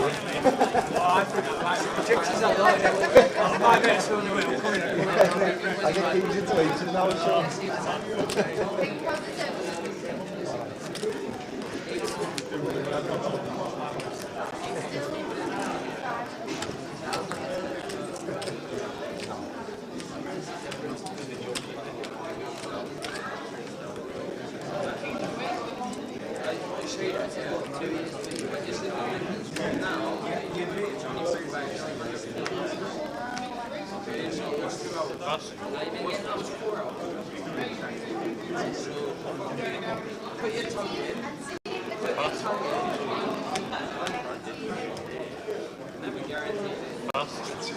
Yeah.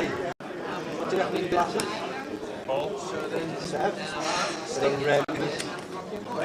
They're absolutely Check. 2 minutes and counting till the next break. 15-minute break for them to go and chill out, talk to the friends. Quite a few friends. I know John Adderley has got an entourage of people sat watching.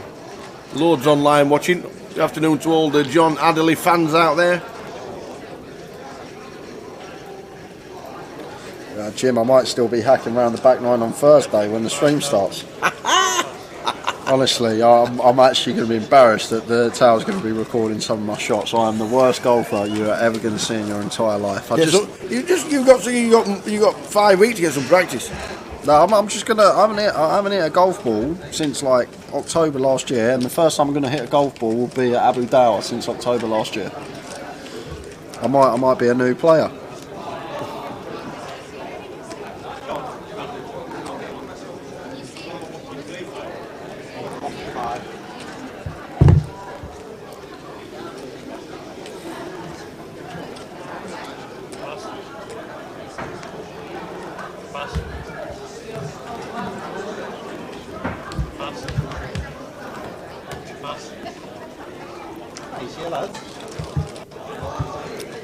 Yeah, all the rails sat in front of the table are all John Adderley's entourage. The girlfriend, the mates, the new mates. Yeah, mate, you look nice today, looking lovely. What's the pay? What's the next cash? 23, I guess. You're my friend.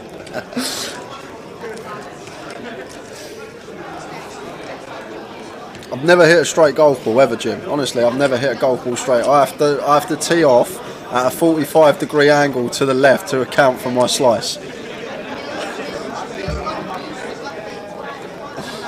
Are we really going golfing? Yeah, we are. You'll love it, Tal. I aim over there and the ball goes over there. It's great. I have to account for the slice.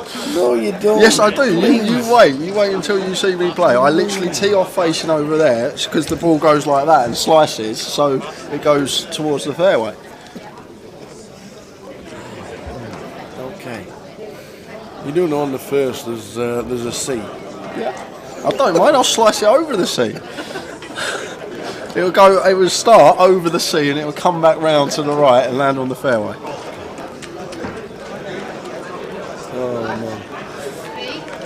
Ace 10 for Ben, makes it 85k to go, and Ali defending with the 8-6 in the big one. Last down of the session, 15-minute break and a bit of a chip up and a full chip count on the way in 15 minutes, but this is the last hand of another great session. 9th was James Rann, 8th was Alex Montgomery, 7th Gilbert Black, and in 6th was Anthony Gardner. And action for Ben, the top pair, top kicker. That's it, guys. We're on a 15-minute break. Don't go anywhere. We've got the 7:45. We will return. That's what we're playing for. See you then. See you in 15. All the grinding days, the long nights, the long days, have they just gone now? Is it the last time you were number one was 2014? Yeah. So, and you've just more or less said that grinding nowadays like that is just a thing in the past. Is that number one slot gone forever? Yeah, I'm sad to say it, but yeah, I don't think I'll ever put in the volume to get it back. Like, I'd have to, like what I'd have to do is like, win one of the huge tournaments where it's like 2 or 3 million for first kind of thing that they have once a year, and then and then still have the sort of heart to want to get it after that, because you get a lot of points for that. So you could if you put the volume in for a couple of months after that, you could theoretically do it. But then if you just won 2 million, are you really gonna want to play poker every day? But like in my head, if I did that, maybe I would try and get it back then. But yeah, I don't, realistically, been there, done that. But yeah. Being the best in the world is never something bad to be said about anybody, and you've done it on more than one occasion. So it's always in the bank. It's always there. But one of the reasons why you lost the number one spot is because you went on and won a WPT. The LA Poker Classic, 534 runners and just over 1 million. Is it a big relief having a WPT? Huh? Was it a big relief at the time, getting yourself that WPT? I mean, it was just a big relief finally winning Heads Up, to be honest. I was like, Dempsey was always giving me shit for losing Heads Up. So I was like, if I lose this one, he's going to have a field day. So yeah, it was just nice. And also at the time, I'd actually been on pretty much my biggest ever downswing. I had to get the backing of horses has gone really bad. I'd had to get rid of everyone. I'd actually sort of, even though I'd won all those tournaments before, I'd not been smart with the money, and I had to pretty much start all over again. I was down playing low stakes, $10 rebuys, like the lot online. I still enjoyed doing that anyway, but now I actually needed to like build my bankroll back. So I hadn't really been playing any live poker for sort of a year. I'd just been taking a break and playing online, trying to build back to bread and butter, build sort of my roll back. And I've been in quite a negative place as well. You know, I've been that guy who's sort of been seeing other people winning and moaning about it and saying, oh, I'm better than them. Why that, you know, just like the guy you don't want to be really. And I started working with well, not through choice. Like my wife basically had enough of me being like negative. So she'd sort of put me in contact with this mind coach guy, Stephen Simpson. And he'd worked with a couple of people that I knew, like Liv Barry and a few other people. So I gave him a shot. He actually flew to Vancouver. I was playing online in Vancouver at that time. And he flew to Vancouver on a whim, didn't offer him anything at the time. He just said he wanted to have a meeting. He'd obviously read up about me and knew that, you know, I had good potential as a client and stuff. And I met up with him. I came in pretty like, I just meet the guy, but like, nah, I'm not going to work with him. But I actually got a lot out of it and met with him a few times and went on a good online heater, enough that I was comfortable sort of buying into this 10K event and just selling a bit of action to a friend. And yeah, played the live tournament and just ended up winning it. It was surreal. It was crazy. Like, it still feels not real to me now because I've been in such a sort of bad place, not doing well, and in the space of a couple of months of talking to this guy, it sort of flipped my mindset completely. And I still work with him to this day, you know, like five plus years later, just check in with him once a month or whatever, and really recommend it. Like, but it's so, at the time I was completely against it. I was like, I can sort out my own problems, but really, you know, two heads is better than one, especially someone who knows what they're doing, you know. So yeah, like I came into the final table. The final table, it was one of those ones. The final table didn't even go to plan. I was chip leader with 4 left, and then I basically threw away a lot of my chips with some dodgy hands. Misread my hand on the final table, one hand where I thought I had a straight. I think the board was like 4, 5, 6, 7 queen. So pretty scary board.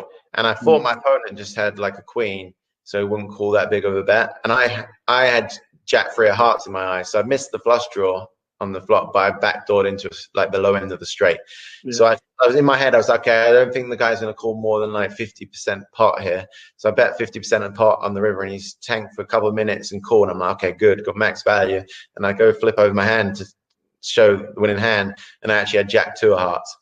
So I didn't have the straight at all. And so like, obviously, and in my head, you know, if I had known I didn't have the straight, I would have, against this guy, I would have bet a bit bigger because I didn't think he would call a bigger bet. So yeah, I gone from that. So, you know, that's the swing of being chip leader to being last place. Like, you know, the stacks were that close.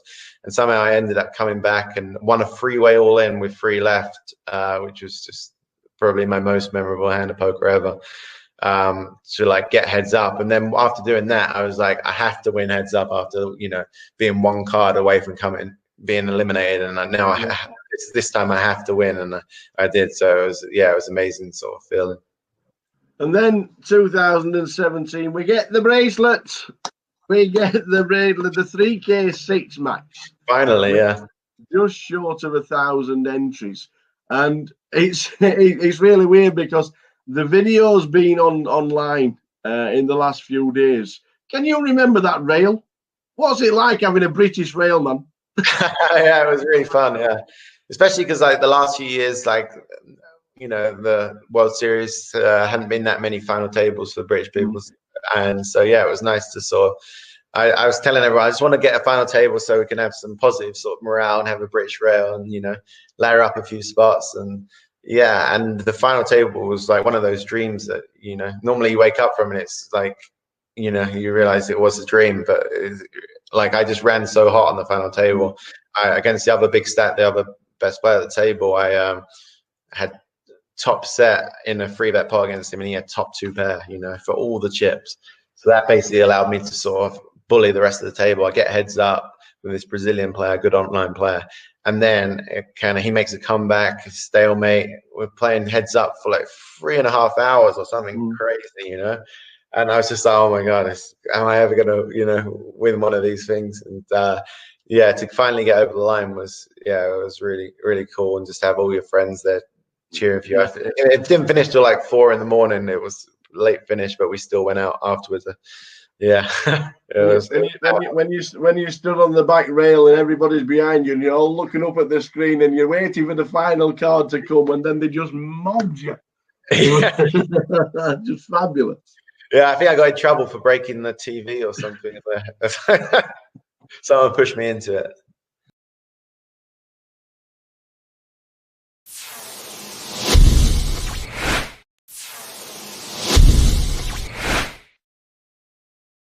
So we got 203 on the Triple Crown. The EPT has eluded you. Are we going to chase it? Will we wait for it when we come back to the live poker and the EPT comes back? And is it something you want to get the live Triple Crown, or is it just happens if I happen to be there? Probably just happens if it happens, because like the thing is, I only really play. There's not even many like. That's definitely the hardest one of the 3 to win. You know, if you just need a WPT or a World Series bracelet, there's so many events you can play, and even the WPTs, a lot of them are re-entry. You know, so you can buy yourself a stack and stuff like that. But you know, the EPTs are freeze out or 1 re-entry, some of them now. But there's only 4 or 5 of them a year, I think, and most of them I don't go to. Like the only ones I really ever go to, I always go to Barcelona.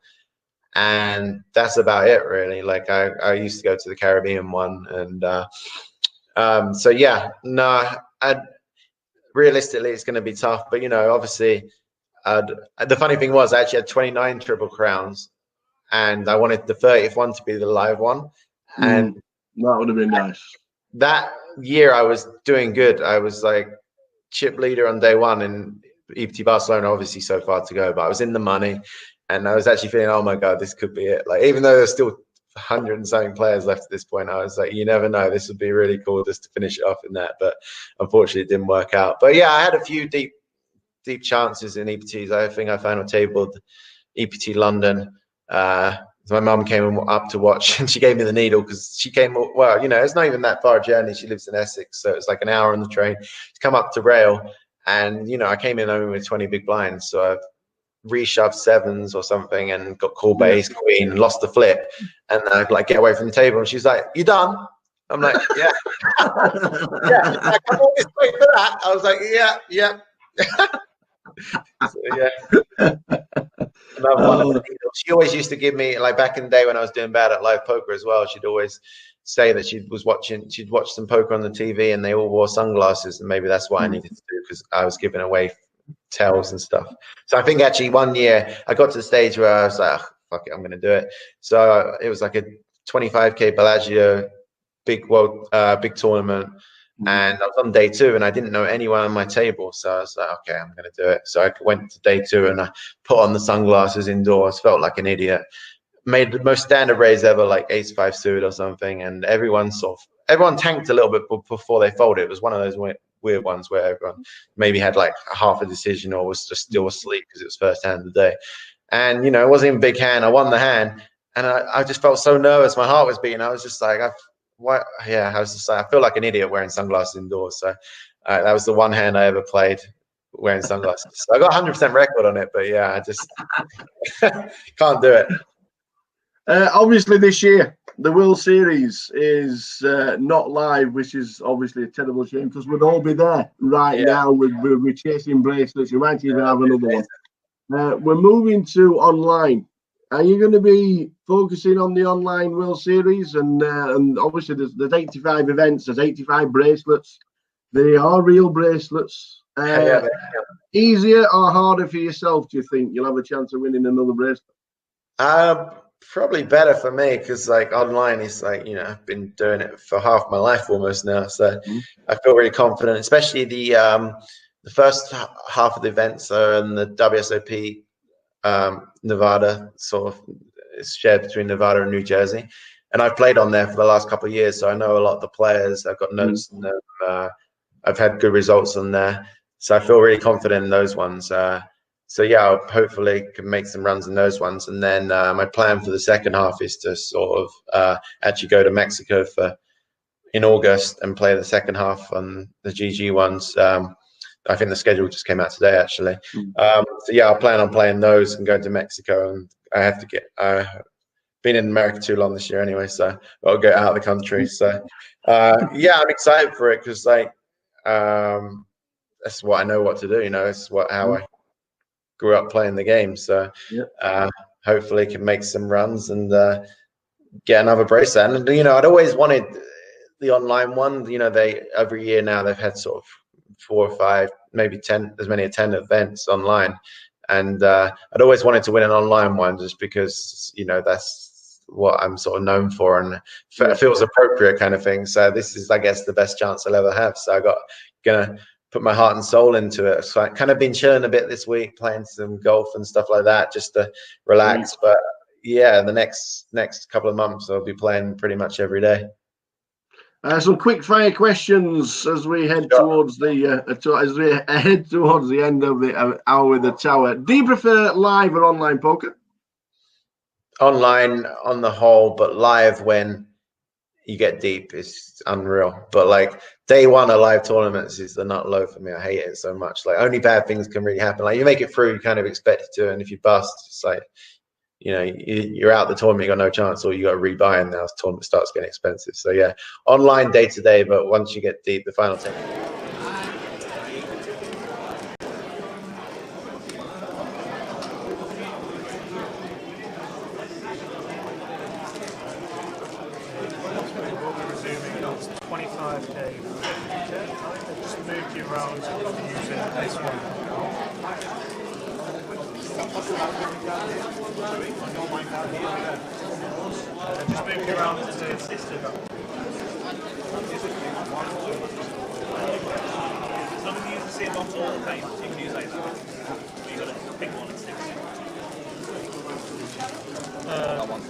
And they're telling me that I'd like you to use that one. Just go ahead, they're going around so everyone's got more space.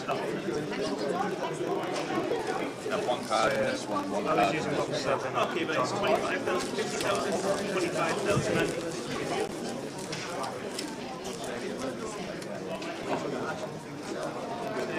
We are resuming 25k, 50k.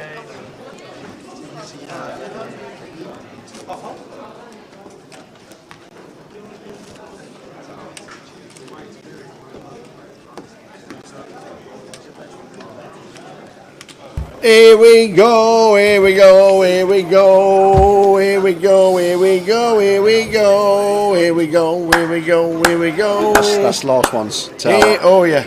You got Anthony in there. And, yes, we'll pull them on when we can, the top 5. But the chip stacks are basically under the players' names. Yep. Whenever they are on the art. There we go. Just like that. Nick 2.6, Ali 2.4, Trev on 2. Ben Jones and John Adderley. It's all levels, you devils. This could be a long stint. We've still got 30 bigs as a short stack. So don't be going anywhere. Because we won't be. We won't be at all. Oh, then Karen Aero on Twitch. Aye. Tuning in. How are you doing, Kaza? How's things been this weekend and last weekend?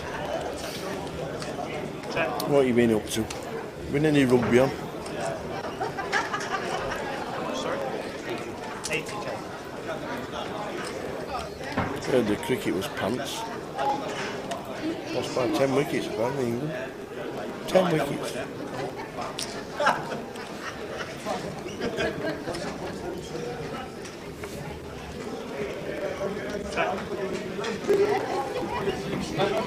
Incoming double barrel from John, perhaps? No.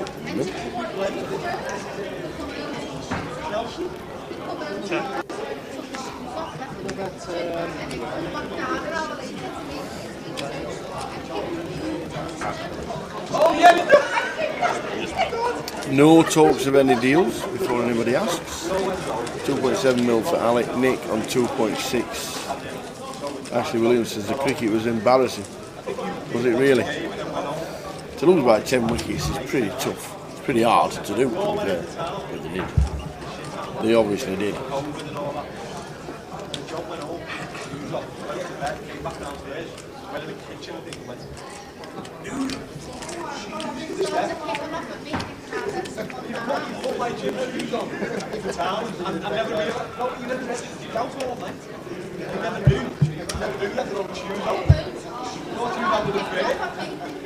Alan Lamont.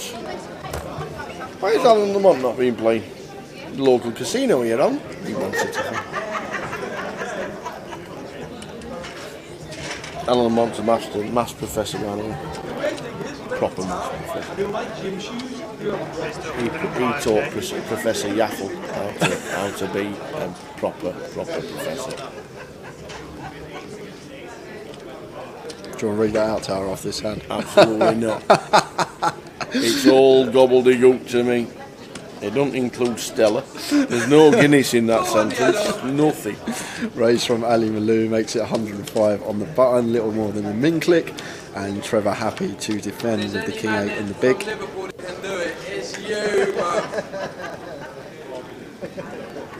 Check. Check.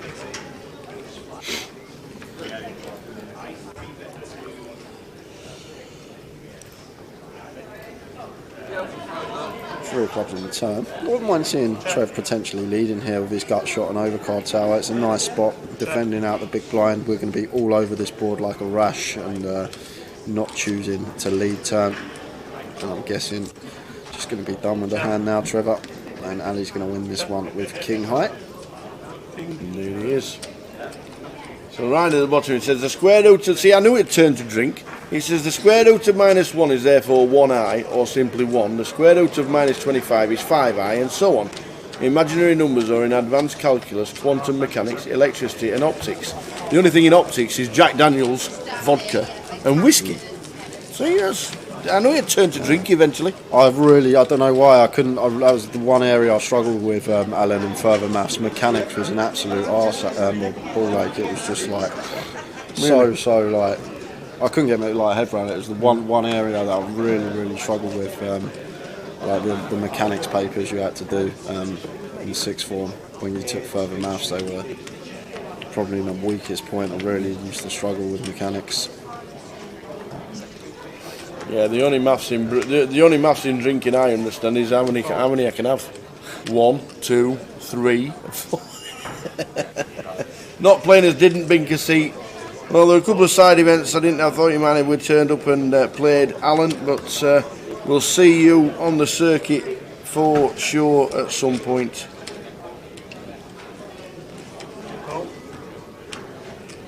Check. So Ali limping the sevens in the cut-off. Much prefer an open, but Ali happy to limp in. You see a lot of limps from Ali Malou, it's part of his game. So Jack 10, 3, rainbow board. 10 5 of Trevor hops out into the lead.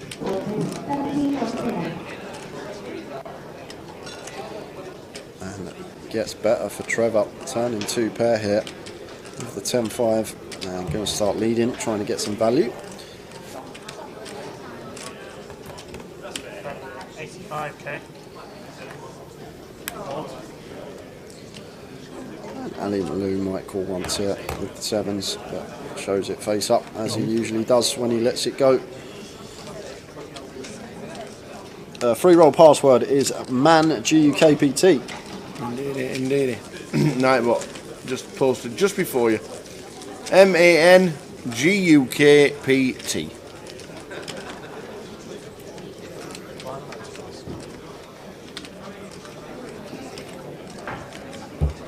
What does Alan teach then? Is he a maths teacher or is he a maths professor? Professor. Yeah. He does advanced maths and he does one-on-one tuition, and he's a pretty smart egg, is our Alan. And let me tell you, when he's had a Merlot or two, he can turn it into quantum physics and it'll turn into an episode. He's a top lad, is our Alan. So Ali limping ace queen now. He played the mini main for 2 levels. He saw maths of kings being bigger than jacks. Oh, unlucky Alan. Hope to see you again very soon. John gets the opportunity to check his option with the queen 6, and Ali, halfway through his bag of kettle crisps, reaches for a bet. Hey, that's what you get with your free dinner voucher. A bag of kettle.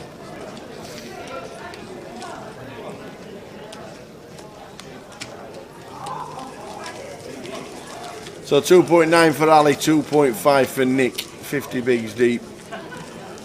25 bigs are short stack.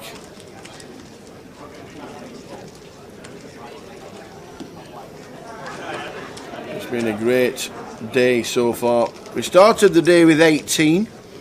Bixie Yao was the first person eliminated for 3,950.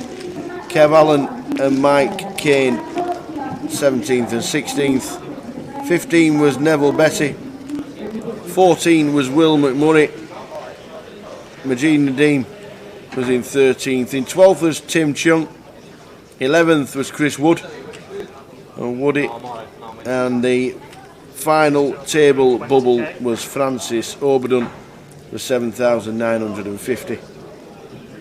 And the 9, 8, 7 and 6 were James Rann, Alex Montgomery, Gilbert Black and Anthony Gardner. So undergun open from Ben with the deuces, and Nick 3-betting here to 350k. Back on Ben here. We are 5-handed, so he may choose to pill here.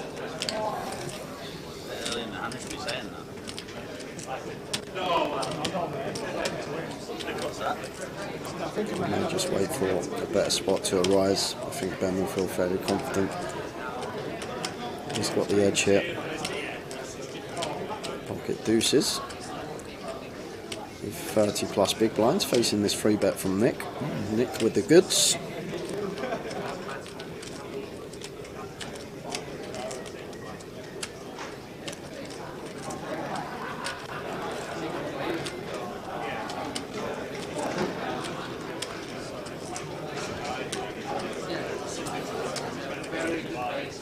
Is Ben thinking of raising? Well, we can't raise tower. I guess 4-bet rip is obviously an option, but I doubt we're going to be doing it too often. And it would be bad timing. It would. Because he'd get snapped, wouldn't he? Yeah, he'd get snapped if he moves all in. 5-handed. Nick's not going to fold ace-king. Got Ben covered. But I doubt he's thinking that low tower. Probably just weighing up his options here, whether to let this go or potentially pill.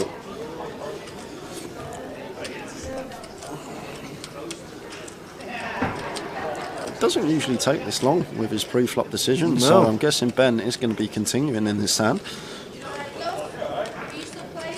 I was looking across at Nick McClellan. Yeah, I think once he was 3-bet to 350 with ace king. Yeah, he's trying to get maybe a little bit of a read in the situation, trying to feel where he's at, just staring Nick down, seeing if he can pick up on anything.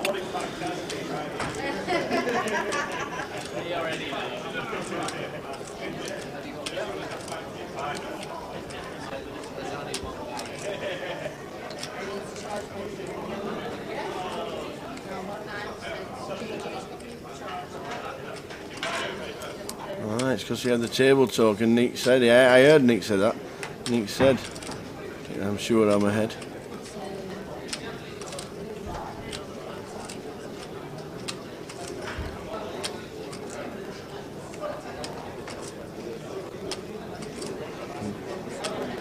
And Ben did say it's a bit early in the hand to be saying that.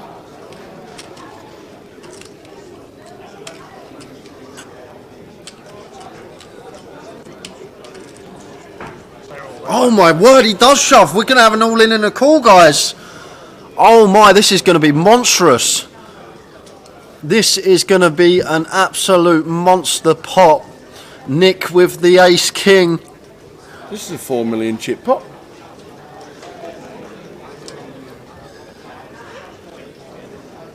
This is a 4 million chip pot with 10 million chips in play. Yeah, this is huge, tower. Nick will eventually call it. I can't see how he folds ace-king. And we are going to have a huge flip. Ace-king versus deuces. Whoa! He's got let them go. No way. He is tower. How is he folded? He's folded. No, he's folded the ace-king. 3-bets to 350,000 and lets it go. Nick. I know he was in a flip situation, but I guess like Ben can have ace-queen there. He's doing that with deuces. Oh my word. And like I think once Ben takes that long, he just never has aces or kings, right? Once he tanks for 3 minutes, he just never has aces or kings in that spot. So Wow. I don't see how we can possibly 3-bet fold ace king there. It's pretty absurd. Wow. But he's still in, still got his tournament life. But He has. it's pretty mental, Tower. Fair play to Ben finding the 4-bet rip. To be honest with you, Ben was staring him down. If he actually picked up on something there, that might have been why. He may have thought Nick looked uncomfortable there and may have got a read that he wasn't going to be calling this 4-bet rip off. And if that was the case, then he got it spot on. Nick not wanting to put his chips in with the big slick. But wow, so surprised to see that. Yeah, surely if we're going to fold to a 4-bet, should we not just flat the ace king? That's obviously the question to ask.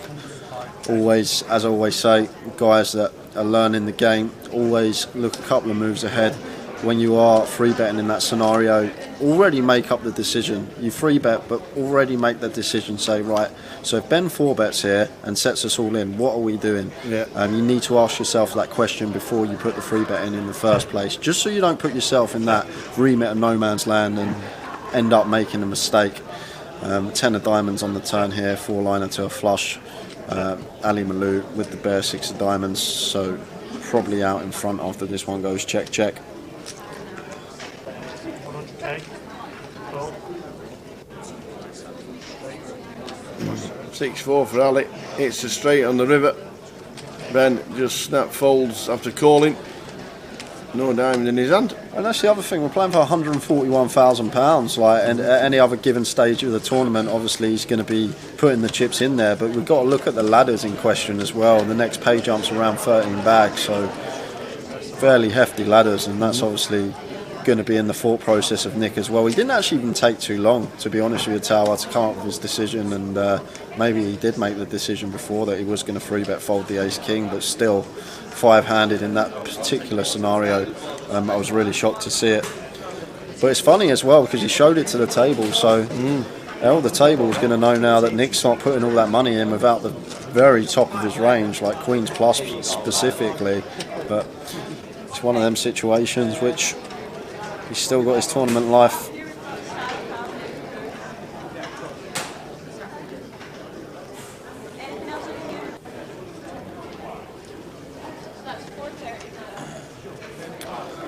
A nice little pot.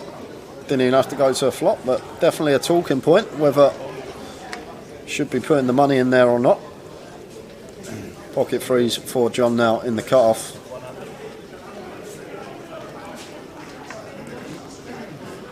Raises to 100. Keep asking you.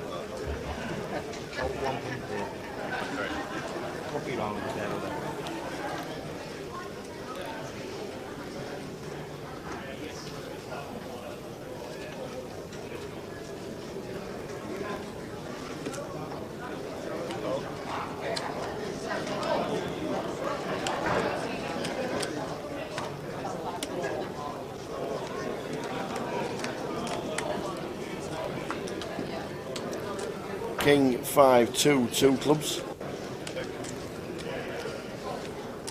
Trevor smashes this flop. Top pair.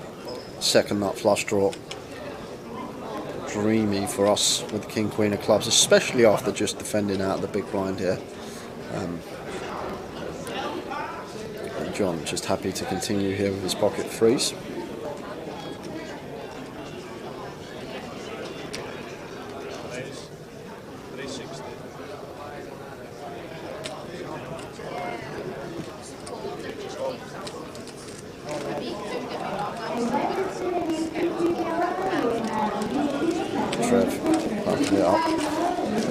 Take this one.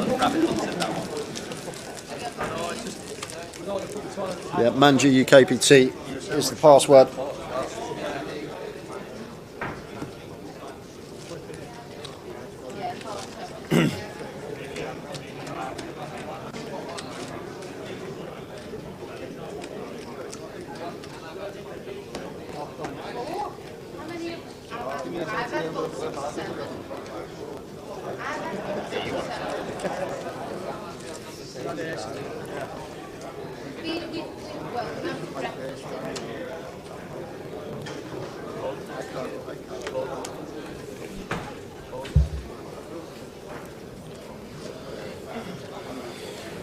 And do you know what? If Nick ends up finishing 5th now, Tower, he is probably going to regret that decision for a long, long time. He's still got healthy chips here now, though. But if he does finish 5th, even 4th place, potentially, he's going to be thinking about that hand.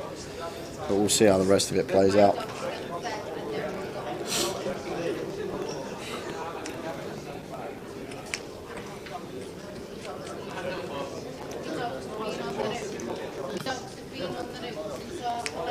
Eight, 6, 6, 5 on the turn, checked on the ace on the river.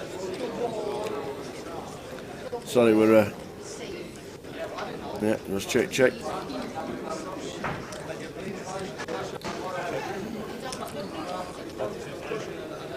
So Trev will get the check mark if it goes to showdown. And a bet of 125 and a call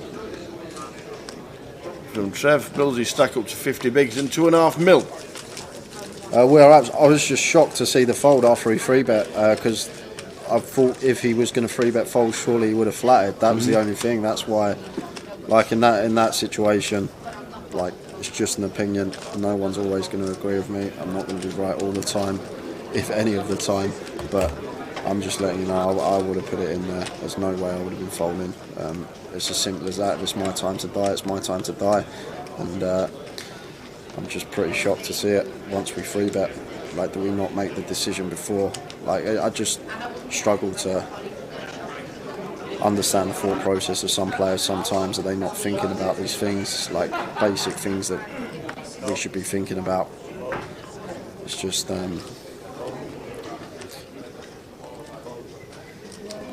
crazy fold from my perspective. Obviously I know the ladders are very significant, but the other thing we need to take into account as well, we've got the chance there to bust the best player at the final table with ace king. We've literally got a chance to knock Ben out. That's another factor to take into account, and obviously the future equity in that of taking the player with the biggest edge at the table out of the table is going to be a factor as well. I was just surprised to see it, that's all. Maybe absurd wasn't the right word, but in the moment, I get excited in these pots.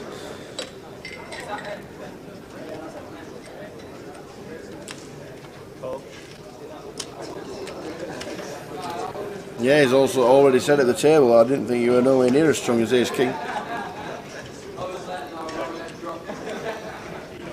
Dodged the bullet, Mr. Ben Jones. If he goes on to win it, that could have been a little turning point for him. Dave Doherty makes a point. No one is going to deal with Nick now, knowing that the money's affecting him this much. Crazy to show.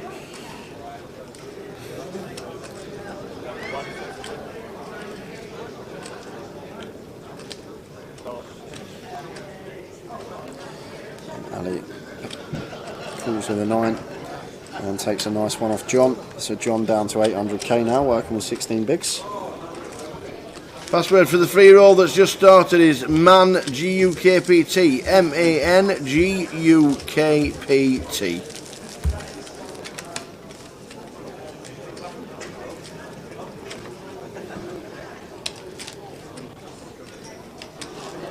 It's not the fact that we're always going to be flipping though as well, it's the fact that sometimes Ben's going to have like ace queen suited there. He might choose the rip ace queen in that spot, especially if he's ripping deuces. Ace queen's going to be in there as well, and you sit there by yourself, get a deck of cards, deal 5 hold'em hands out to just randomly to empty seats, turn the cards over and then wait till you get a spot where ace king is behind to a hand that's not flipping, like aces versus kings. You could be sat there for days and days 5-handed dealing them cards until you get a spot where you're going to be ace king up against aces or kings.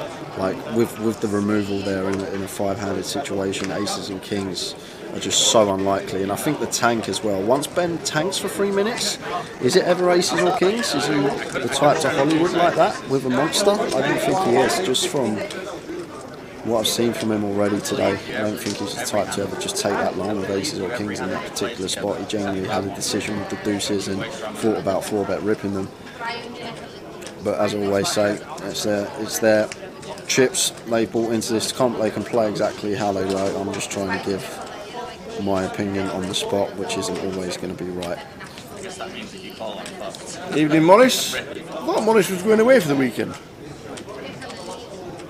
Stuck on YouTube, stuck it on. How you doing, Morris? Hope you're well, good evening. Yeah, ASI is ASI. And he'd be behind to any pair, but in this situation, we're just saying that it's probably a call.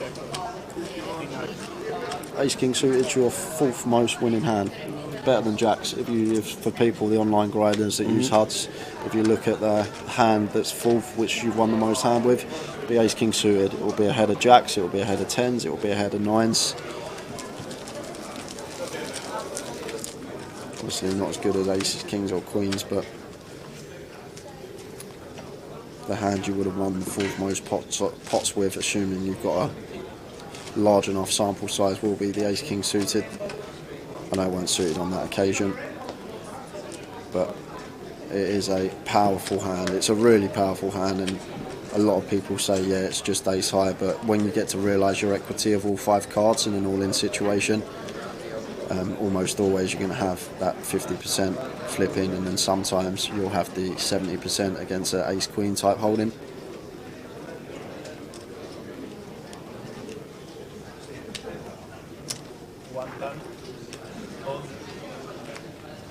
And yeah, Nick was second in chips, chip leader at the time. He was only 100k behind Ali Malou, wasn't he? He was only 100k behind Ali Malou. He would have still had 1 million chips left. It weren't even for his tournament life. He could have called their tower and still had 20 big blinds. That's another factor. Still would have had 20 bigs if he lost that hand, which is still heaps in this tournament on this structure. Hey, do you mind? Okay, thank you.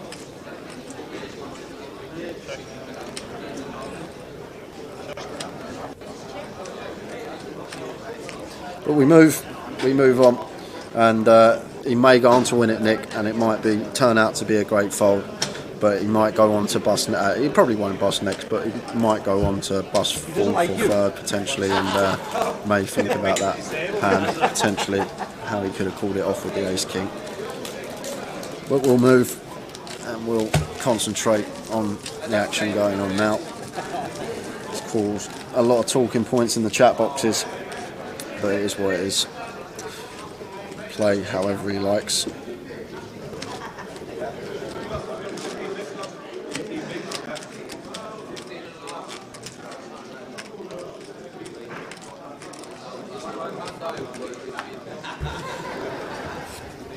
Top ball, yes. I would.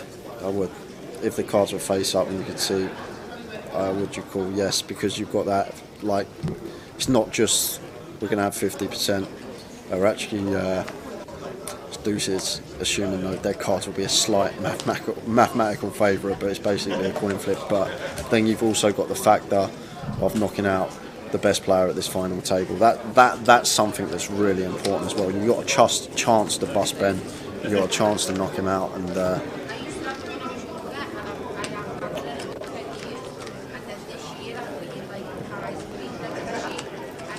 King 7-2. Top pair for Ben. Bottom pair for Trev and Ali. That's 3rd pair to the board.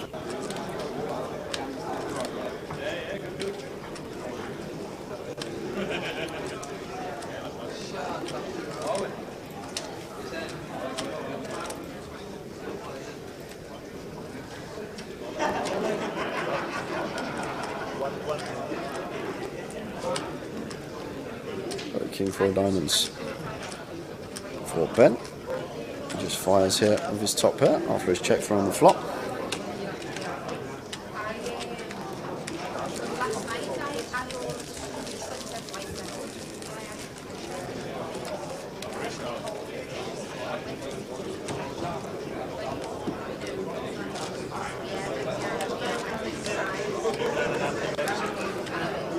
I certainly would not. We are apps, even if I could see Ben had aces, I'd still be saying the exact same thing as I always do on stream. I try and take the whole cards out of it. I'd literally still be saying the same thing. Even if Ben had aces, I'd be like, okay, yeah, it's a good fold in the short term, but I don't know why we're 3-betting to fold. I'd have the exact same opinion on the spot. It's one of them. JDDT says, Tower, do you know if they're running weekly tournaments at the Reading Grosvenor? Nothing comes up on the app. At this moment in time, there are no tournaments in Reading. Most of the tournaments and most of the apps are up to date. So unfortunately, at this moment in time, Reading and Grosvenor are not doing weekly tournaments. And Morris says it is in Newcastle and he bust out the deep stack. And he should have played the seniors. Yeah, the seniors had 100 runners. 1-0-0. 100 runners. So we've got Nick here firing for 120 in the big blind, choosing to donk here into John. And John just moves all in.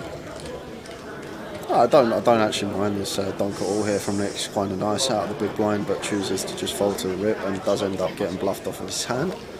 But like the idea, potential donk on that board. We're going to have all the straights and 2 pairs in the big. Didn't fancy it once Josh set him in. Quickly show you the payouts. There they are. There they are. James Rand in 9th, Alex Montgomery in 8th. Nice touch that. Gilbert Black in 7th, Anthony Gardner in 6th. We're down to 5. There are the payouts, Charlie. Hope you're well, young man. Good to see you at the tables this week. On the feature table twice. Not bad, and not dealing. Yeah, this moment in time, JDDT, there are no events in Reading or in Coventry on a weekly basis. Hope they all return very soon. Check out when there's deep stacks and 25-25s and G400s. There's quite a few in Coventry, to be fair. It's one of their favourite stops for the NPL, the National Poker League points.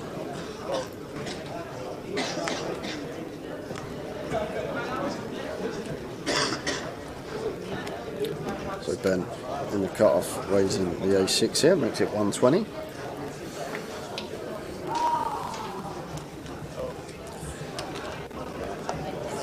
Nick makes the call in the small blind and John comes along in the big with an unknown holding. Nick happy to peel the Queen 10 here. Can you imagine Jack in the comms for these folds? Yeah, no, I'm glad Jack's in America is not joining us today in the commentary booth, because I think he would have left a long time ago. 8 of diamonds on the turn. Love Ben's decision to check this one behind, multi-way situation, potentially try and induce something on turns from either Nick or John. We can then just happily call in position if we are met with a lead.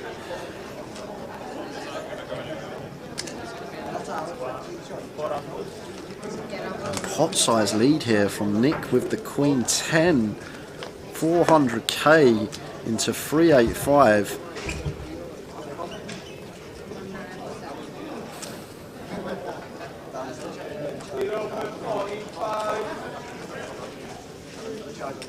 And obviously Ben calling, this is why we check back flop, but just sizing here from Nick. I'll just keep my mouth shut this time.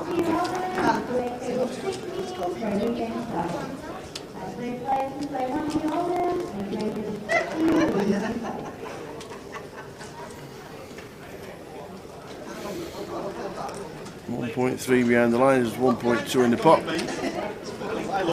That's about 300. 400 it is. This will just be a call. And it is ace 6 for Ben. And the play up that could have potentially been busted is now up to 3 million. And Nick now sub $1 million chips. Yeah. But it called all have changed earlier on, didn't it, with the Kings from Tim? Dave, I'm not even. I'm upsetting too many people. I'm just keeping it stum. I'm not even gonna comment.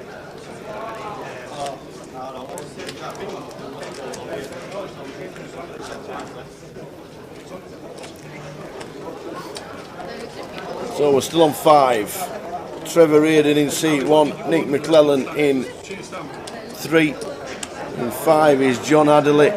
Ali Malou in 6. He's now eating a sandwich. He's had the crisps, he's now got the sandwich. And Ben Jones in 9.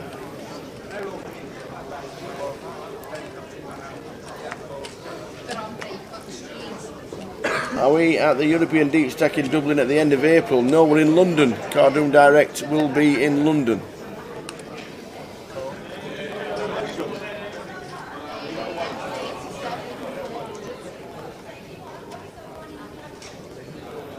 Evening, Keith. Not seen Keith Singleton. I thought he might have played the seniors today. Not seen Keith. Hope you're well, Keith. The password is MANGUKPT. MANGUKPT.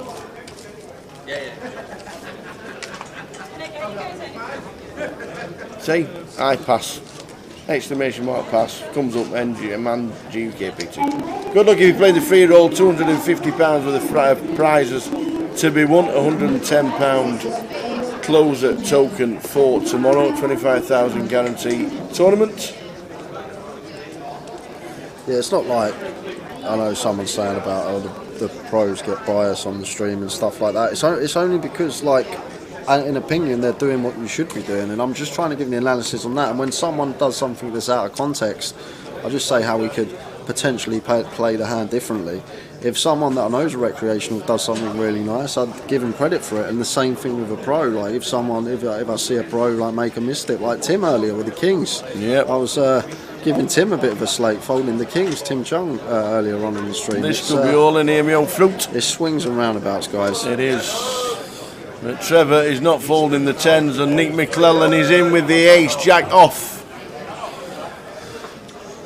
If we don't hit, Nick will take away £23,850. If he does, he gets a nice double up and back in the game.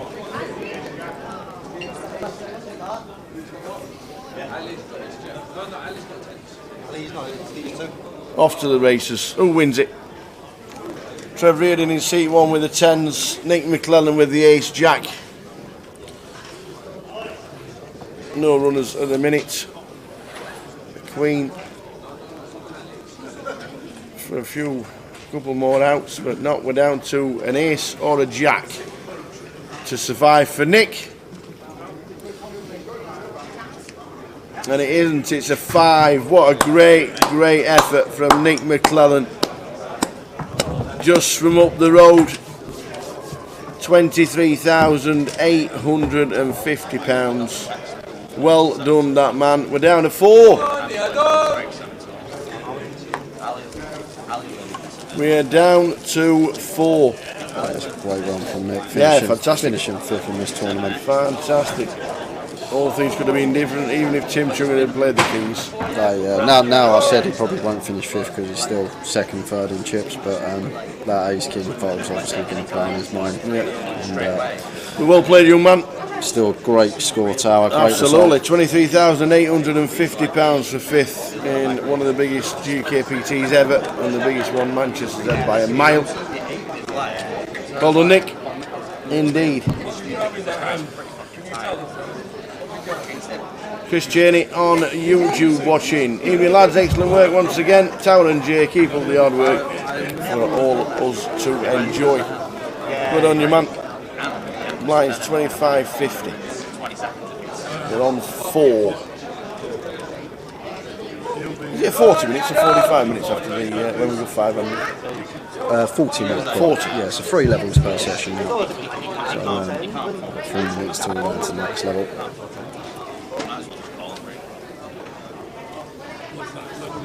They had 100 running the seniors. 100 runners. Great turnout in the seniors. And there was a plenty turnout for the bounty, and it was there was a big contest on table 14 because Emily Clancy, who came to me and she said she'd already got 6. She had 11 bounties. Andy Hills had got 13 on the same table. Yeah. Yes. Oh no, not 13. No, half that. He got 13. He got 14. 10, 20, 18, I think. I'm just trying to, because obviously you get 50, don't you? So you get 2 chips for a bust out, and Andy Hills had 18 50s in front of him, 25. So Andy Hills had got 9 bounties and Emily had got 8. That's how it worked. So well done in the bounties, those two. And they're down to 25 out of the 105 that played the bounty. And they're on the final 19 of the seniors where 100 played. Cheers, Mod Up. Much appreciated, mate. I'm not trying to upset anyone. I'm just trying to give me analysis on the spot, any given spot. It doesn't mean have anything to do with the person playing the hand. I'm just trying to give you guys different outlook on how we could potentially play it, and I just think everyone gets the same treatment. And if someone plays well, I say they play well. Well, in my opinion, if I think someone plays well, I say they play well. And then in my opinion, I think they've made maybe a little bit of a misstep, I also mention that, whether they be a seasoned regular or whether they be a recreational playing the tournament for the first time. I just try and break down any given spot at any given time, and we've got them all in the crew here. John's going to get a big chance of doubling up. Is John Adderley is down to 730,000 with the blinds at 25.50, so 14 bigs. John's just shouted to the rail, there'll be a big cheer if he doubles.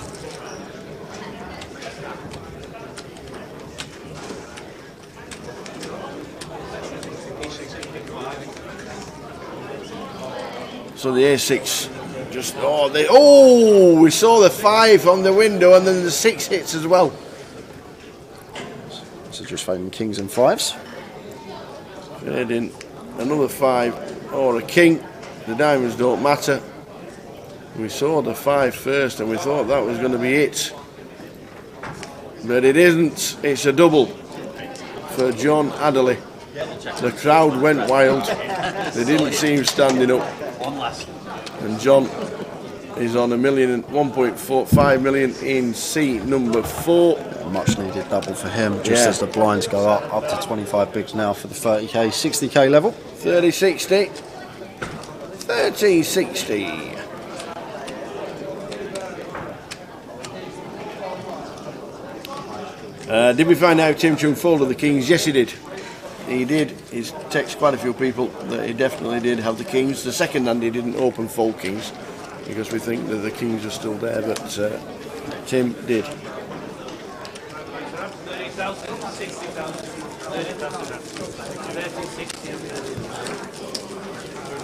So much love from the chat box. Thanks everyone. Cheers guys. Appreciate it a lot.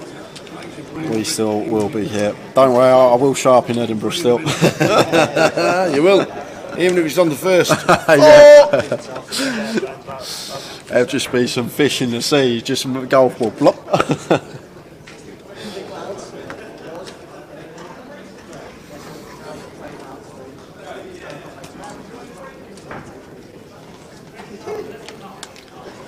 My man Malou still bossing the table, says Morris. Indeedy. He's playing well. They all are. Ben Jones, not seen him for a while, turns up final tables, the GUKPT. Big TR, plays a lot more cash than most. Final table.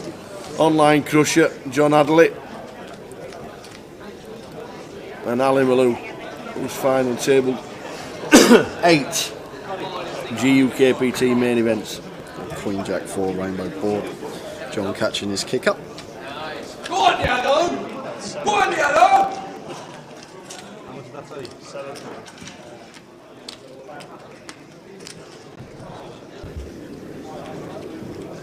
And Ali fires here for 70, once checked to, and John happy to call after catching a pair. So Ali just taking a stab here. Simply blind on blind. We're going to get a lot of folds with one stab. Going to be a lot more hands that miss the board then connect with it, but do get some resistance from John, and probably a card here that Ali's not going to bluff on here. John could plausibly check call some weak kings, some weak queens on this flop. It looks like John might even be thinking about moving potentially, but checks it over to Ali, and Ali checks behind and says you win.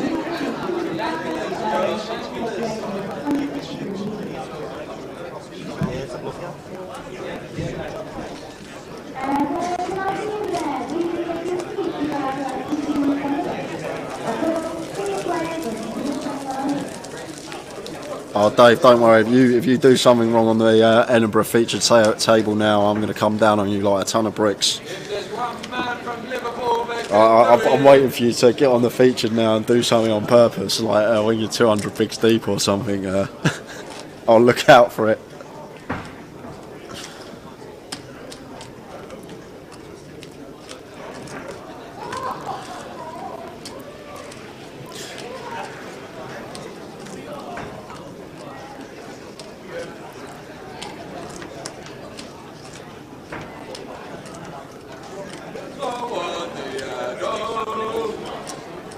Trev here has an ace, four-handed.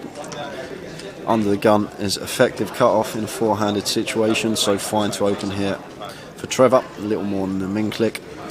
Try and just get the steal through here with the ace-6 off potentially, but Ben going to show some resistance in the big blind, defending the pocket freeze.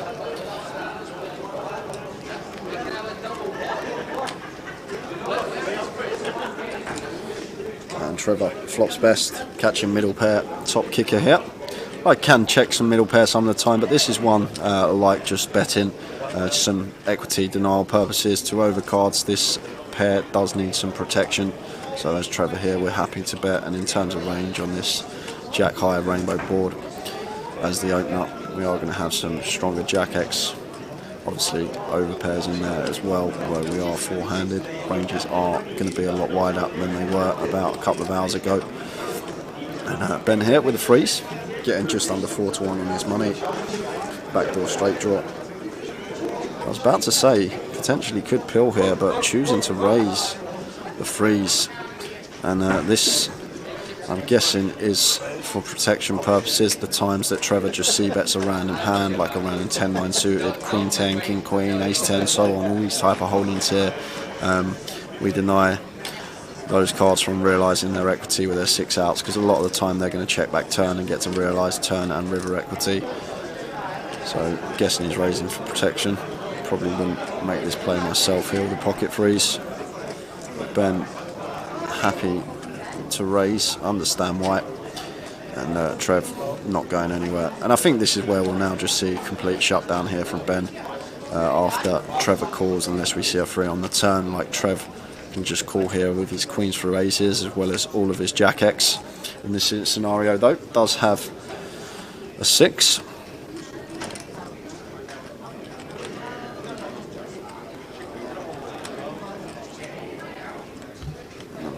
Pretty sure we're going to see Ben check now after his check raise on the flop's been called.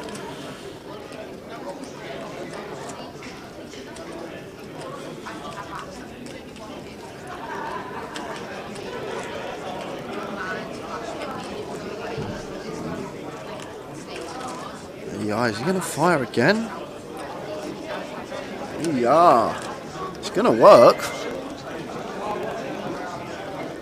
What's he trying to achieve here? Just fold out some 6x and 7s through 10s? Like, Trev's never folding a jack here to a second barrel. Never ever is Trev folding a jack or an overpair here. Like, jack or better, Trev's going to be continuing with. And I'm not sure about this from Ben. I'm not sure if I like this on the turn. I'm not the biggest fan of this. It looks like he's happy to fire for half pot with the freeze, and obviously potentially turning him into a bluff, but we know from what we've seen Trevor would not be folding a jack or better here ever, so basically target some 6x and some 7s through 10s, like, but then against all the Jack X plus we're just going to get continues from Trev, unless Ben is lining up the 3 barrel. If Ben's lining up a 3 barrel here, then I understand, but I'm guessing he has to go for it on the river when Trev continues to target all those 1 pair holdings. The Jack X, the overpairs, really put those to the test. What's Ben representing here out of the big blind? He can have some Jack 6, Jack deuce suited, as well as 6 deuce suited. That's going to be in there, and then sets of 2s and 6s. Although from Trevor's point of view, 6 is very unlikely because of our hand, but it does work on this occasion. Dave says, yeah, I like it if he empties the clip. Yeah, it makes sense. It must have been lining up a 3 barrel. I don't think it's going to be good to fire a turn there if we're not going to be going for the 3 barrel in that situation. So we'll never know if he was planning on unloading it. 60.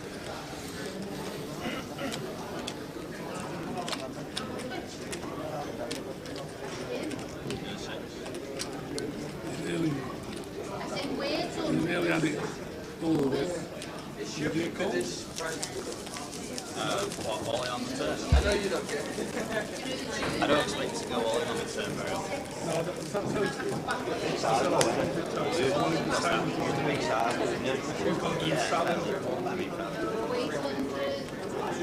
There you go. Hastings and Shore. 35% maybe. Yeah. It was like 370 each plus 340. It's like 7. It's like 840. It's 60%. Yeah. Right, John? Good. 20. Raised to 120k. Hold. Hold. One time, trying to top me range. No one defends.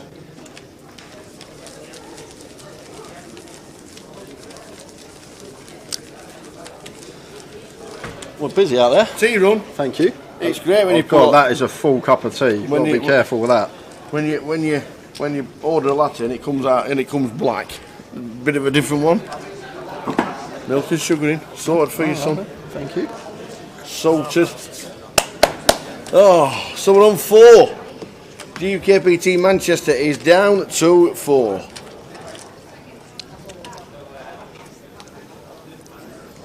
None of these gentlemen mind if you want to pay for that. Sorry? None of these gentlemen mind if you want to pay for that. Check some of the clubs for Ali Maloot.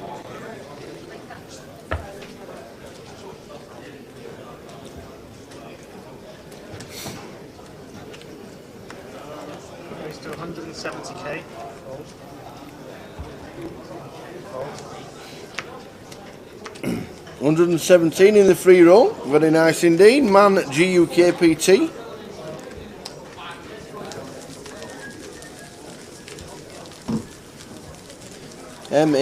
MANGUKPT.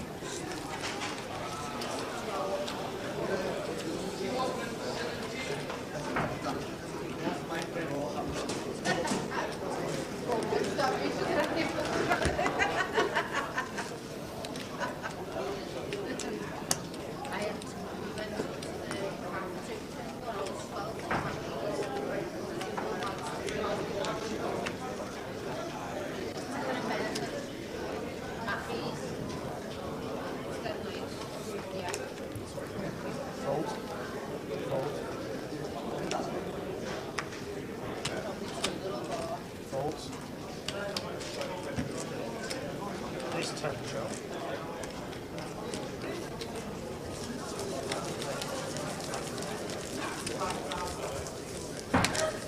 Ali Maloot, 3.5 mil.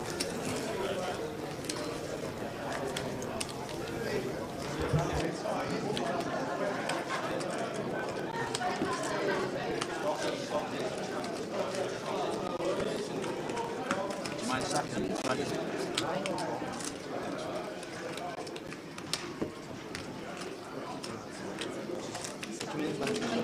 Just like, yeah.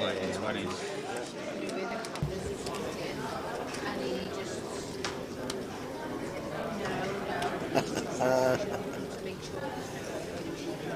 Password is man GUKPT, MANGUKPT, as in like Manchester GUKPT.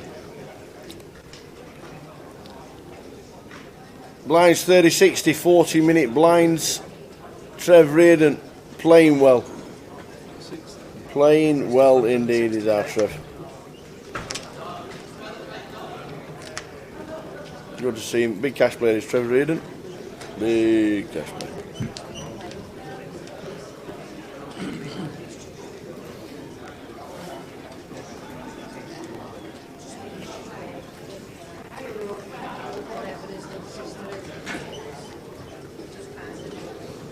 Hold.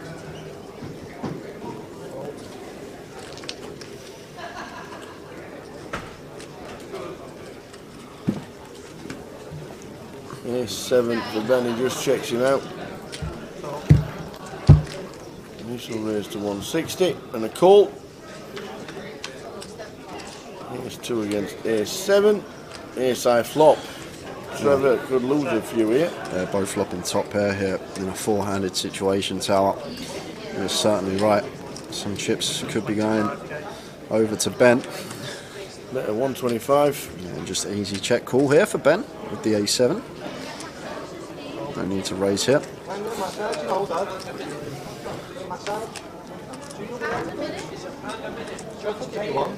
Gets a lovely turn card. Absolutely. Yes, the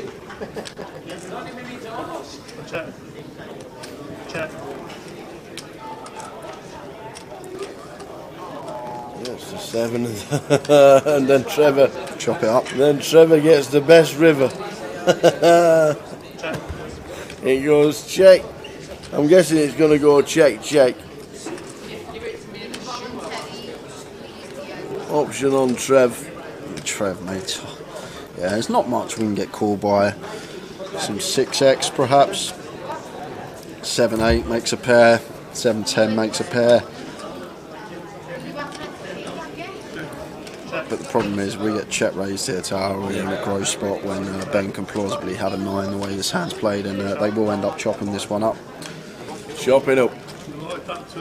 Ben hits 2 pair on the turn when they end up chopping it up. Last 4 prizes: 37,400, 59,000, 97,750, and £141,100. Hiya Dave. Dave watching on YouTube. 50 is the age of the seniors, 50 and above, and there were exactly 100 players.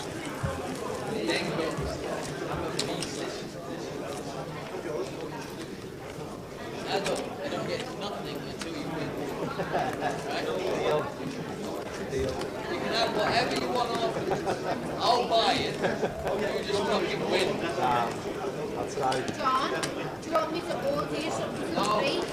Free roll password is MAN GUKPT. There's 20 minutes left to get in before late reg closes on that one.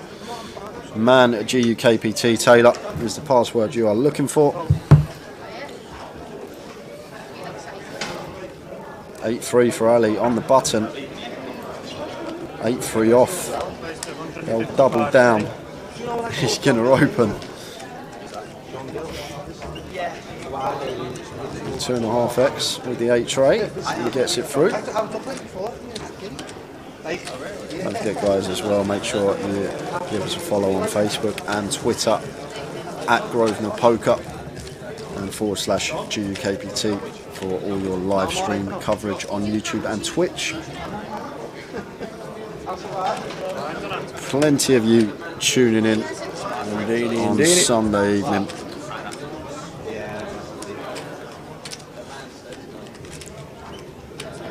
Matt Davenport says, go on Bizzle.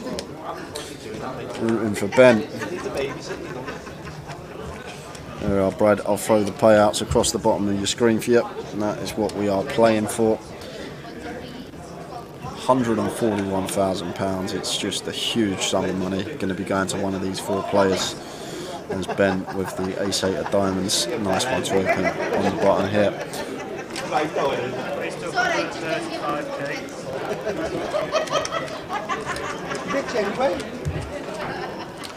Sticky 41, great stream again, guys. Only had luck with missing the shed to watch you. Awesome. Awesome. We're down to the final 4. Blinds at 60,000.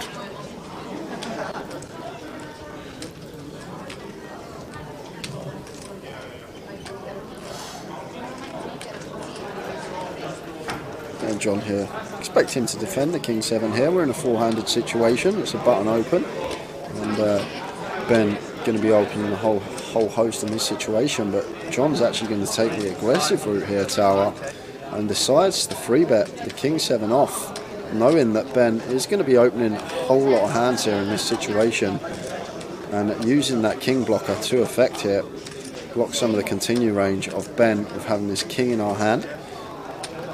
And Ben in a bit of a spot here, Tower, with the ace-8 of diamonds. I'm not too sure how we're meant to proceed in this situation here. Like I say, I think Ben wants to try and keep the variance as low as possible. I say that actually, but he did rip the deuces about 45 minutes ago. He did. But doubt he's ever going to peel and leave less than 1 SPR behind effective because of John's stack size. So looks like he is just going to pass this one. Does choose to let it go. Well played there from John. He's literally got every single one of them 3-bet bluffs through today. Every time he's picked his spot. Picks his spots nicely. Playing well. Playing well. Yeah, like 500.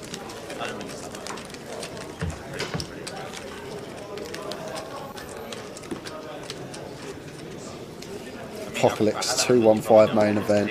And some idiot calls a raise and 3-bet with 6 deuce. Hits 6-6 deuce flop and takes out 3 players.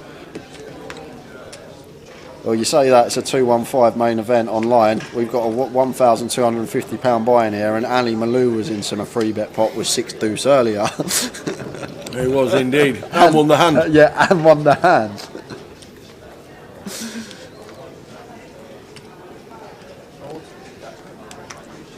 Hi Craig, the 3-3 hand, check raised the flop Ben and then double barreled the turn after picking up a gut shot and got Trevor to fold the best hand. Guessing he was lining up the 3 barrel. Otherwise I wouldn't have been a fan of the turn bet if we weren't shoving river on most rivers. Check. Check. Yep, Lord Ali Malou. Who else would it be, Brad, in a 3-bet pot with a 6 deuce? Check. And speaking of Ali Malou, I was about to say, surely we've got to fire this turn after picking up and up and down and just sitting here with 4 high. But pings it on the end anyway, makes the 6 high straight. And John actually has a hand here where I'm probably going to value bet. Oh no, he's going to get in a spot now. Okay. Fires.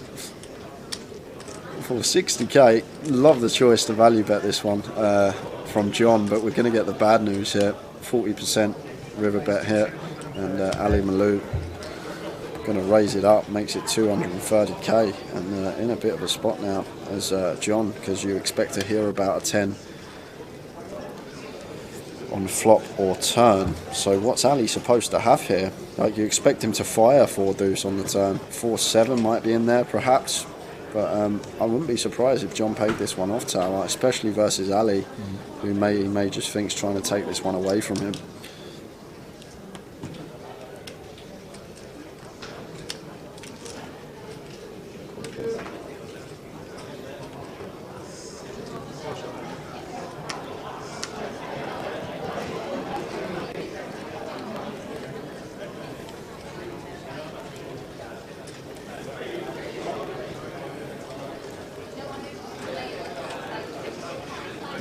Really, it's like hard unless Ali's got like 10-5 or 10-3 tower, like 10-5, 10-3. May even check other 10s twice, but there's the call. There is the call, and he's going to get the bad news. Ali rivered the straight with the 4 deuce. Ali Malou up to 3.8 mil. 4 players left. GKPT Manchester, 526 runners.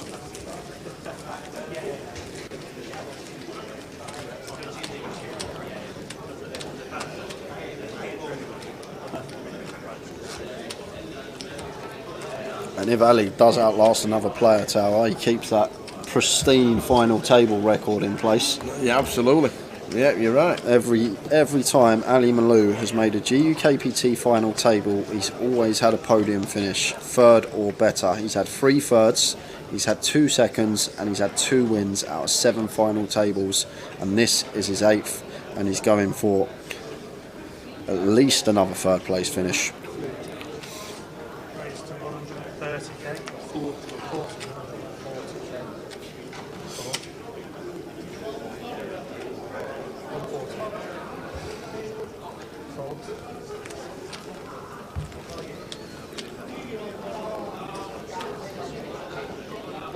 King Jack of Hearts for Trevor.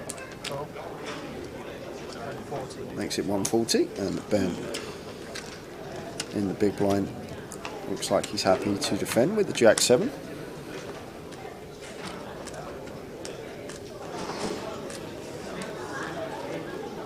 Check.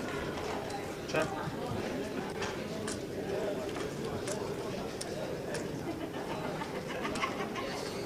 Five clubs on the turn.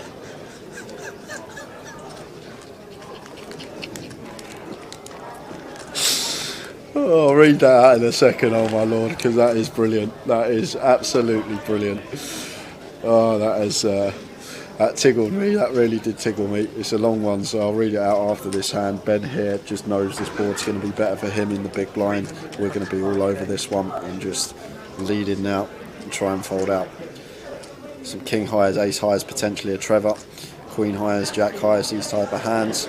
But Trevor has a hand that is going to be calling. And calls with the king jack of hearts. And the river. You got the 9 of spades or 9 of diamonds?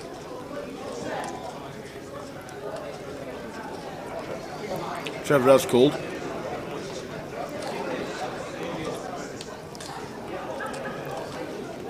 Click the button. I think it's the 9 of spades. No idea, Tower. There we go, 9 of spades. Good eyesight. So Ben now, obviously removal to 7-8, and could potentially be firing again. And this is why this man's favourite. He just finds these good spots, and he knows once Trevor checks back this flop here, a lot of the time Trevor's just going to be weighted towards like ace high, king high type holdings, and then he calls turn and firing another bullet here to get a hand like Trevor has to fold. Really nice pick up there from Ben, and now I think that puts him in the chip league with 3 point. Oh no, Ali Malou's got 3.8, 3.6 million for Ben. So, oh my lord says, love how people say online is rigged. I can just imagine the multi-million pound poker sites thinking, guys, we have made millions in rake and entry fees. Our business model is flawless as we always have a guaranteed margin. Then one of the guys says, I know, boss, but why don't we jeopardise all of that and upset Kev in the $10 rebuy by making the board come runner perfect to give the other guy more in? Oh, that is so true, though. It is so true. People just don't understand online that you see so many more hands. So naturally, you're going to see more bad beats. You're going to see more setups. You're going to see more callers. It's just maths at the end of the day. The more hands you play, the more likely you're going to see stuff like that. And because online, especially if you're multi-tabling, you can play tenfold the hands that you play in a live situation. So that's all it's down to. And I know. And variance is a beast. Sometimes you will go on that run where it just seems like everything's against you and everything just keeps going wrong. You keep getting 3 out on the river every single time, but it will happen. It will happen. Sometimes you'll go through a patch and run bad and you'll think, I can never run this bad again. But trust me, there will be a time when you'll run worse than that previous time. It's poker. And variance is a beast, and it's not to be messed with. The inside flop for Trev. Takes a stranglehold on the next hand.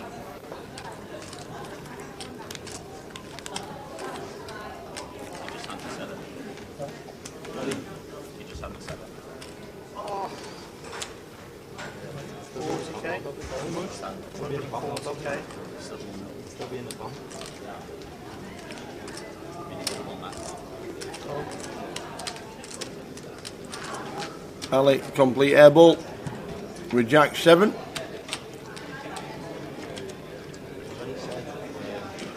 Check. He said that's right. Very quickly. Not even cold yet. He was stage was on Twitch. It's like, I don't know, like, I really don't believe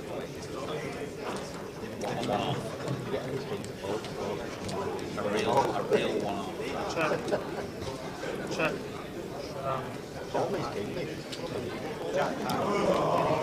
Yeah, it's really not. It's you've got to get out of that mindset as well that the site's against you, because that's never the case. And the thing is, a lot of the players that usually say that online's not foolproof are usually the players that have a graph that looks like my Excel spreadsheet for Towers Trevor over the years. Nosedive. Not one peak yet in that graph, Tower. Not one peak. It's just a downward slope.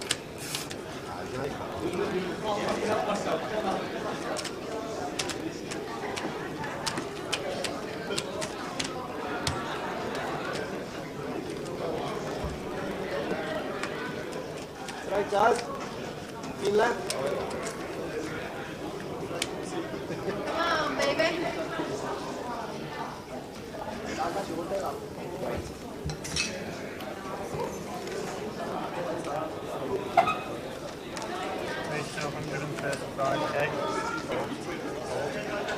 Yeah, Towers treble might win by 2029. Ali Malou, ace 9 suited, raises to 135 under the gun. And John here in the big blind, already seen one light free bet for him, and might even be thinking about potentially ripping this one. We saw him earlier on the final table have 2 rips, one for like 25 bigs and one for 30 with similar hand to this. So that's probably what's going through John's head here now, how to proceed with the King Queen. Both options available to us.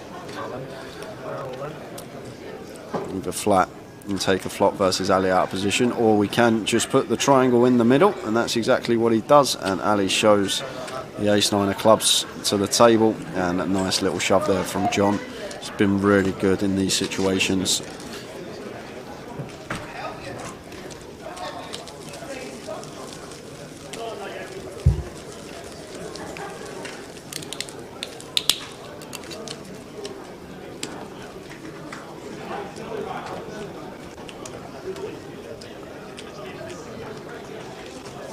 And the other thing, guys, you always remember the ones that you lose. You never remember the ones that you win. You don't remember the ones where you got there on the river and you pinged that 2 out, and then like you might be in a comp and 2 hours ago you ping a 1 out on the river to survive, and then you get it in 2 hours later on down the line in the comp, ace king versus jack, ace jack, and it just comes a jack on your river and you're like, oh, this isn't right. But you forget the ones, like selective memory with poker players a lot of the time. It's you remember the ones where you got unlucky, but you don't remember the ones where you got lucky. Cool.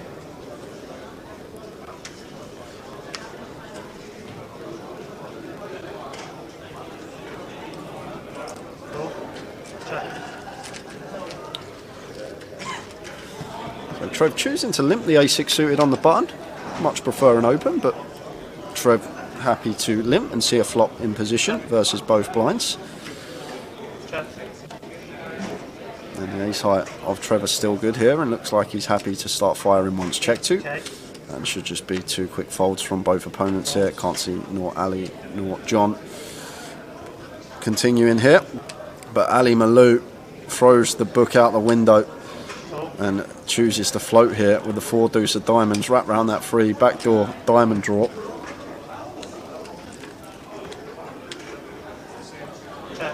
Ten of clubs on the turn.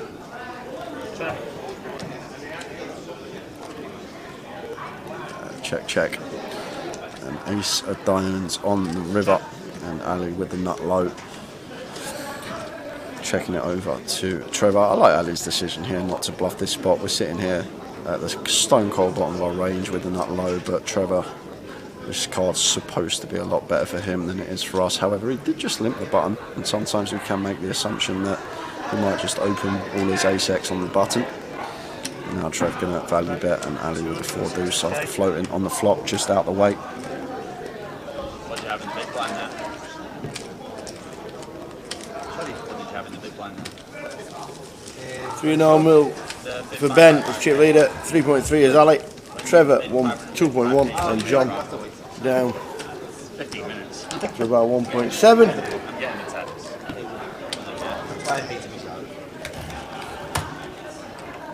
You thought it was too big? Yeah.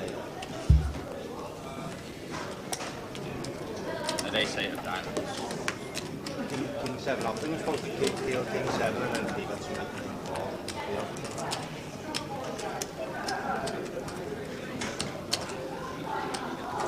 This is what he spoke last week. What's that? This is what he spoke last week. The lighting saying I had the one. Yeah.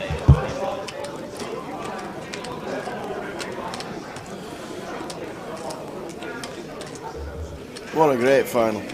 What a great day. MANGUKPT, all lowercase, for the free roll password for the next, what, 5 minutes or so? 3 minutes, 3 minutes. You've literally got 2 and a bit minutes to get yourself into the free roll.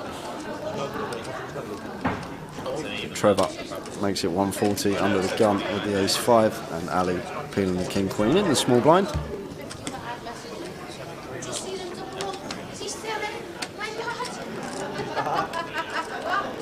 Jack 10-7 rainbow. Chris, everyone's watching you. Kate, all Kate's family's watching you. Mum and Dad. Yeah, Holly's watching you. All of us just... John's girlfriend's reading to him everybody who's watching the live stream one by one. It's like she's saying hellos and thank yous at a birthday party. Brilliant. Oh, that's brilliant. Everybody's watching John. Ali just rips it in with the 2 overs and is up and down. All Kate's family are on the ale and watching the live stream. Hiya, Kate's family. Love it. Viewers are incredible today, guys. Thank you to everyone that has tuned in at some point. It's been a good day. I've really enjoyed it. Thoroughly enjoyed this final table. One of my favourites. Yeah, one of my favourites in a long time. Because you've never seen Ben Jones before, have you? No. Because he's been missing for like 4 or 5 years. And like I say, when he's won 2 events, he's won a GUKPT before, went on his travels a little bit, decided to play online a lot, and has returned in Manchester, and he's down to the final 4.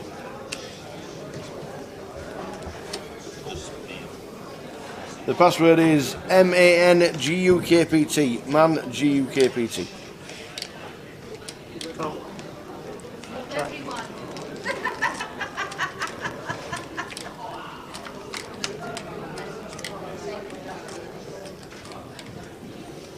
5-5-6 rainbow board.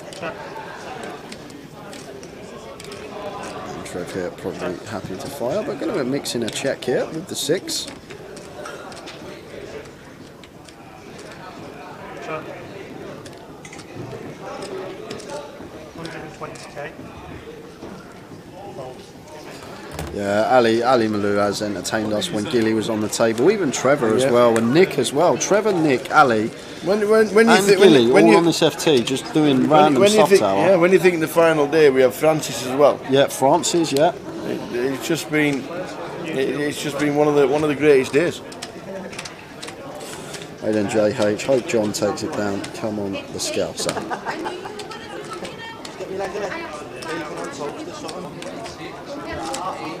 Man, like bacon on toast or something like that. Bacon on toast or something, no salad or anything like that. Yeah, just send me a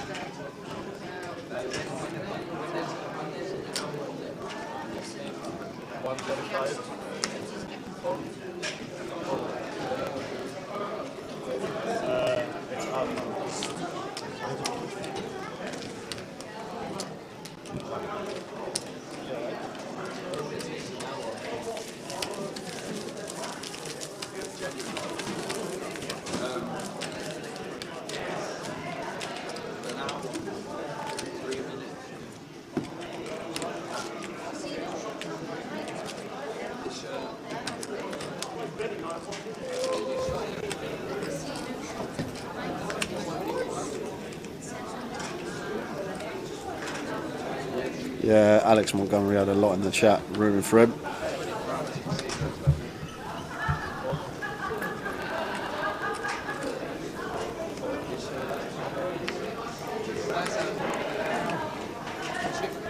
Cheers, Morris. Great watching poker, guys. When it's a bit boring, there's now really happening. You fill that space with good hand reading or light-hearted laugh. Keep up the work, lads. It's solid. Glad nice one, Morris. You are enjoying the coverage, Morris. Unlucky in the deep stack in Newcastle today.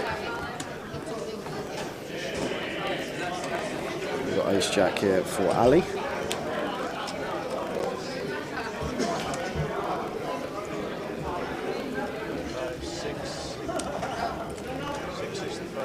And that's a lot of chips, Tower. That is chunks. It's just as raised to 665,000. Yeah, like it. 11x, just under.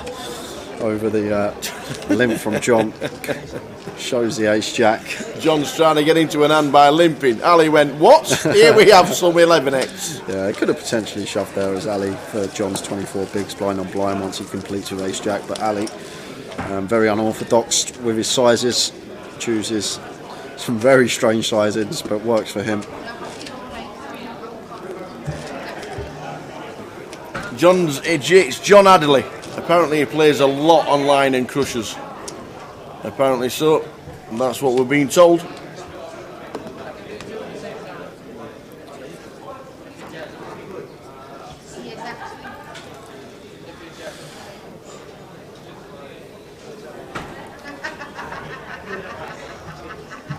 I have no idea to see for that. You're the online guy, not me.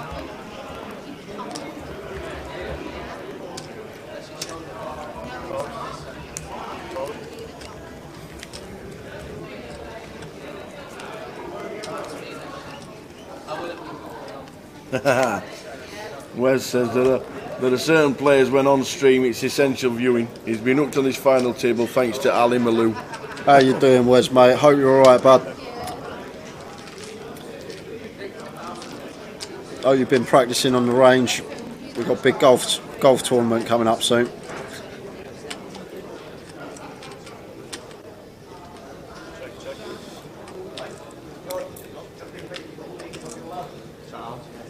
No salad, yeah?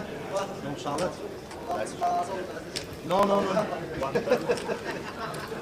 Yeah, like I say, it's one of the best final tables that we've had in a while.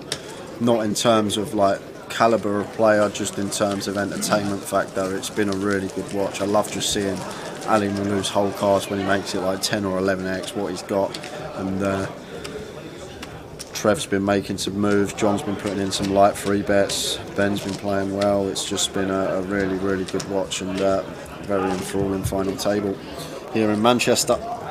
Probably got a good 3 hours left.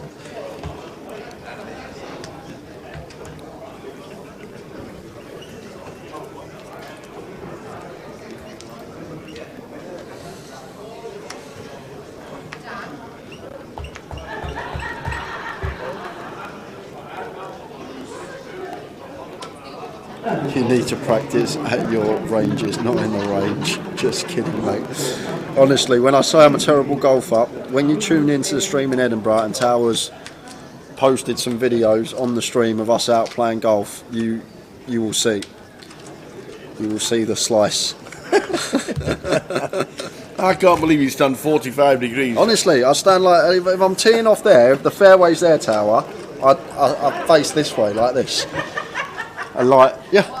Well, what's wrong with that? It works for me. The old 180-yard slice with the driver. The one push return on the GUKPT.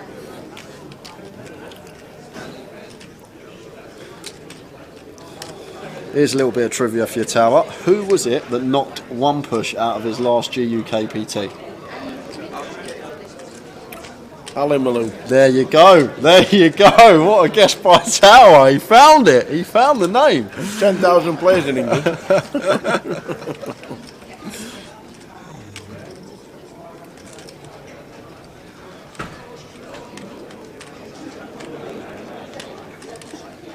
So Ali hits the straight. Trevor's down to 1.8 million. Just a small pot at the minute.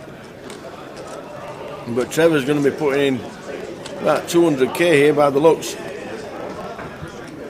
And Ali Malou has hit a straight and just calls. No raising from Ali. Well, they're going to chop it by the looks of that. I think there's a 7 there. And we're going to chop it up. Eddie was just getting over that. Wages Day says opening your stance will make you cut the ball even more. Which is true. Which is true.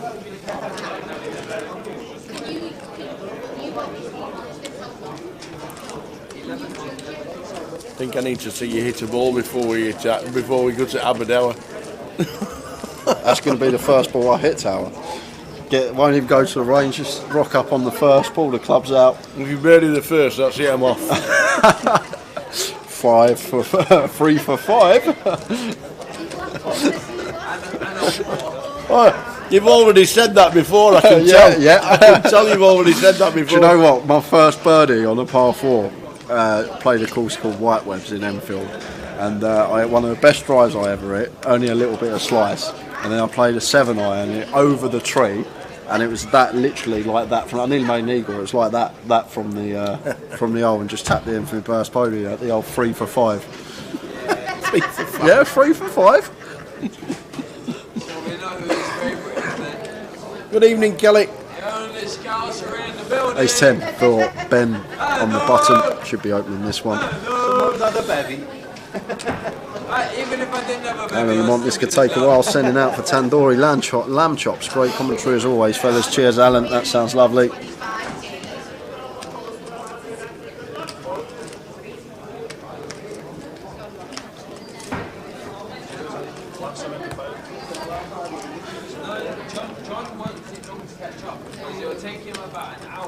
And John in the big, happy to defend the Queen 6 off. Indeedy. Yeah, we've got to sort a round out. That would be a right laugh. Tower and me versus you and Nicky Black. That would be some 4-ball. 9-8-5 is the flop. Gutter ball for John in C4. Ben's the overs.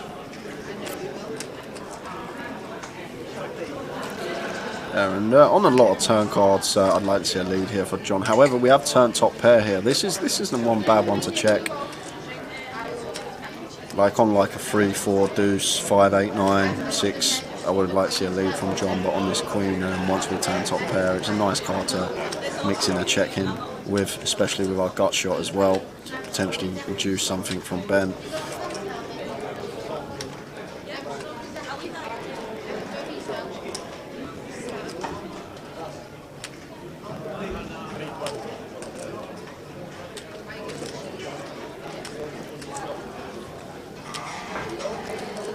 Ben firing for 320, and this is why we check the turn as John, so we can happily check call. Keep some of them bluffs in there for Ben.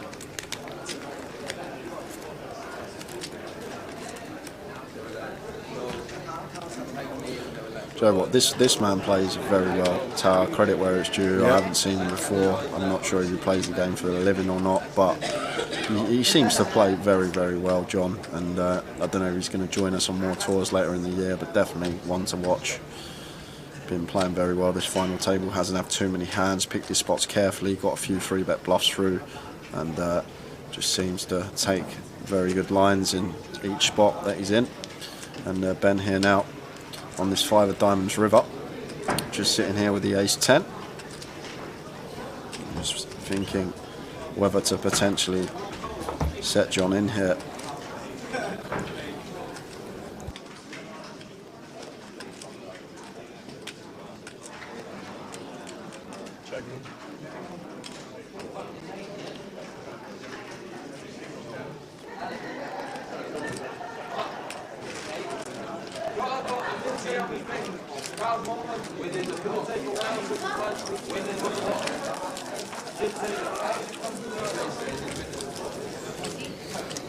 Opening hole at the Belfry on the short course, which is the Derby. You managed to hit a 2 on a par 4 against me. Ah, yes.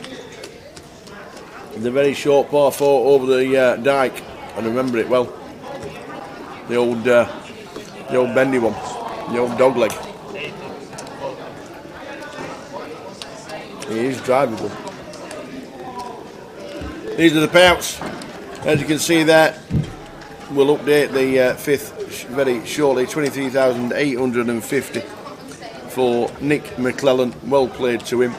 We're playing for 37,400 next out, and then 59,000 third, 97, and a bit of change, and 41. 141,000 for the champion.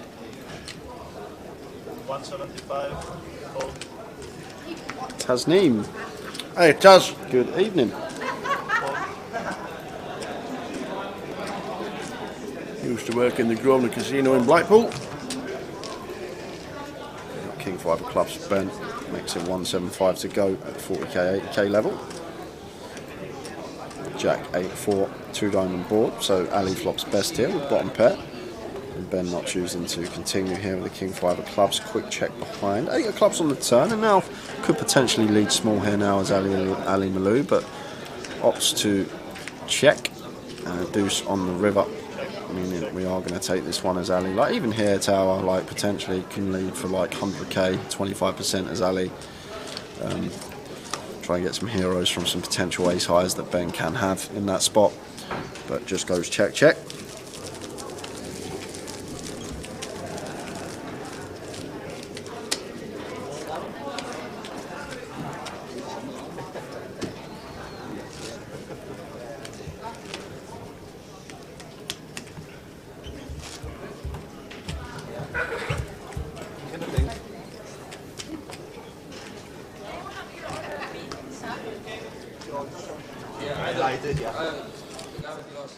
You like you don't want it.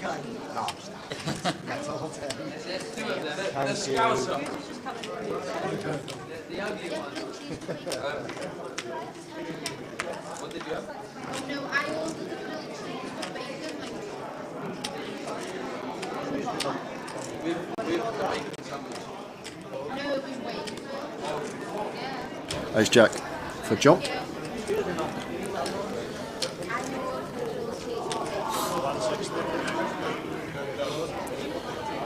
Makes it 160 on the button. And Ali Malou with the ace queen in the small blind here.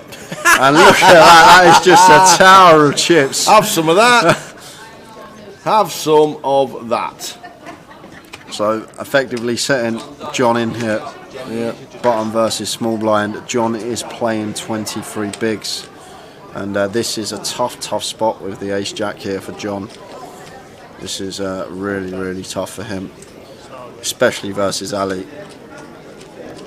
But last time Ali Malou done this, he rocked up with ace queen. There was an open and he put all them chips on top of each other and slid them in, and he had ace queen. And once more, he's got ace queen again in this situation. 3 bet to 2.5 million. So effectively setting John in here is Ali, and 4-handed here with the ace jack. As John, we're in a pretty grim spot, Tower. We're not loving our life. Like, does Ali ever have a hand that we dominate? Does he ever do this with an ace 10 or a suited ace? Or is it just always ace queen, ace king and pocket pairs?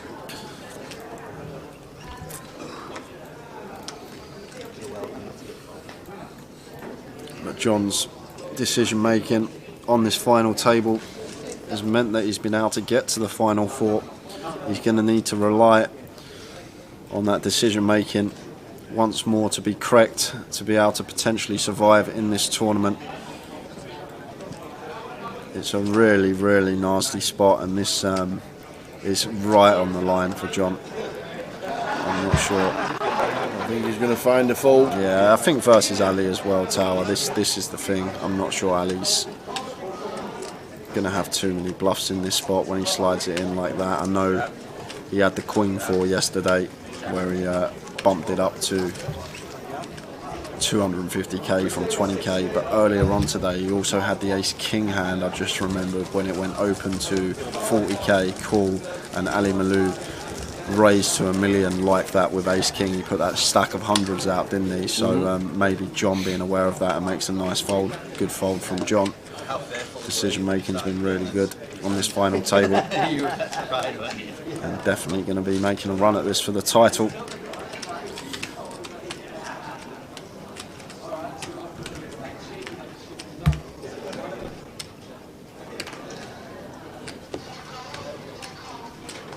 Small down 30 big. Effective.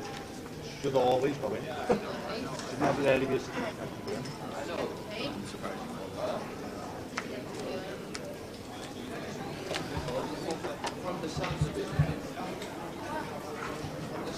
Jack 4 suited for Ali. Calls the 80k. Ben out of the way with the 10-4. Trevor in the big blind checking his option with the old whip. As you do. 10, ace, 8, 2 diamonds.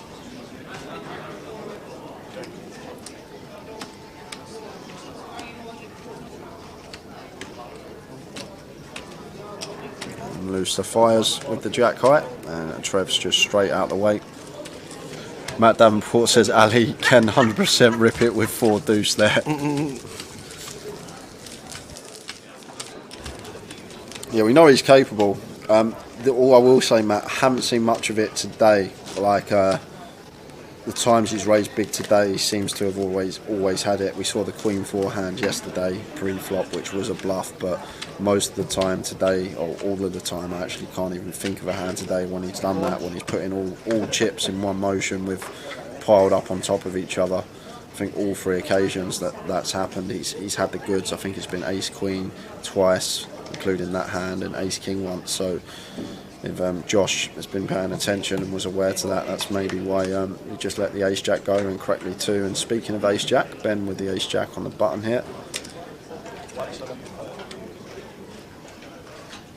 And raises to 175, and Trevor's got 10s here. So Ben going to be in the same sort of spot, slightly different, because does have Trevor covered here, and yeah, Trevor just shoves it in here for 22 big blinds, and it's the same scenario again. It's a gross spot for us here as Ben. It's really not nice with the ace jack, and it's like a repeat of what we just saw. Button open and small blind just lumps it in, and this is same sort of scenario, Tower. It's 23 big blinds. Yep. We've got ace jack versus the small blind shove. He makes the call. Does make the call, and it is going to be flipping versus Trevor, and this is a big flip here.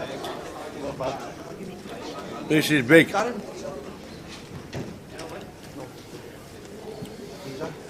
Will we see Ben taking out Trev? Flop. That is as clean as it gets for us. There's no runners for the ace jack now, so just fading ace or jack on turn and river. Clean. River card. River, the big one. It's the 4 it's of a double, spades. and it's a big double. It's a massive double, Tower. Big Trev, big double. Yeah, so Trev up to nearly 50 big blinds now. So probably close to the chip lead with Ali Malou, and that's going to leave Ben on sub 10 bigs, I believe, Tower. Yeah, 720 with the blinds at 80k. 9 big blinds for Ben Jones. Yep, I agree with you. David on YouTube says Ali Malou, a class act that's been on the circuit for years and hopefully will be for many more. Can't read him, and yes, he's a bit crazy, but that's what makes him the player he is. And if Ali outlasts one more bust out, he continues that record of a podium finish every single final table he's made on the GUKPT, which is just incredible. It is incredible. 7 final tables from Ali Malou. He's had 2 victories, 3 seconds, and 2 thirds. It's just really incredible. Every single time he's made a GUKPT final table, he has finished 3rd or better. Not bad.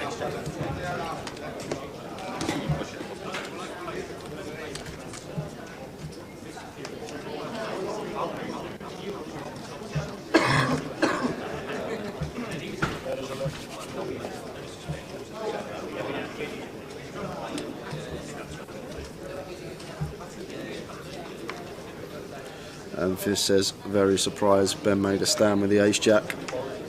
It's a similar spot that John had. It was pretty close, and Ben's all in here with the 6s for his final 9 bigs. And Ali says, I call with the king 9, so flipping once more. Ben sits there with the 6s, can't do anything else now but pray to the gods that the king 9 doesn't hit. Great to see Ben Jones back at the tables. Oh, straight in the window, the king. King 8-8. Yeah, so only a 6 now. No runners other than running 8s for a chop. So 6 is the requisite. Yeah. Turn and river to come. 10 doesn't change a We thing. need a Mickey Black, sharpish. Yeah.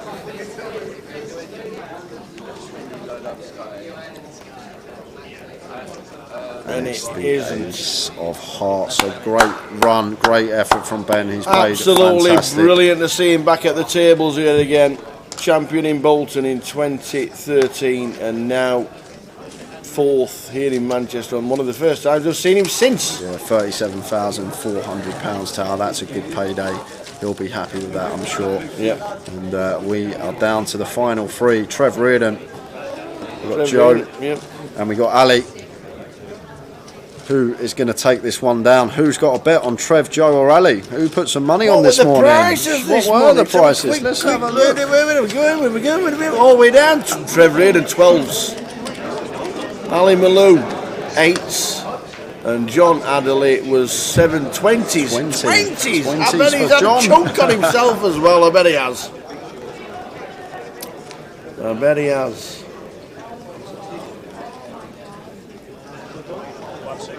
Ali Malou, amazing effort. 3rd again or more. 3rd again or better.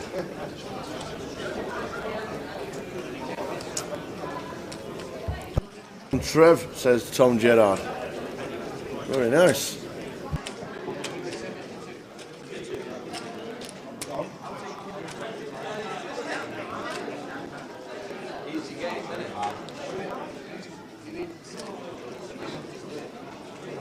We'll have to start going back through the books. I think it's Julian Thew.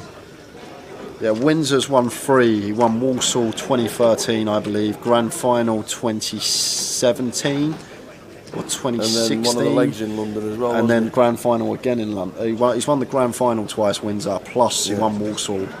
So I know he's got 3. I think Julian Thew's got 3 as well. So maybe tied at the top between those two. Oh, Tom Gerrard, Tommy G. When we had the horse at Goliath and it won. Oh yeah. Hey, won again as well. I think it was racing last year, wasn't it? It won again. We were on it. Yeah, Morris says he's had 50 squid on Ali. So he's got a little sweat on with the Malou stuff. Awesome. Trev here with a Jack 5, checking his option and flopping a straight flush draw with the Jack of clubs bear. Does turn a top pair to go with it. Going to have to call another bet here from Ali, but Ali chooses to check, so we check behind.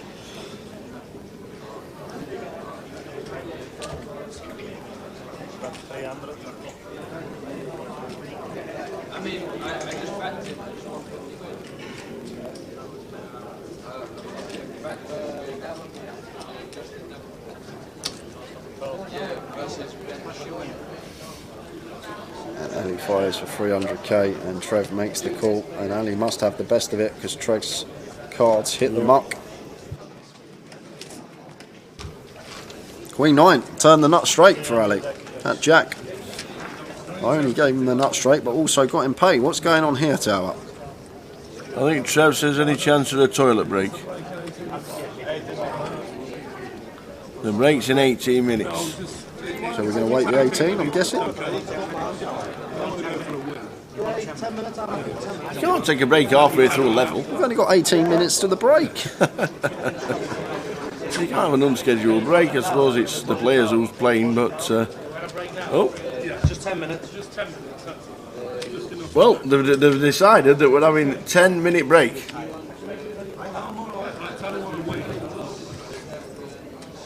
Thank you. They've decided they're having a 10-minute break.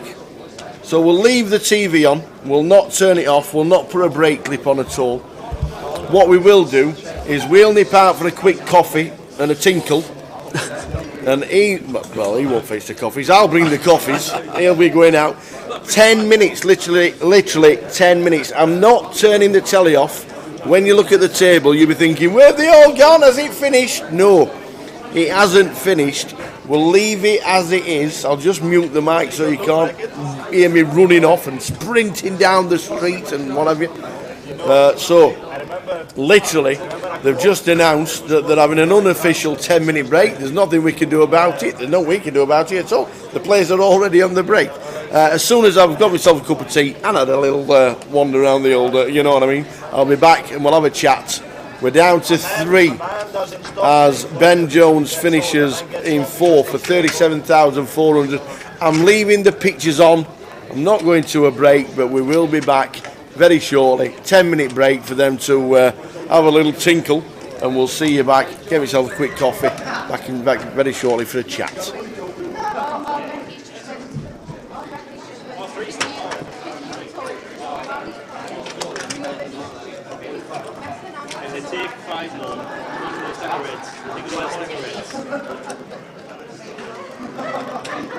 I don't thank you, I just won my bet.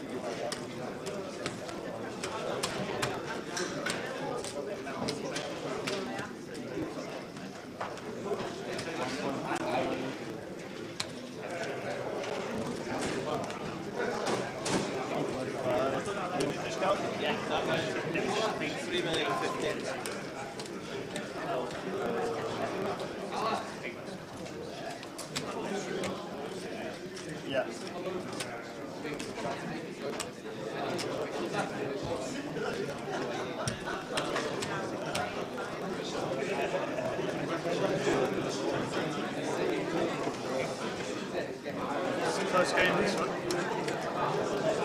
Yeah, it's been nice. Yeah, it's close. I don't mean the final table. 3-2. Okay. Oh, really?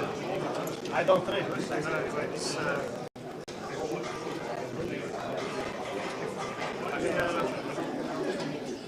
3-3. I've done 3. I don't know. That's the way it's 3 or 4. You got a good chance now. I've done 3 for sure. Yeah. He must have done 3 as well. It's a very even game. Well, it's all on television. I think there's a way to go to change there.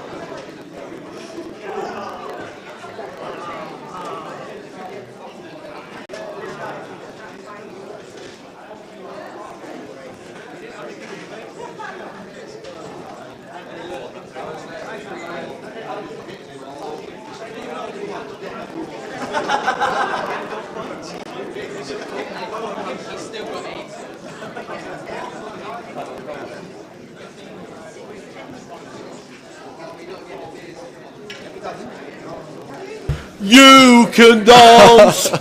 You can dance. You can dance. I don't know if you missed it this week.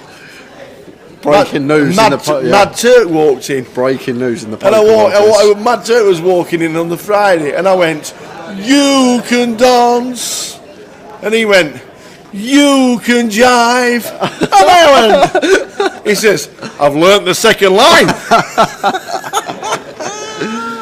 Nobody's won. There's chips at the table. They went out for a tinkle, and no deals talked about.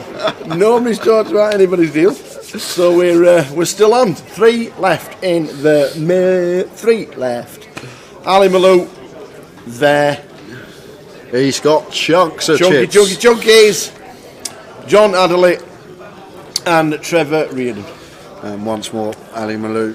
Another podium finish in a GUKPT. That's some record, Tower. To have that many final tables and your worst position being at 3rd place is something else. It sure is. It sure is. So we're on 3. We are on 3. Ali Malou, Big Trev, John Adderley, online. Phenomenon John Adderley, who's got all of Liverpool watching because his girlfriend or his wife was shouting everybody who's watching. Here, Kenny's watching, Peter's watching, John's watching, Tony's watching. And like, what? So you're reading out everybody who was watching online. Although it was fantastic.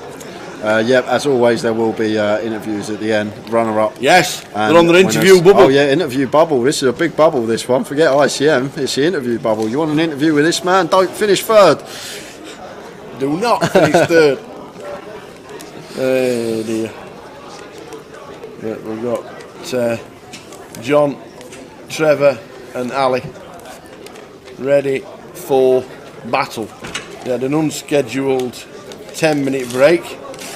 We're now sat patiently waiting for them. Where are they? Where are they? We want to know where they are.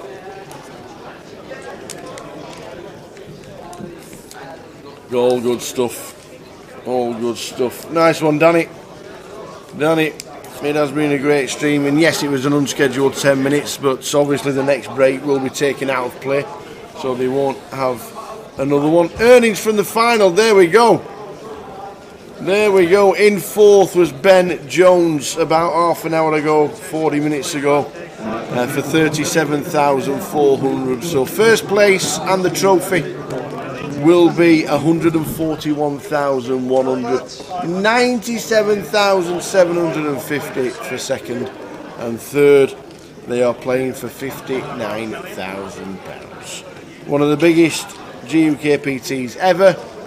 The biggest Manchester's ever seen, the biggest, just the biggest. It's been amazing, again. To answer your question, James Pollock says, what's all the earnings from the final tables Ali has been on? I've just added it all up. It's 204,000.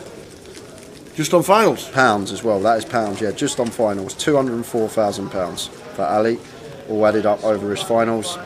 His worst cash was third for 17,070 on final tables.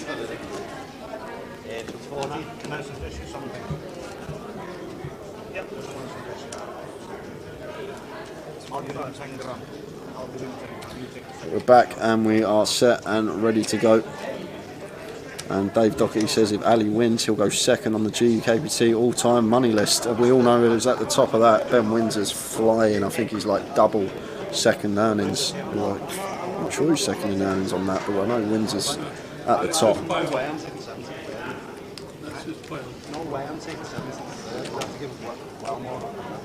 Karen says, I reckon John could come back and win it. Don't write John off. I actually would put my money on John still. Just how he's been playing, he seems not to put a foot wrong yet. And usually when you're in that zone and you're on your A game, you can just propel yourself to the win. And he is very short, John. Well, not very short, still plenty of chips, but short stack out of these three players. So free-handed, just about to commence.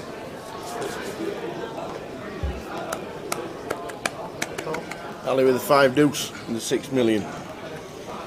How's he going to play the 6 million? 60% of the chips in play. He can either go one or two ways, Ali. Try and win it in four hands, or play how he has been doing and every now and again just choose little spots and do it that way. Other than that, it does seem like it's Ali's to lose. But as we know, anything can happen in poker. One flick of a card when you're all in front doesn't always mean that you'll be all in it and in front at the end. Ace Queen for John. He's all in for 1.4 million, and I doubt Trev's going to call this off with the Queen 10 of diamonds.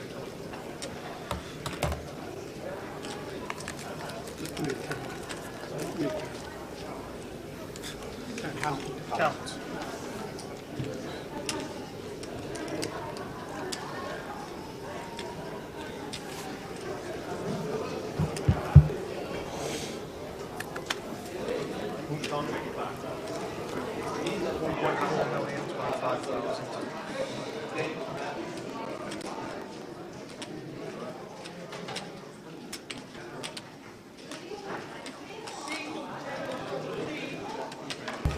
So what does Trev do with Queen 10? Probably fold tower. I'm thinking fold yeah, as well. I'm thinking fold. There's 18 bigs here. Shove from Trevor over 2 limps and Queen 10. Can you tell the dealer to deal a 3-way bad beat? He's got to get up early at 9 AM in the morning, needs his sleep. Right, we'll pass on the message. I don't know what's happened to John's chip count right there, but he certainly ain't got 75,000.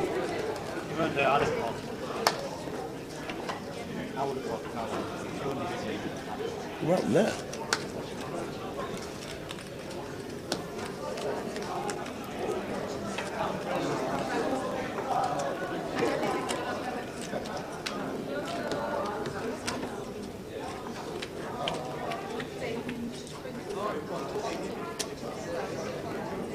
Oh, since the start of the final table, that was one of those that changes. I see. Prize pool, I'll throw it down the bottom for you, Mick. We cover this hand. You can see just 13 minutes left on the clock this level, and then blinds will be going up.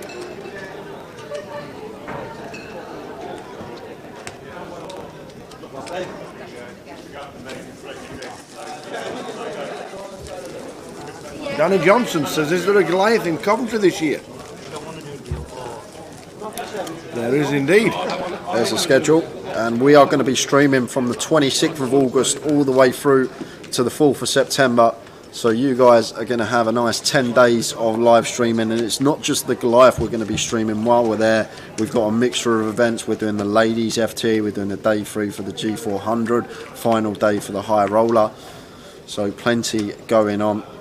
We're going to mix and match some events, but it's going to be a really, really good streaming schedule that we're going to have for the Goliath in Coventry. Tower and I will be there from the 25th.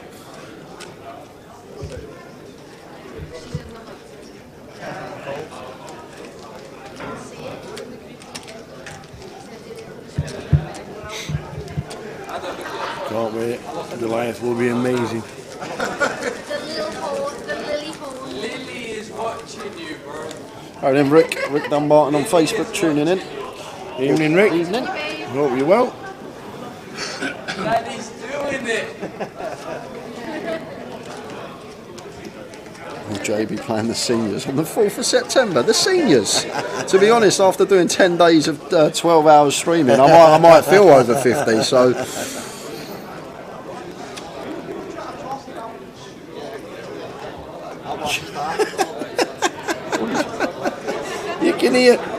You can hear John Adley's girlfriend screaming in the toilets. Everybody must be watching her, and you can still hear her telling he's on the final table. We're down to 3. He's still in.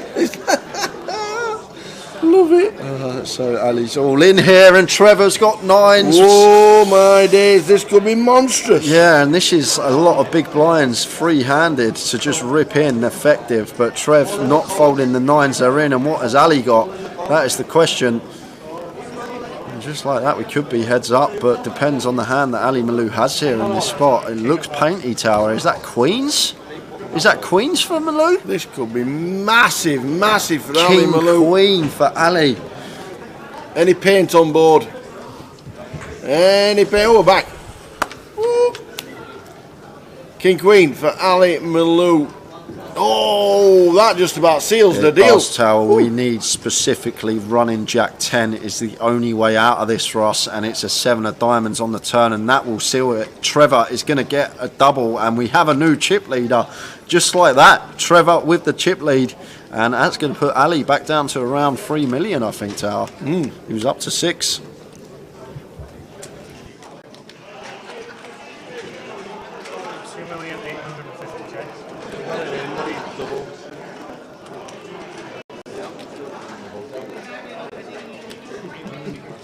Any talks of a deal?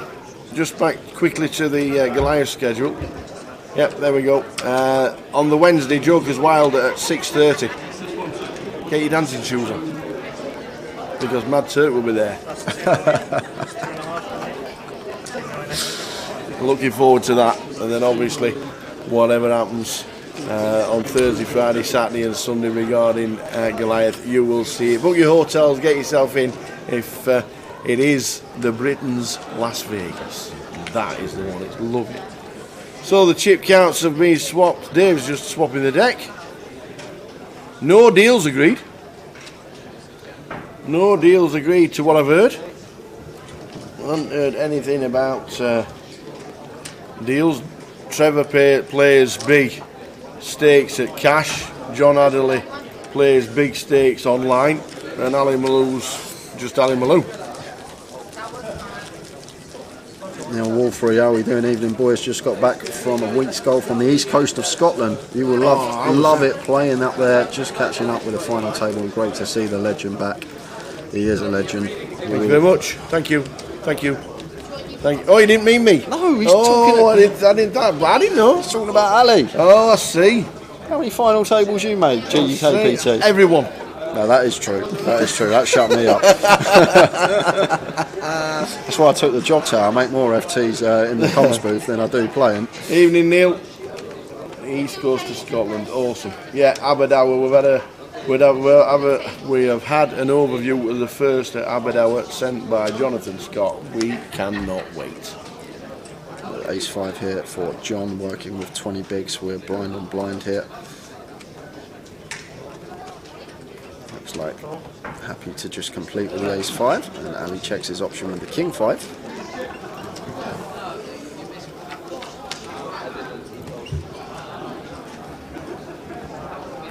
Neither players connect with the Queen-6 Deuce 2 heart board. John's still in front here with the Ace high,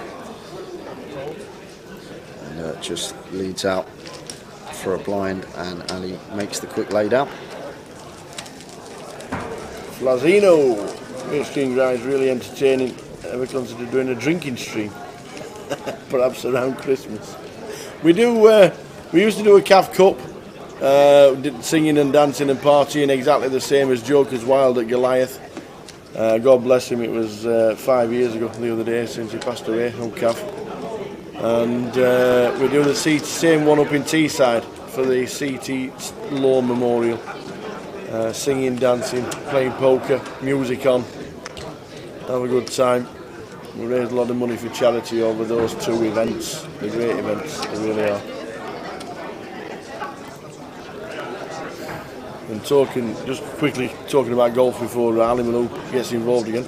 My mate who I play with at St Anne's Old Links is off to play Sawgrass this week. If you're into golf, Sawgrass is where they play the Players' Championship in Florida, and he's going to play it on Thursday. Not jealous. So 6-3 for Ali. Wants to get involved. Check. 80k.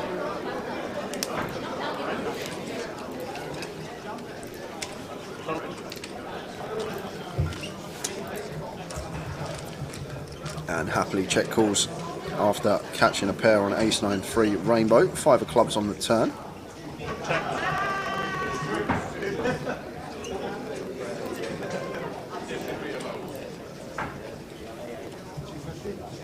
250k.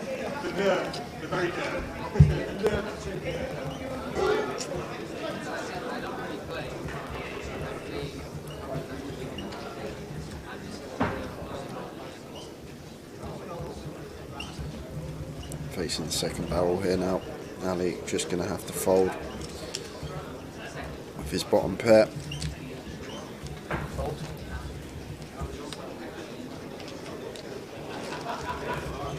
Michael Wright watching on Facebook, played Pebble Beach in 1999. That must be amazing, because that is one of the most scenic golf courses ever. And Fizz and his brother just got accepted for membership at Royal Dornoch, even though I don't know where that is. It sounds posh. That's Royal, so yeah. Yeah, very nice indeed. Good to have you all on board, ladies and gentlemen. We're down to the final three. 9th was James Rann at 4:20. Alex Montgomery 8th, Gilbert Black in 7th, 6th Anthony Gardner, 5th Nick McClellan, Ben Jones finishing in 4th, and we're down to the final three. I believe that. Ali's in. Well, no, he's not in. It's just a big race. Raises out with King 9 here. 225k. Makes it 225, and Trev with the pocket 10s, and with the stack sizes in question, could potentially just see Trev move all in here, Tower. Wouldn't be surprised if the triangle went in the middle, and it should be a fold from Ali, I hope, when it gets back round to him. It should be.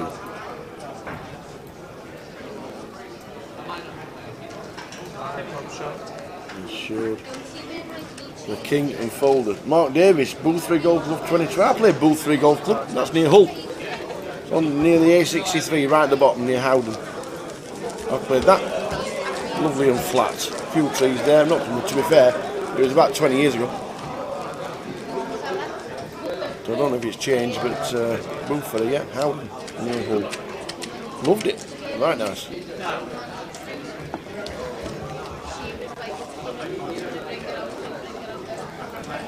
Drinking and poker, who'd have thought it, Flazino, eh?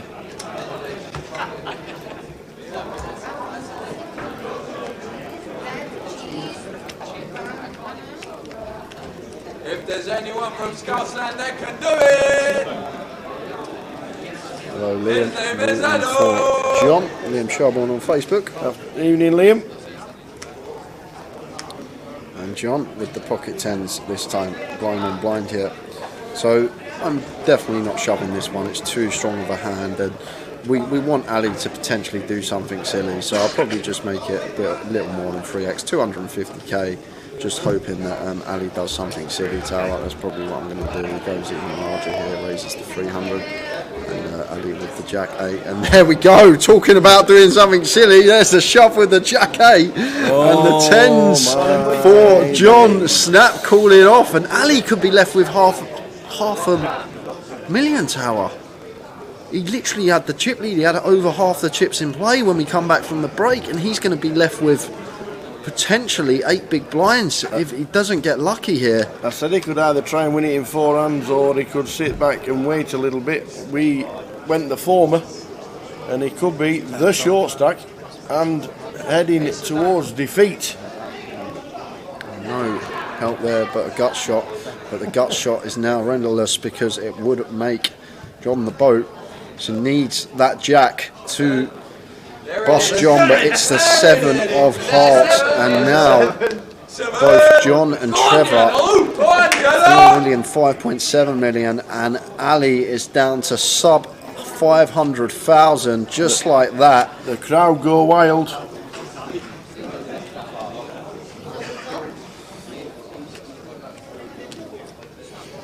The crowd go wild, and John Adderley has got 4 million, Trevor's got 6, and Ali has got 5 big blinds.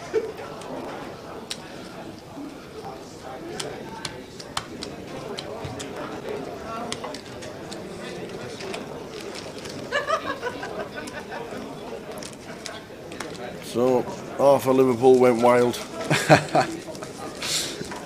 The rail went wild. John's girlfriend on the phone, she's texting everybody, did you see the hand? Did you see it? Did you see it?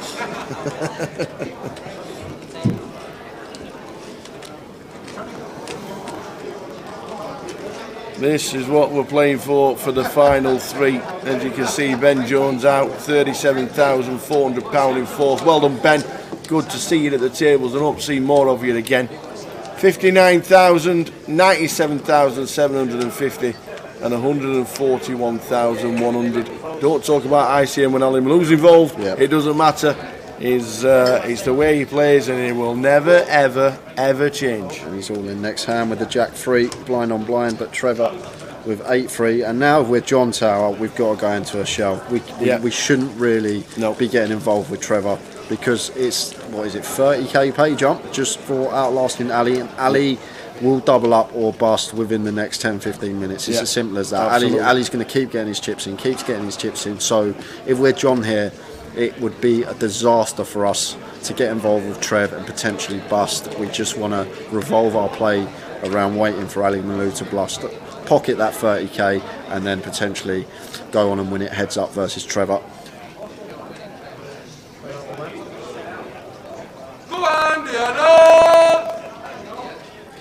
They're all in again. The triangle is there. It'll be used a lot in the next 10 minutes, as Jay said. Count, please. Ali's got ace queen. He's got legit holdings here. deserves to win, John. He's been quality since he joined the feature when there was 16 left, says JC on Twitch. You're spot on. And Adam says, been one of the best final table performances I've seen in a while from John here. Literally hasn't put a foot wrong. I agree.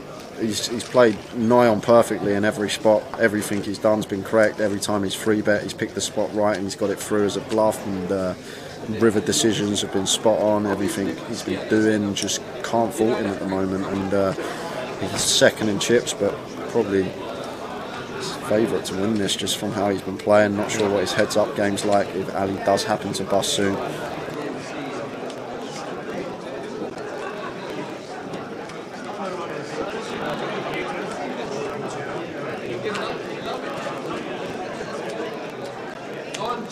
Legend of the game.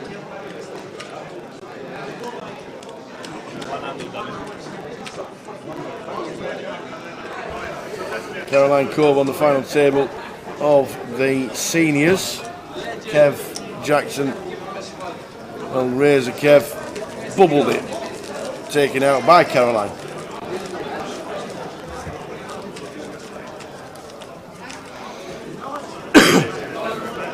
He does play a lot online, John. He really does.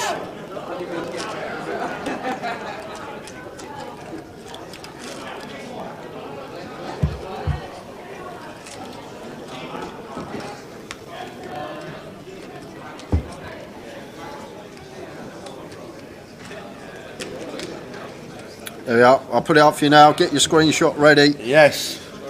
Are you ready? Big deal done. Big deal O'Neill. There we go. You can crop out. You can crop out this bit. You can crop out our faces. You don't need to. We'll hide. Quick, hide away, Jay. Hide away. So screenshot. Yeah, screenshot that, and then you got it there. Get your phone out, quick. Ding, ding, ding, ding, ding, ding. Quick, take it. There we go. Or just pause the stream while it's on, and then do it at your leisure.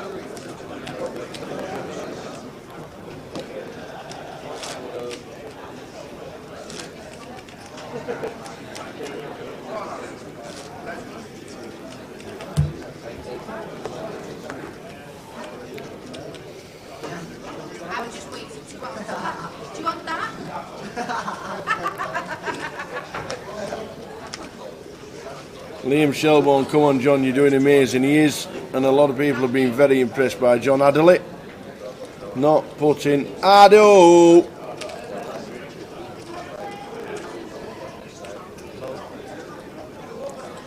So Ali peeling here off of sub 10 bigs in the small blind with the Jack 4 facing the button open here from John, and Trevor's going to come along with the Jack 7 in the big blind.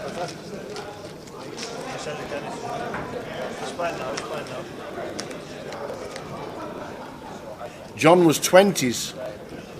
John Adderley was 20s. He started the day on just over 300,000. He was 20 to 1. There'll be a few on him, a few shrewdies.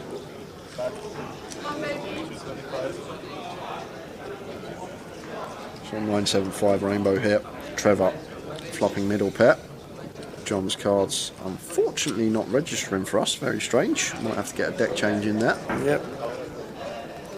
Ewan McNicholas says John was 33s. He was backed into 20s.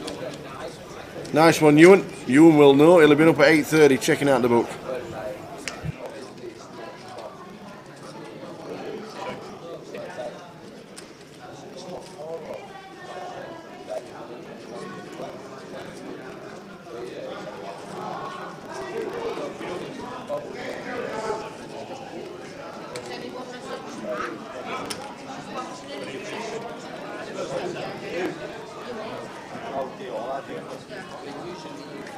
Ariane Kashani got him at 18s, so he was definitely backed in.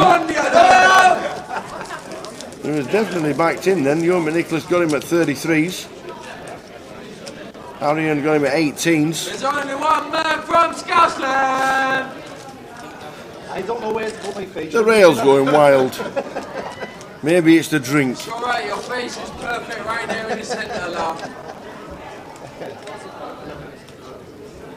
Just don't take your bins off or you won't be able to see me.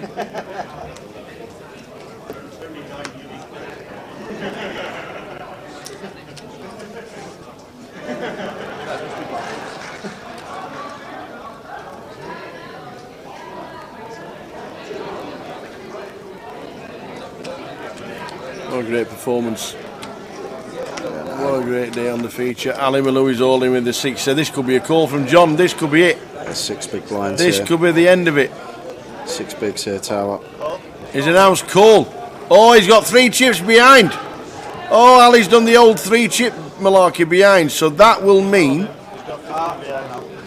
he's got 15,000 behind the line. So that will mean that there's no aggressive action from John. The ace-7 stands, obviously. We'll deal the cards out. And if Ali Malou wants to put his last 15,000, then he can. If not, he can wait till the very next hand. He wasn't all in. John thought he was. That's just a bit of a shame. No aggressive action from John. We can see the cards, obviously, from Ali Malou. So we will see the flop, the turn, and the river. The flops 3, 8, 2. Ali Malou's got 6-4. We know that.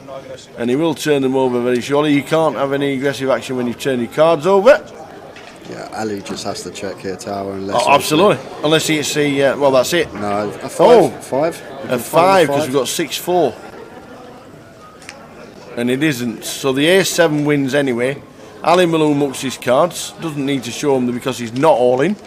And now Ali Malou is down to 3 chips. 15,000. Chip in the chair. If he comes back and wins from here, Tower. Well, that's it. There'll be love bites, kisses, hugs. There'll be all sorts going on that feature table if Ali Malou comes back from here.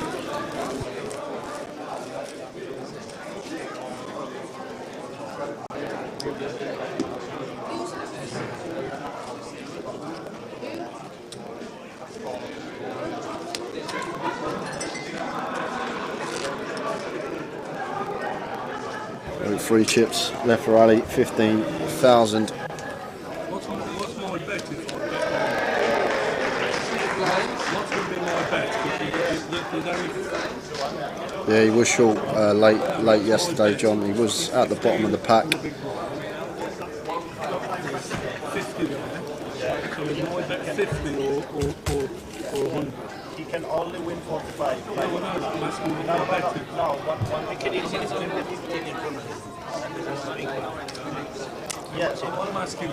Victor Abyss gutted with Ali Bubbles, the interview bubble. May not be no interview for Malou. Joe, you best hope this isn't over by 10:30 or else you lose your bet with Chef. Oh, they're still deep. Even if Ali busts now, heads up. It will, was that the line set, was it? Were you and I said it will finish at 11:30, so that was where I've... Oh, right, okay.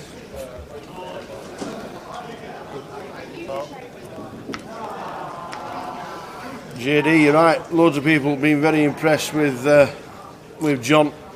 Very impressive indeed. And now... with the chip lead. Should just call here, John. No need to raise the king 10 of clubs. This is just going to get checked down because both of these pocket an extra 30 bag if this is checked down. So no need to fire here. We're just going to be checking this one all the way down to the river, hoping to bust Ali, who hasn't put his cards in his box, so we don't know what he's got yet. He's just hovering them over there. Well, it could have hit a deuce. Yeah, well, like John's got top pair here, Tower, but 10-5 he's got. Just going to check. Not like he got 10-5. Well, he's dead to 1-5, so now he is dead. So we're going to lose Ali Malou. And John is actually going to fire up with the king 10 of clubs now. Just a massive hand, top pair flush draw. Trev makes the fold. And Ali can see that he's drawing dead. And anybody enjoy watching Ali Malou? Yeah, he's great, Tower, isn't he? He's so entertaining. Yes, people and all the solvers have been thinking it's ICM suicide, blah, blah, blah. But have you not enjoyed watching Ali Malou play? £59,000. There will be a couple of minutes break as they move the chips into seat 7 and seat 3. You're going to bring the hot chocolates in. Hot chocolates? Go on then. Off you go. Look at the chip counts. Whoa, right. Get your sleeping bags out, ladies and gentlemen. This could be a while. Right, I'm going to grab 5 quickly, guys, to set him for heads up. I'll come back with some hot chocolate. And I will see you in 5-10 minutes. I'm staying here. I'm going nowhere.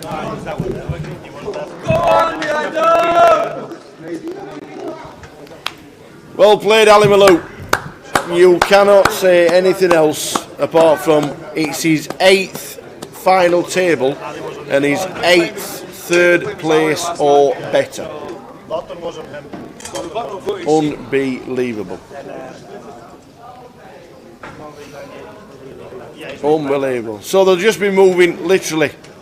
I think they take 5 minutes. Literally 5 minutes. Ado. I think the whole of Liverpool's watching. We're out celebrating soon. 97,750 pounds for second place if you play when we play the final hand and you lose it. 141,100 pounds. The trophy up top. Not bad. Not bad at all. Tell us the chip down when we come back.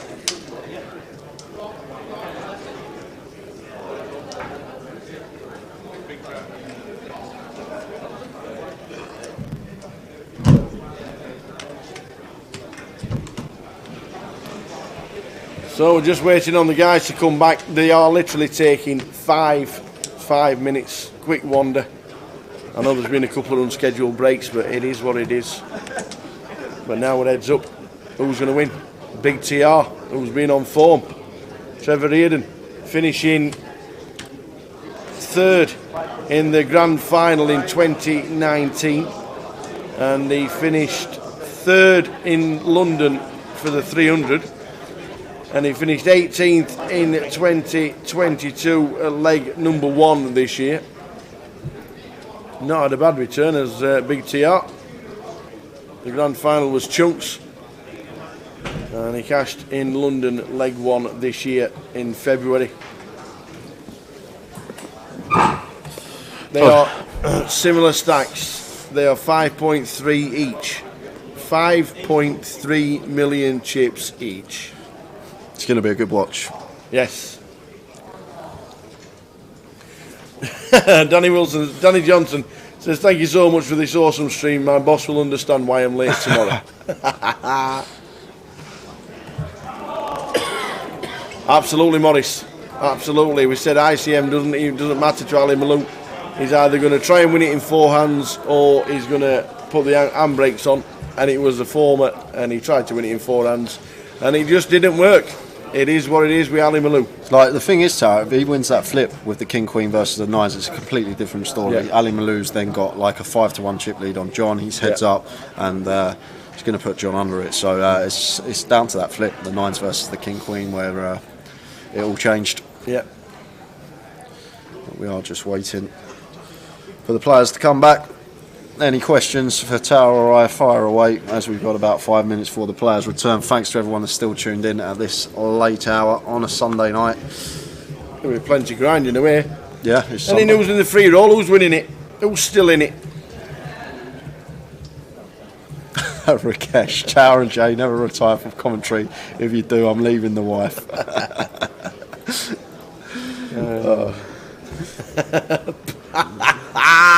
Paul Worsley. Now that Ali's out, can we go and stream the blackjack?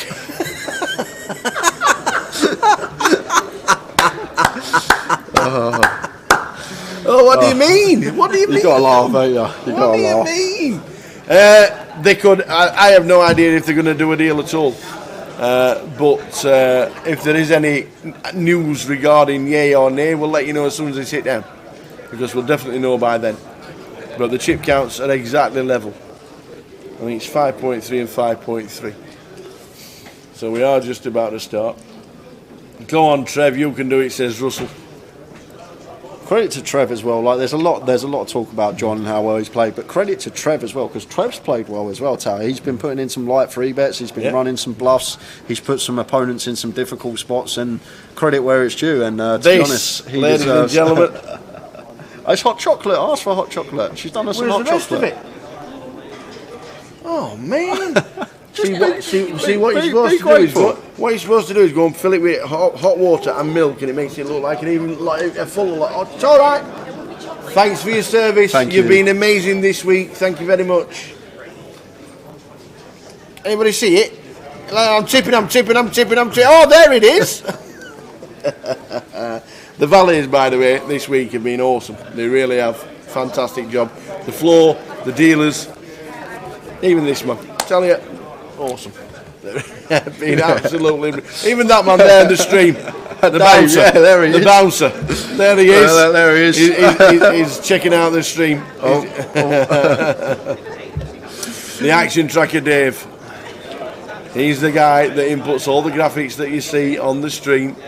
Has to listen to the dealers every single hand. It ain't an easy job. Simon does it when Dave's not doing it, and they both do a fantastic job. Simon's awesome. Dave's awesome-ish. Dave's Dave. Dave's Dave, that's true. That's true. If only we got the handshake of Jim and Terry Jordan. Yeah, that was a funny. Yeah. So, back in position, says Dave. I'll get myself back. Trevor Reardon is playing heads up for the first time in a while. Come on, Trevor, says Sarah. Come on, Trevor.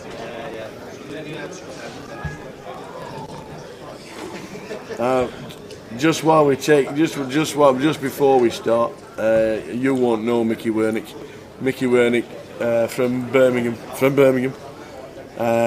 One of the absolute legends, and I mean legends in the game. He's not very well, and he is pretty poorly. The message came out on Facebook earlier today, so our best wishes and fingers crossed for a recovery for Mr. Mickey Wernick. Absolute legend in the game. Was on TV in the 90s and the noughties and the 10s, and one of the best GUKPT moments was when we used to do the videos and not the live stream, and we're walking around and doing the videos, and we're just about on the bubble of the main event, and we gets there and Mickey Wernick's all in. He's got the ace. We've got ace 10 here, Towie. All right. Oh no, I've got kings. All right, just gets on the board, look like that, against ace queen. Oh, he just needs to fade an ace. He looks at me and went, get out. Obviously, the ace on the river sent him to the rail. Mickey, thoughts are with you. You've been a legend in the game, and we're rooting for you. Here we go. A battle commences.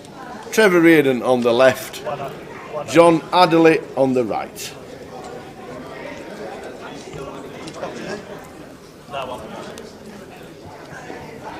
Look at that trophy, Can we do a Dave versus Goliath film this August? Behind the scenes. This should be awesome. This should be awesome. So John racing to 250. Heads up poker, guys. We're just going to see lots of flops. More often than not, we're going to be going to the flop. There's going to be plenty of this. Raising on the button with a whole host of our range. Interesting to see how both players are going to approach this heads up battle. Yeah. No antes when we are, no big blind ante when we are heads up. All chips in play every hand. 5.8 to Trevor on the left. John Adderley 5.2.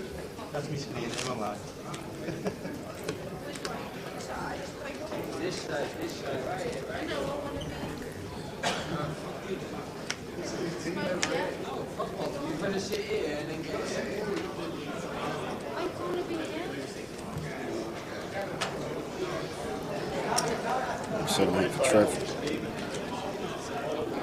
225. Now with John here, happy to defend the 10-7.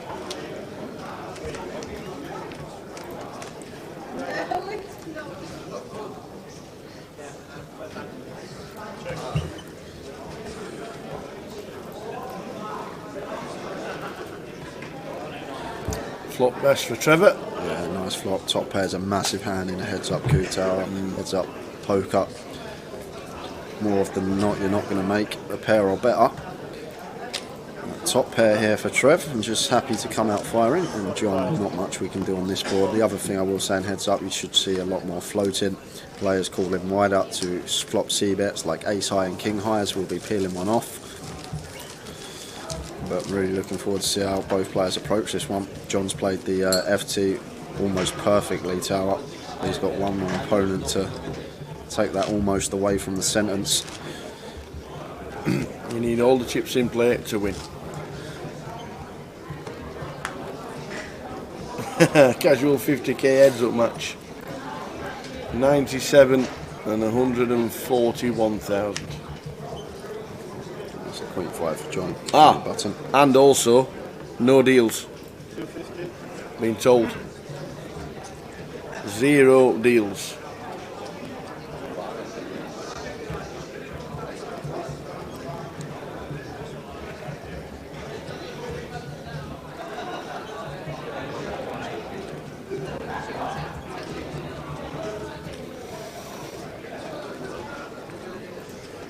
John makes it 250. And Trev gonna free bet here in the big blind. And John just has to get out of the way now.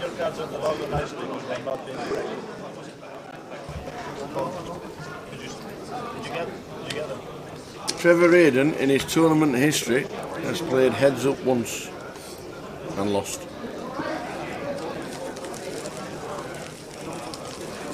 John Adderley never played heads up.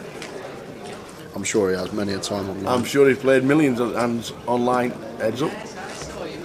He'll be wanting double dealing and everything.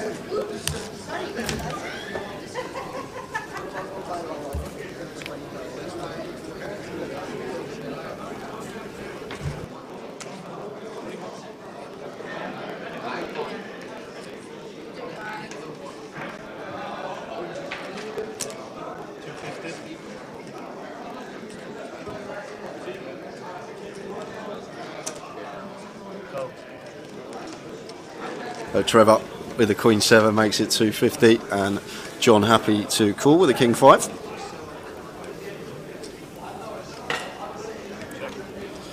Ace Queen 8, rainbow board, middle pair for Trevor, out flopping John once more. And like his decision to check this one. Nice little one to check and try and get some value on turn. Once checked to us twice. However, John with the King 5, not got too much. However, may peel one off with King High here. Heads up situation, but just lets it go.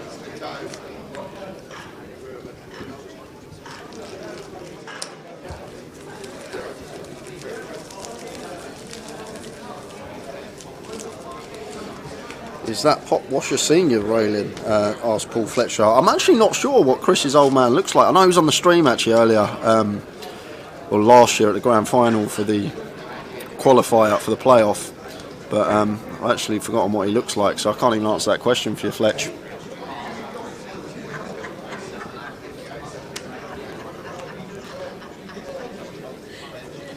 Ace Jack of Spades for John on the button. Makes it 250 to go. And Trevor here in the big blind, not going to be going anywhere. Ace 8, heads up. Going to be continuing.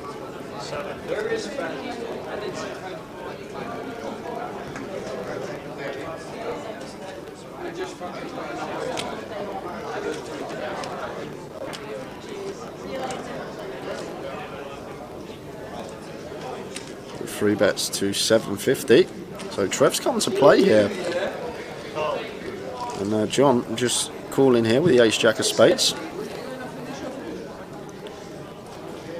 10, 7, 6 rainbow. So gut shot here for Trevor. John with 2 overcards, some nice back doors.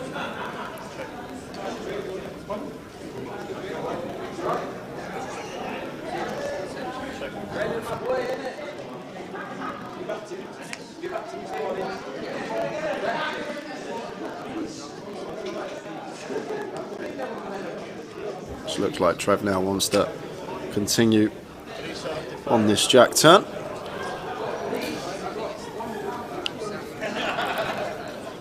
For 375, but John obviously not going to be going anywhere here with the Ace Jack, facing this bet from Trev. And it decides to raise, and you see a lot more of this heads up, raising your strong top pairs, just because of how wide ranges are and how much value we can get from worse. Yeah, I'll run the payouts across the bottom of the screen for you, Danny. There we are. This is what we're playing for. It is about a 45k heads up match, so a lot of money at stake here, as Trev just has to fold here, and John now Starts pushing on, takes a chip lead, 6.2 to 4.8.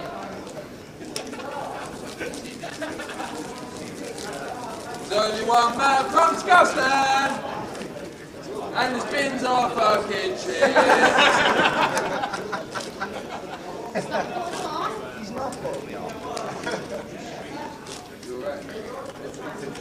And if John does go on to win this, I do think, someone said it in the chat earlier, it would be one of the better final tables, like one performances. It's got to be sad when you're worried your missus is bins, bro.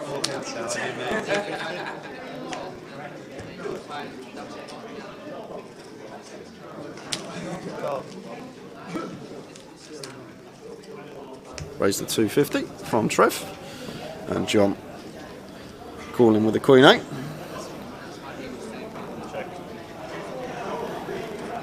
Yeah, there's a few on the rail that have had a few too many, I'll tell you that. A lot of them have been drinking all day. Got in today at 12, and the old rail, a lot of them have been drinking all day long. So 225.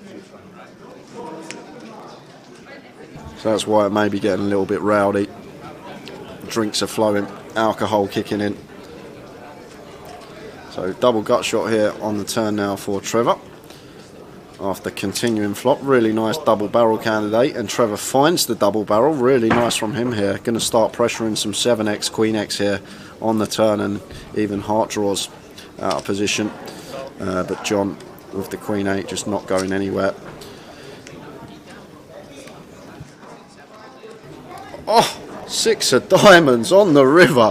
What a river card for Trev. Just rivering the nutter butters. And this, it's just going to be a bomb, I think, Tower. I don't think we're going to see a small size in here for Trevor. I think he's going to go for the maximum versus an ace. And I think John will fold the Queen, though. I think Trevor's going to opt for a size versus the ace.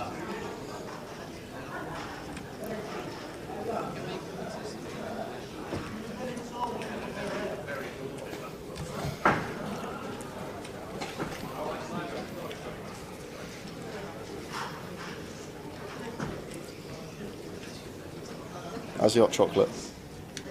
I went to try and fill it up, but the hot chocolate's run out. Oh, is that right? I went to try and fill it up because it was only half a cup and it was tasty. And I thought... It's nice, it's actually really nice. And I wanted to fill it up, but it's run out. I think that machine's been had a bit of hammer this week. So yeah, it probably has. There's the bet. Nice to get complimentary. From Trev, and he does choose what looks like fairly large size in 1.2, 2/3 pot here. And John in a bit of a spot here with the Queen 8. Obviously hearts miss here. Trev just raising, going bet, bet, bet here. And John will have to think, will Trev do this with ace 10? Will he do it with ace jack and ace king? Or will he only go for this size with 2 pair plus holdings? And it looks like we've got a non-believer in John.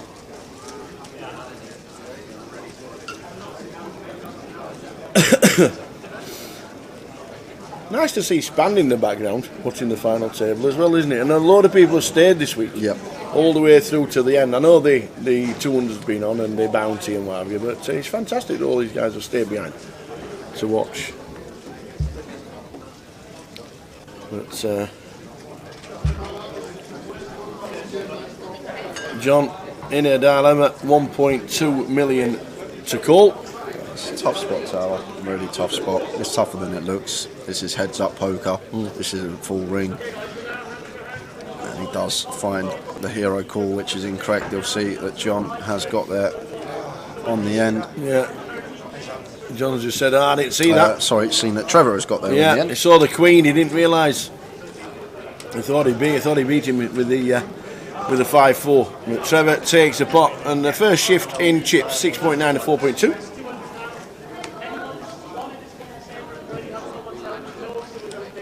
JD got it absolutely right. He's going to call thinking it's a missed flush draw. The 6 means nothing. So 6.9 mil to 4.2.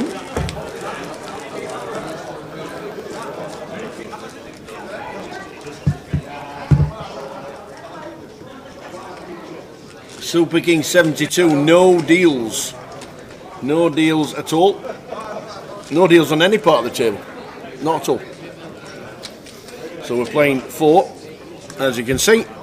97,750 and 141,100. As always, there's a bit of a difference between first and second. What I'm expecting this guy to tell me is I'm heads up.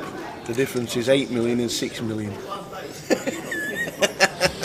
There's no pressure. Oh, I'd love it. One day, obviously, it won't be my only attempt. Hopefully, play it in the next 10 years or something for 10 years.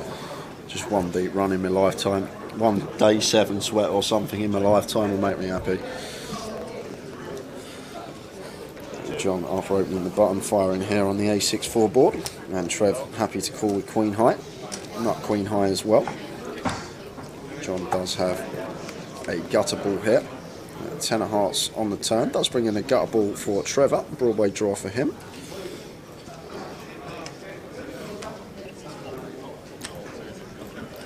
So Trev with the Queen Jack. John with the gutter ball. Is that a bet of 700? Yeah, bet of 750 and a snap fold. So 6.4 to 4.6.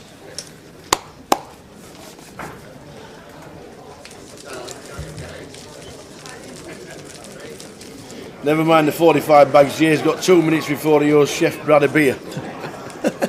Did you say half 10? I said after. I said after. I had the overs on half 10. I said to Brad, if it finishes half 10 or before, I'll get you a beer next time I see you. Oh, right, okay. Does that mean that Chef Brad owes you a beer? Yeah, doesn't have to get me one. I was just so sure it wouldn't finish before half 10. Well, I'll have it. I gave him a free. Oh yeah, you'll have it. Bet you will. Where are we next? That is where we are next. Edinburgh, 7th of May till the 15th of May. Yes, there's a big gap between now and then, but don't forget there's Easter for 2 weeks in between. There's a big event in London at the end of April. There's all sorts going on. The Irish Open's on as well. So our next trip is in Edinburgh. This guy's playing the Mini on the Sunday. He's playing GUKPT Aberdour on the Monday. The slice is right. And then Wednesday we'll be doing the cash stream as well, so that'll be busy. And then the main event Thursday, Friday, Saturday and Sunday. So this is going to be a free bet from John. Ace Queen of Spades here, facing the open from Trevor, and Trevor just with a quick fold with the 8-6 off.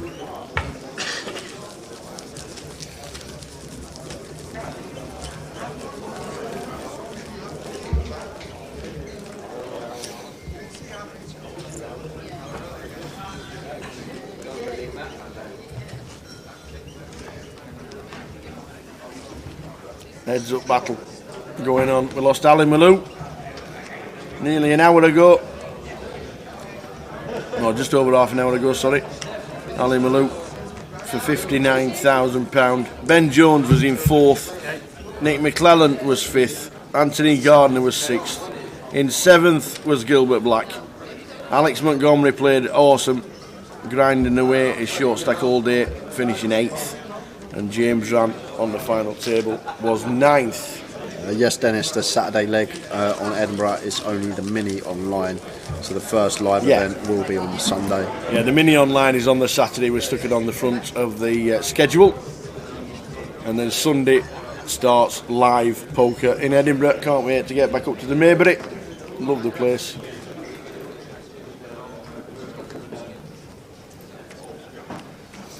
I will do, Kev.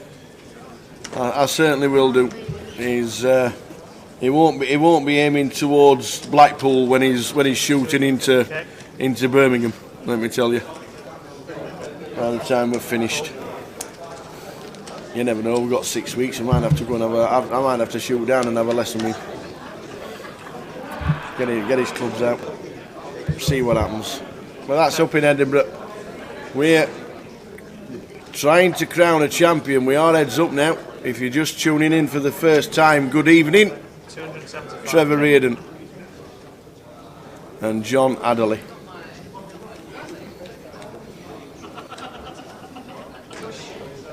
Trevor firing here. And John going to choose to raise this one.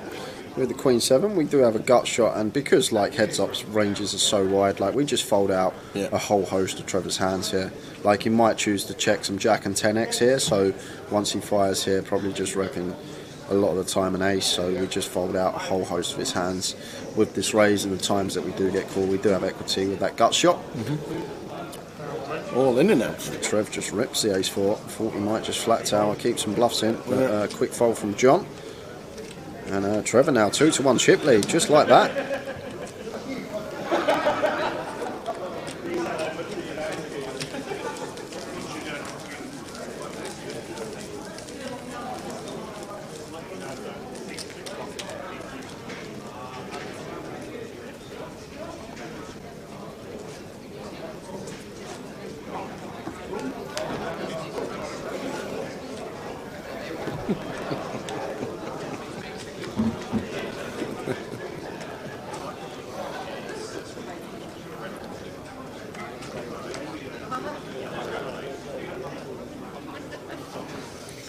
So heads up, John Adderley, no experience live as heads up. Trev Reardon once. John just changing the strat now because he's a bit shorter, chooses to limp on the button with the 9-8. And both players flopping straight draws here, John up and down, Trevor with the gutter ball, and Trevor happy to fire here for 100k, and a quick call from John. 4 of hearts on the turn. Now brings in an up and down for Trevor as well, so both players up and down here, but the 9-8 high and John actually out in front, and double barrel incoming from Trevor. Like this from Trevor, what I've seen from heads up only his first few hands. Every time he seems to pick up some more equity, he continues to barrel, which is a good poker tower in certain spots, and unfortunately this time King of clubs on the end, and has Trevor got it in him to fire the third barrel? Can he unload the clip? It would work, otherwise 8-9 high is going to show down and be good here. So can Trevor find the bet here on this King of clubs river? And he can, and it's going to work because John can't hero the 9-8 high. Fires for 650 and gets John to fold. To well played Trevor. 7.9 million now, leaving John with 32 big blinds. Bit of a crusher. Great to see. Great to see Big Trev. And also, for the first time, for a lot of people, watching John Adderley. Yeah, I've enjoyed it. It's my first time to, and I've really enjoyed watching him play. He's been a joy to watch. Seems like he carries himself very well at the table, and he's been choosing his spots carefully, and everything he's done seems to be perfect so far. This FT, a bit under it now though, less than 2-1. Guarding chips with Trevor. And then see a flop. Good poker, Trev, says Kev. Jimmy says Trevor's played well all day.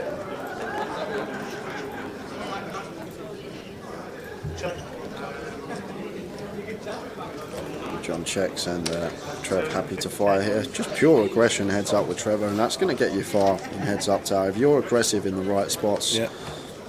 Because more often than not, it's hard for someone to make a hand. It's hard to make a hand. It's hard to even make a pair, and aggressive lines paying dividends for Trevor at the moment, up to 8 million chips now. Should John just realise what you do online when you're playing heads up and just apply that kind of same attitude? He would have played. Because it looks like to me, it looks like Trev's just like playing a cash game, playing every hand, and he just wants to see a flop, and he bets exactly the same as that. Maybe just John should get into the online mode, because we know he crushes online a lot. Yeah, if you were on either one of these two, then well done if you picked them out.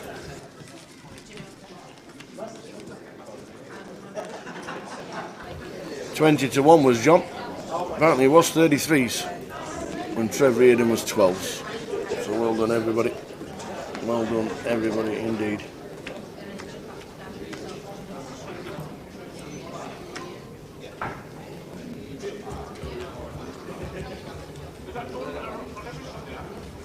So King Deuce for Trevor. chooses to limp this one on the button, and John with 9s here going to be bumping this up for short tower. Just a quick fold from Trev with the king deuce, not calling the 4.5x open out of the blind. Hurry up, Kev. You're going to stick it on a mobile device while you're just walking to go and get your wine. Bring the bottle back with you.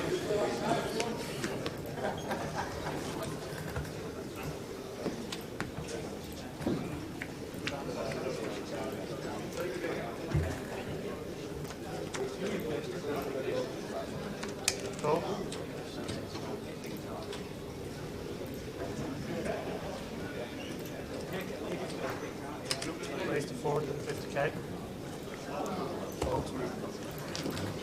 Trev bumping it up, just a fold from the queen deuce off John. Alright, Jimmy, how's yourself? Jimmy Brown watching on Facebook? Yes, we're all good. Hope you are too. Oh, the blades.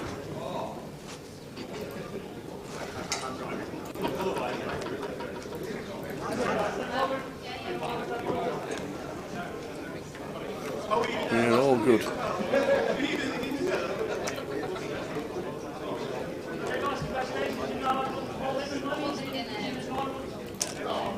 And blind's going to be going up in 3 minutes time. First time heads up.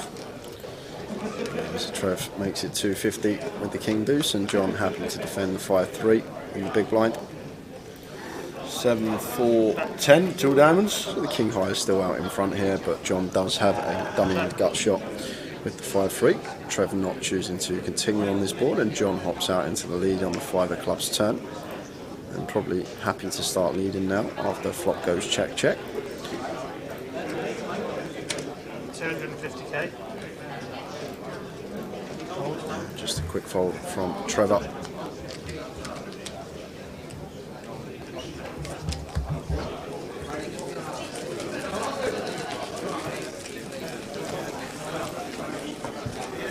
So BTR turning it on.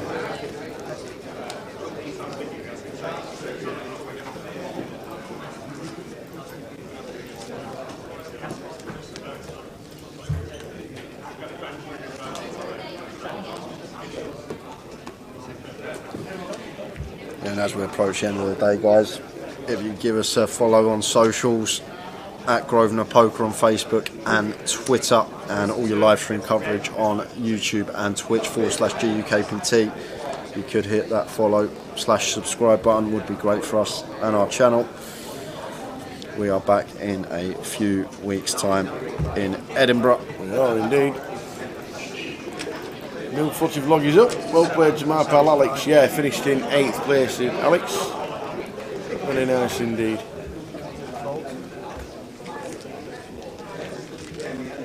What's the vlog about, Cameron? I know it says footy vlog, but what does it follow? What does he do? What do you do on the vlog?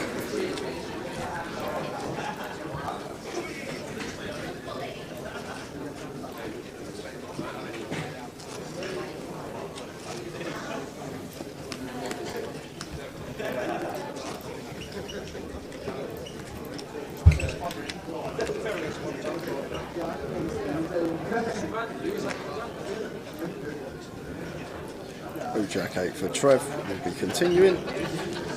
He's just happy to limp here on the button. Yep. And John with the queen 7 of diamonds in the big blind checks his option.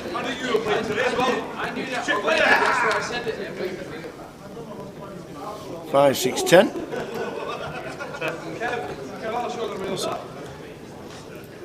Happy to check call here, I'm guessing it's John. With the queen 7 of diamonds, really nice one to call heads up.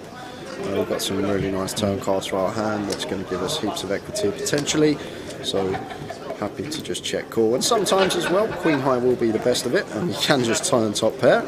Absolutely. Goes check check. The 3 diamonds on the river. This should be a bet from John. Yeah, I agree, Tower. Just a happily value bet this spot. Fold. We know he's folding, but you've got to try and get some value out of it. Calmar says he loves the pace of the two playing heads up. Yeah, it's quick. Absolutely brilliant. You're absolutely right. There's no dwelling, there's no thinking, there's no time banking, there's nothing. He is super. I'm saying that John's used to 60 hands a minute when he's playing online.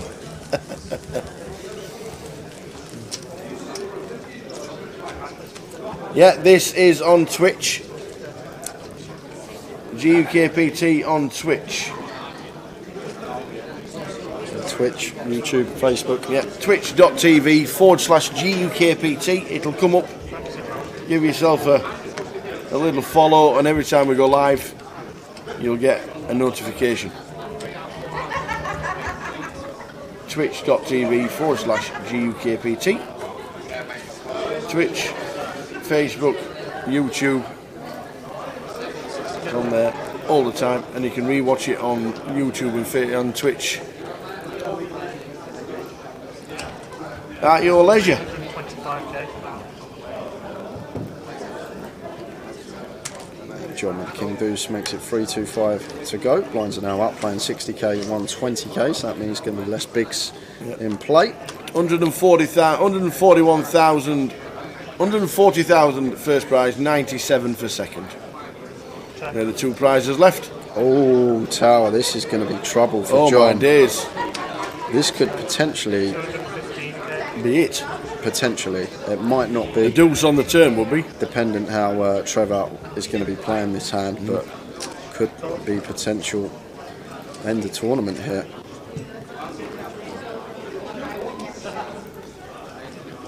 Well, that's a great card for the King Deuce, because now we chop with all other King X. This is actually a really good card for us here as John. Obviously we go behind to a 6, but we do actually chop now with all other King X in the deck, and this ace on the river shouldn't really change too much as the opener. John, we expect him to have more ace X here, and I just think this is now just going to go lead from Trev, call from John. I think he's going to bet about 400. And it should be a pretty quick call, I think, from John. I can't see John folding this tower when this hand's played. Just asking how many have you got? 2.7 million.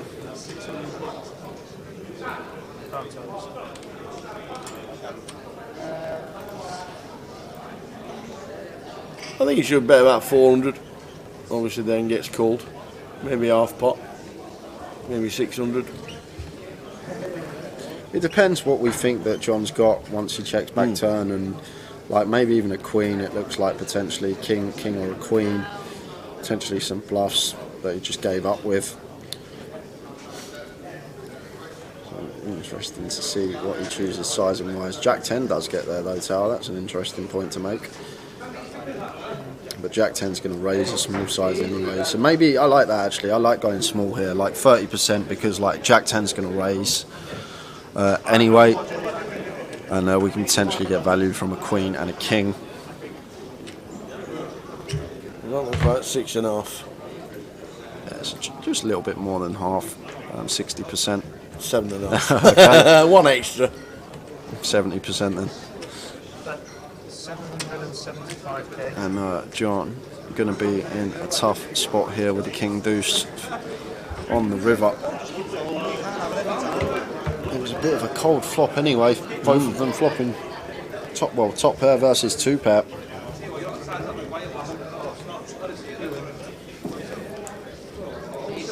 He's going to fold. Oh, good Fold's fold. a king. Nice fold. Yeah, it's a nice fold, Tower. It's really good from John.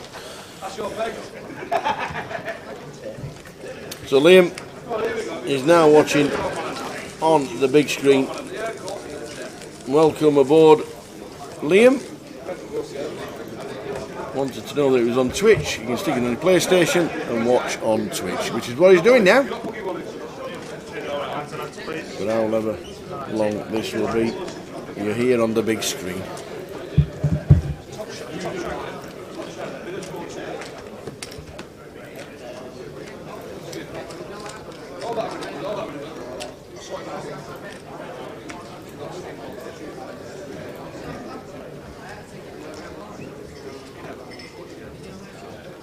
So 7-5 of clubs for Trevor. 7-5 of clubs. We're just calling. Yeah, just choose to limp. He's been limping a lot of hands now. Oh, nice hand. Just the ace king. Like, could potentially shove this tower, but I think this hand's too strong to just shove. I'd happily just raise this up and try and get some value from some of Trev's holdings that he's happy to limp call on the button, and obviously we can definitely call off a limp shove from Trevor. Calls with the one gappers.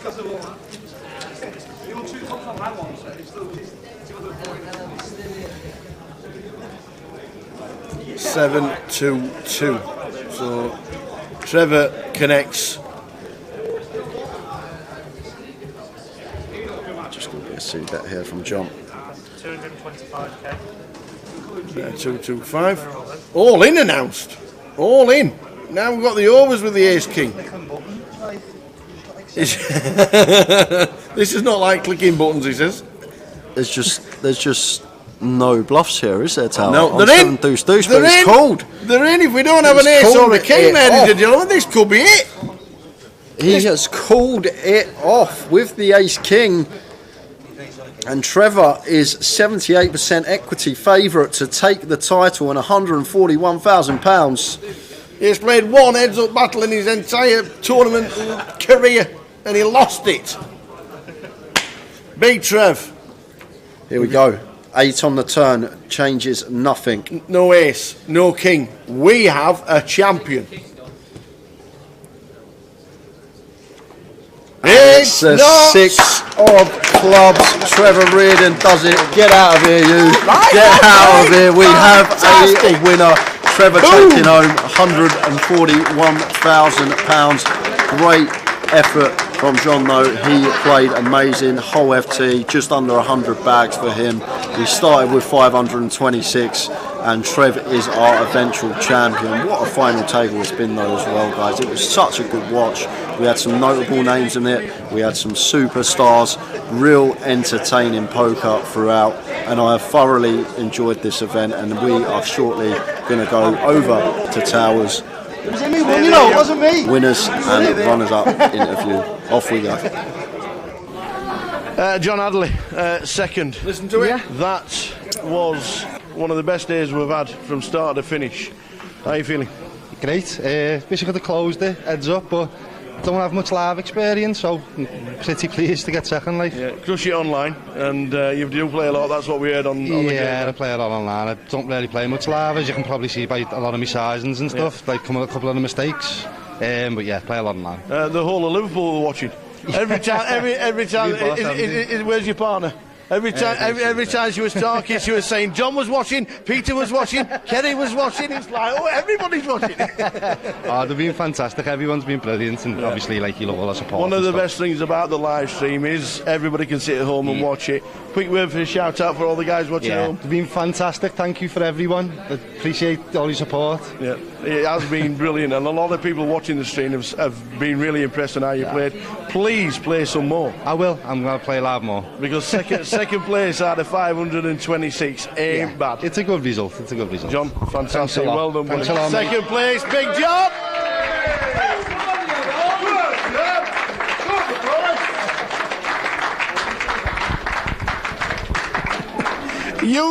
You played the very first GUKPT in 2007, and it's taken till 2022 to stand here and do this. I know. I've had a few bad beats on the way. Big TR. But I've run good today. I think I've won every one of my 50-50s, which is pretty It ain't easy to do when you got the Malus out there neither, is it? No. I thought he was pushing him in.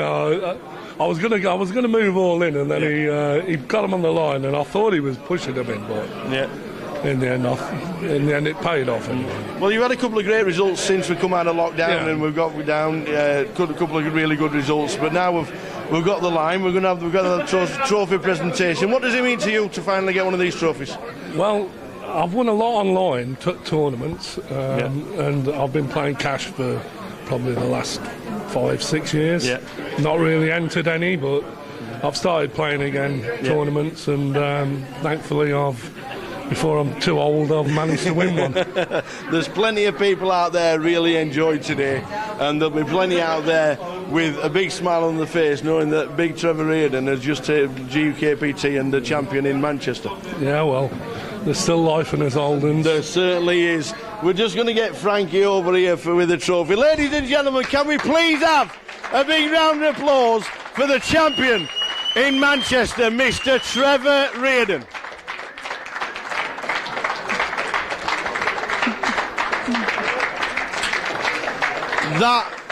That means a lot to this fella. That really does mean a lot to this fella. And I'm happy because you've been around with us for a long time. I have, yeah. We are so glad you've done that. In about 6 weeks' time, it's going to be Edinburgh, so please enjoy it. But we're going to finish off back in the comms box. Jay, finish us off, please. That's it, guys. Job done. We are finished here in Manchester for leg 3 of the GUKPT 2022. But don't worry, we are going to be back in 3 weeks' time because we are off to Edinburgh. 3 weeks? Yeah. What, we're in a 4-week holiday? Oh.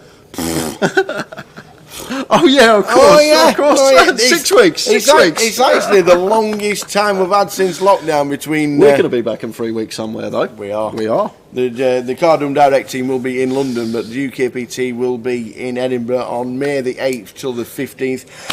One of the nicest winners you'll ever get. Yeah, he seems lovely. One of the nicest runners-up you'll ever get. That was an amazing event from start to finish. Thanks, everyone. Absolutely amazing. Thank you very much indeed. Quickly, just run down there. Reading has been changed to July because of Easter. It clashed with Easter Sunday and Easter Monday, so they moved it to July. That's why there's a little bit of a gap now. But unbelievable. Well done to everybody. 526 runners. The biggest UKPT in Manchester by miles. Well done to all the floor staff, all the dealers, everybody else. Well done to Dave in the background. You never see him. We only complain about him, but fantastic job yet again. PK in the background doing all the social media. Absolutely superb. This guy, just second to none. We've had a fantastic live stream, and it's just so good for one of the guys that actually played the first ever event in 2007. Wow. To finally get the trophy, and he's over the moon with the trophy. Money might not mean a little bit because money comes and money goes, but Trevor Reardon has now got the trophy. What an event. You guys in the chat, as always, putting the questions on, having a laugh. We've had a great time here in Manchester, and I thank you for that. We are off for over a month on the GUKPT circuit. We do have another stream, but we will be in Edinburgh from the 8th till the 15th.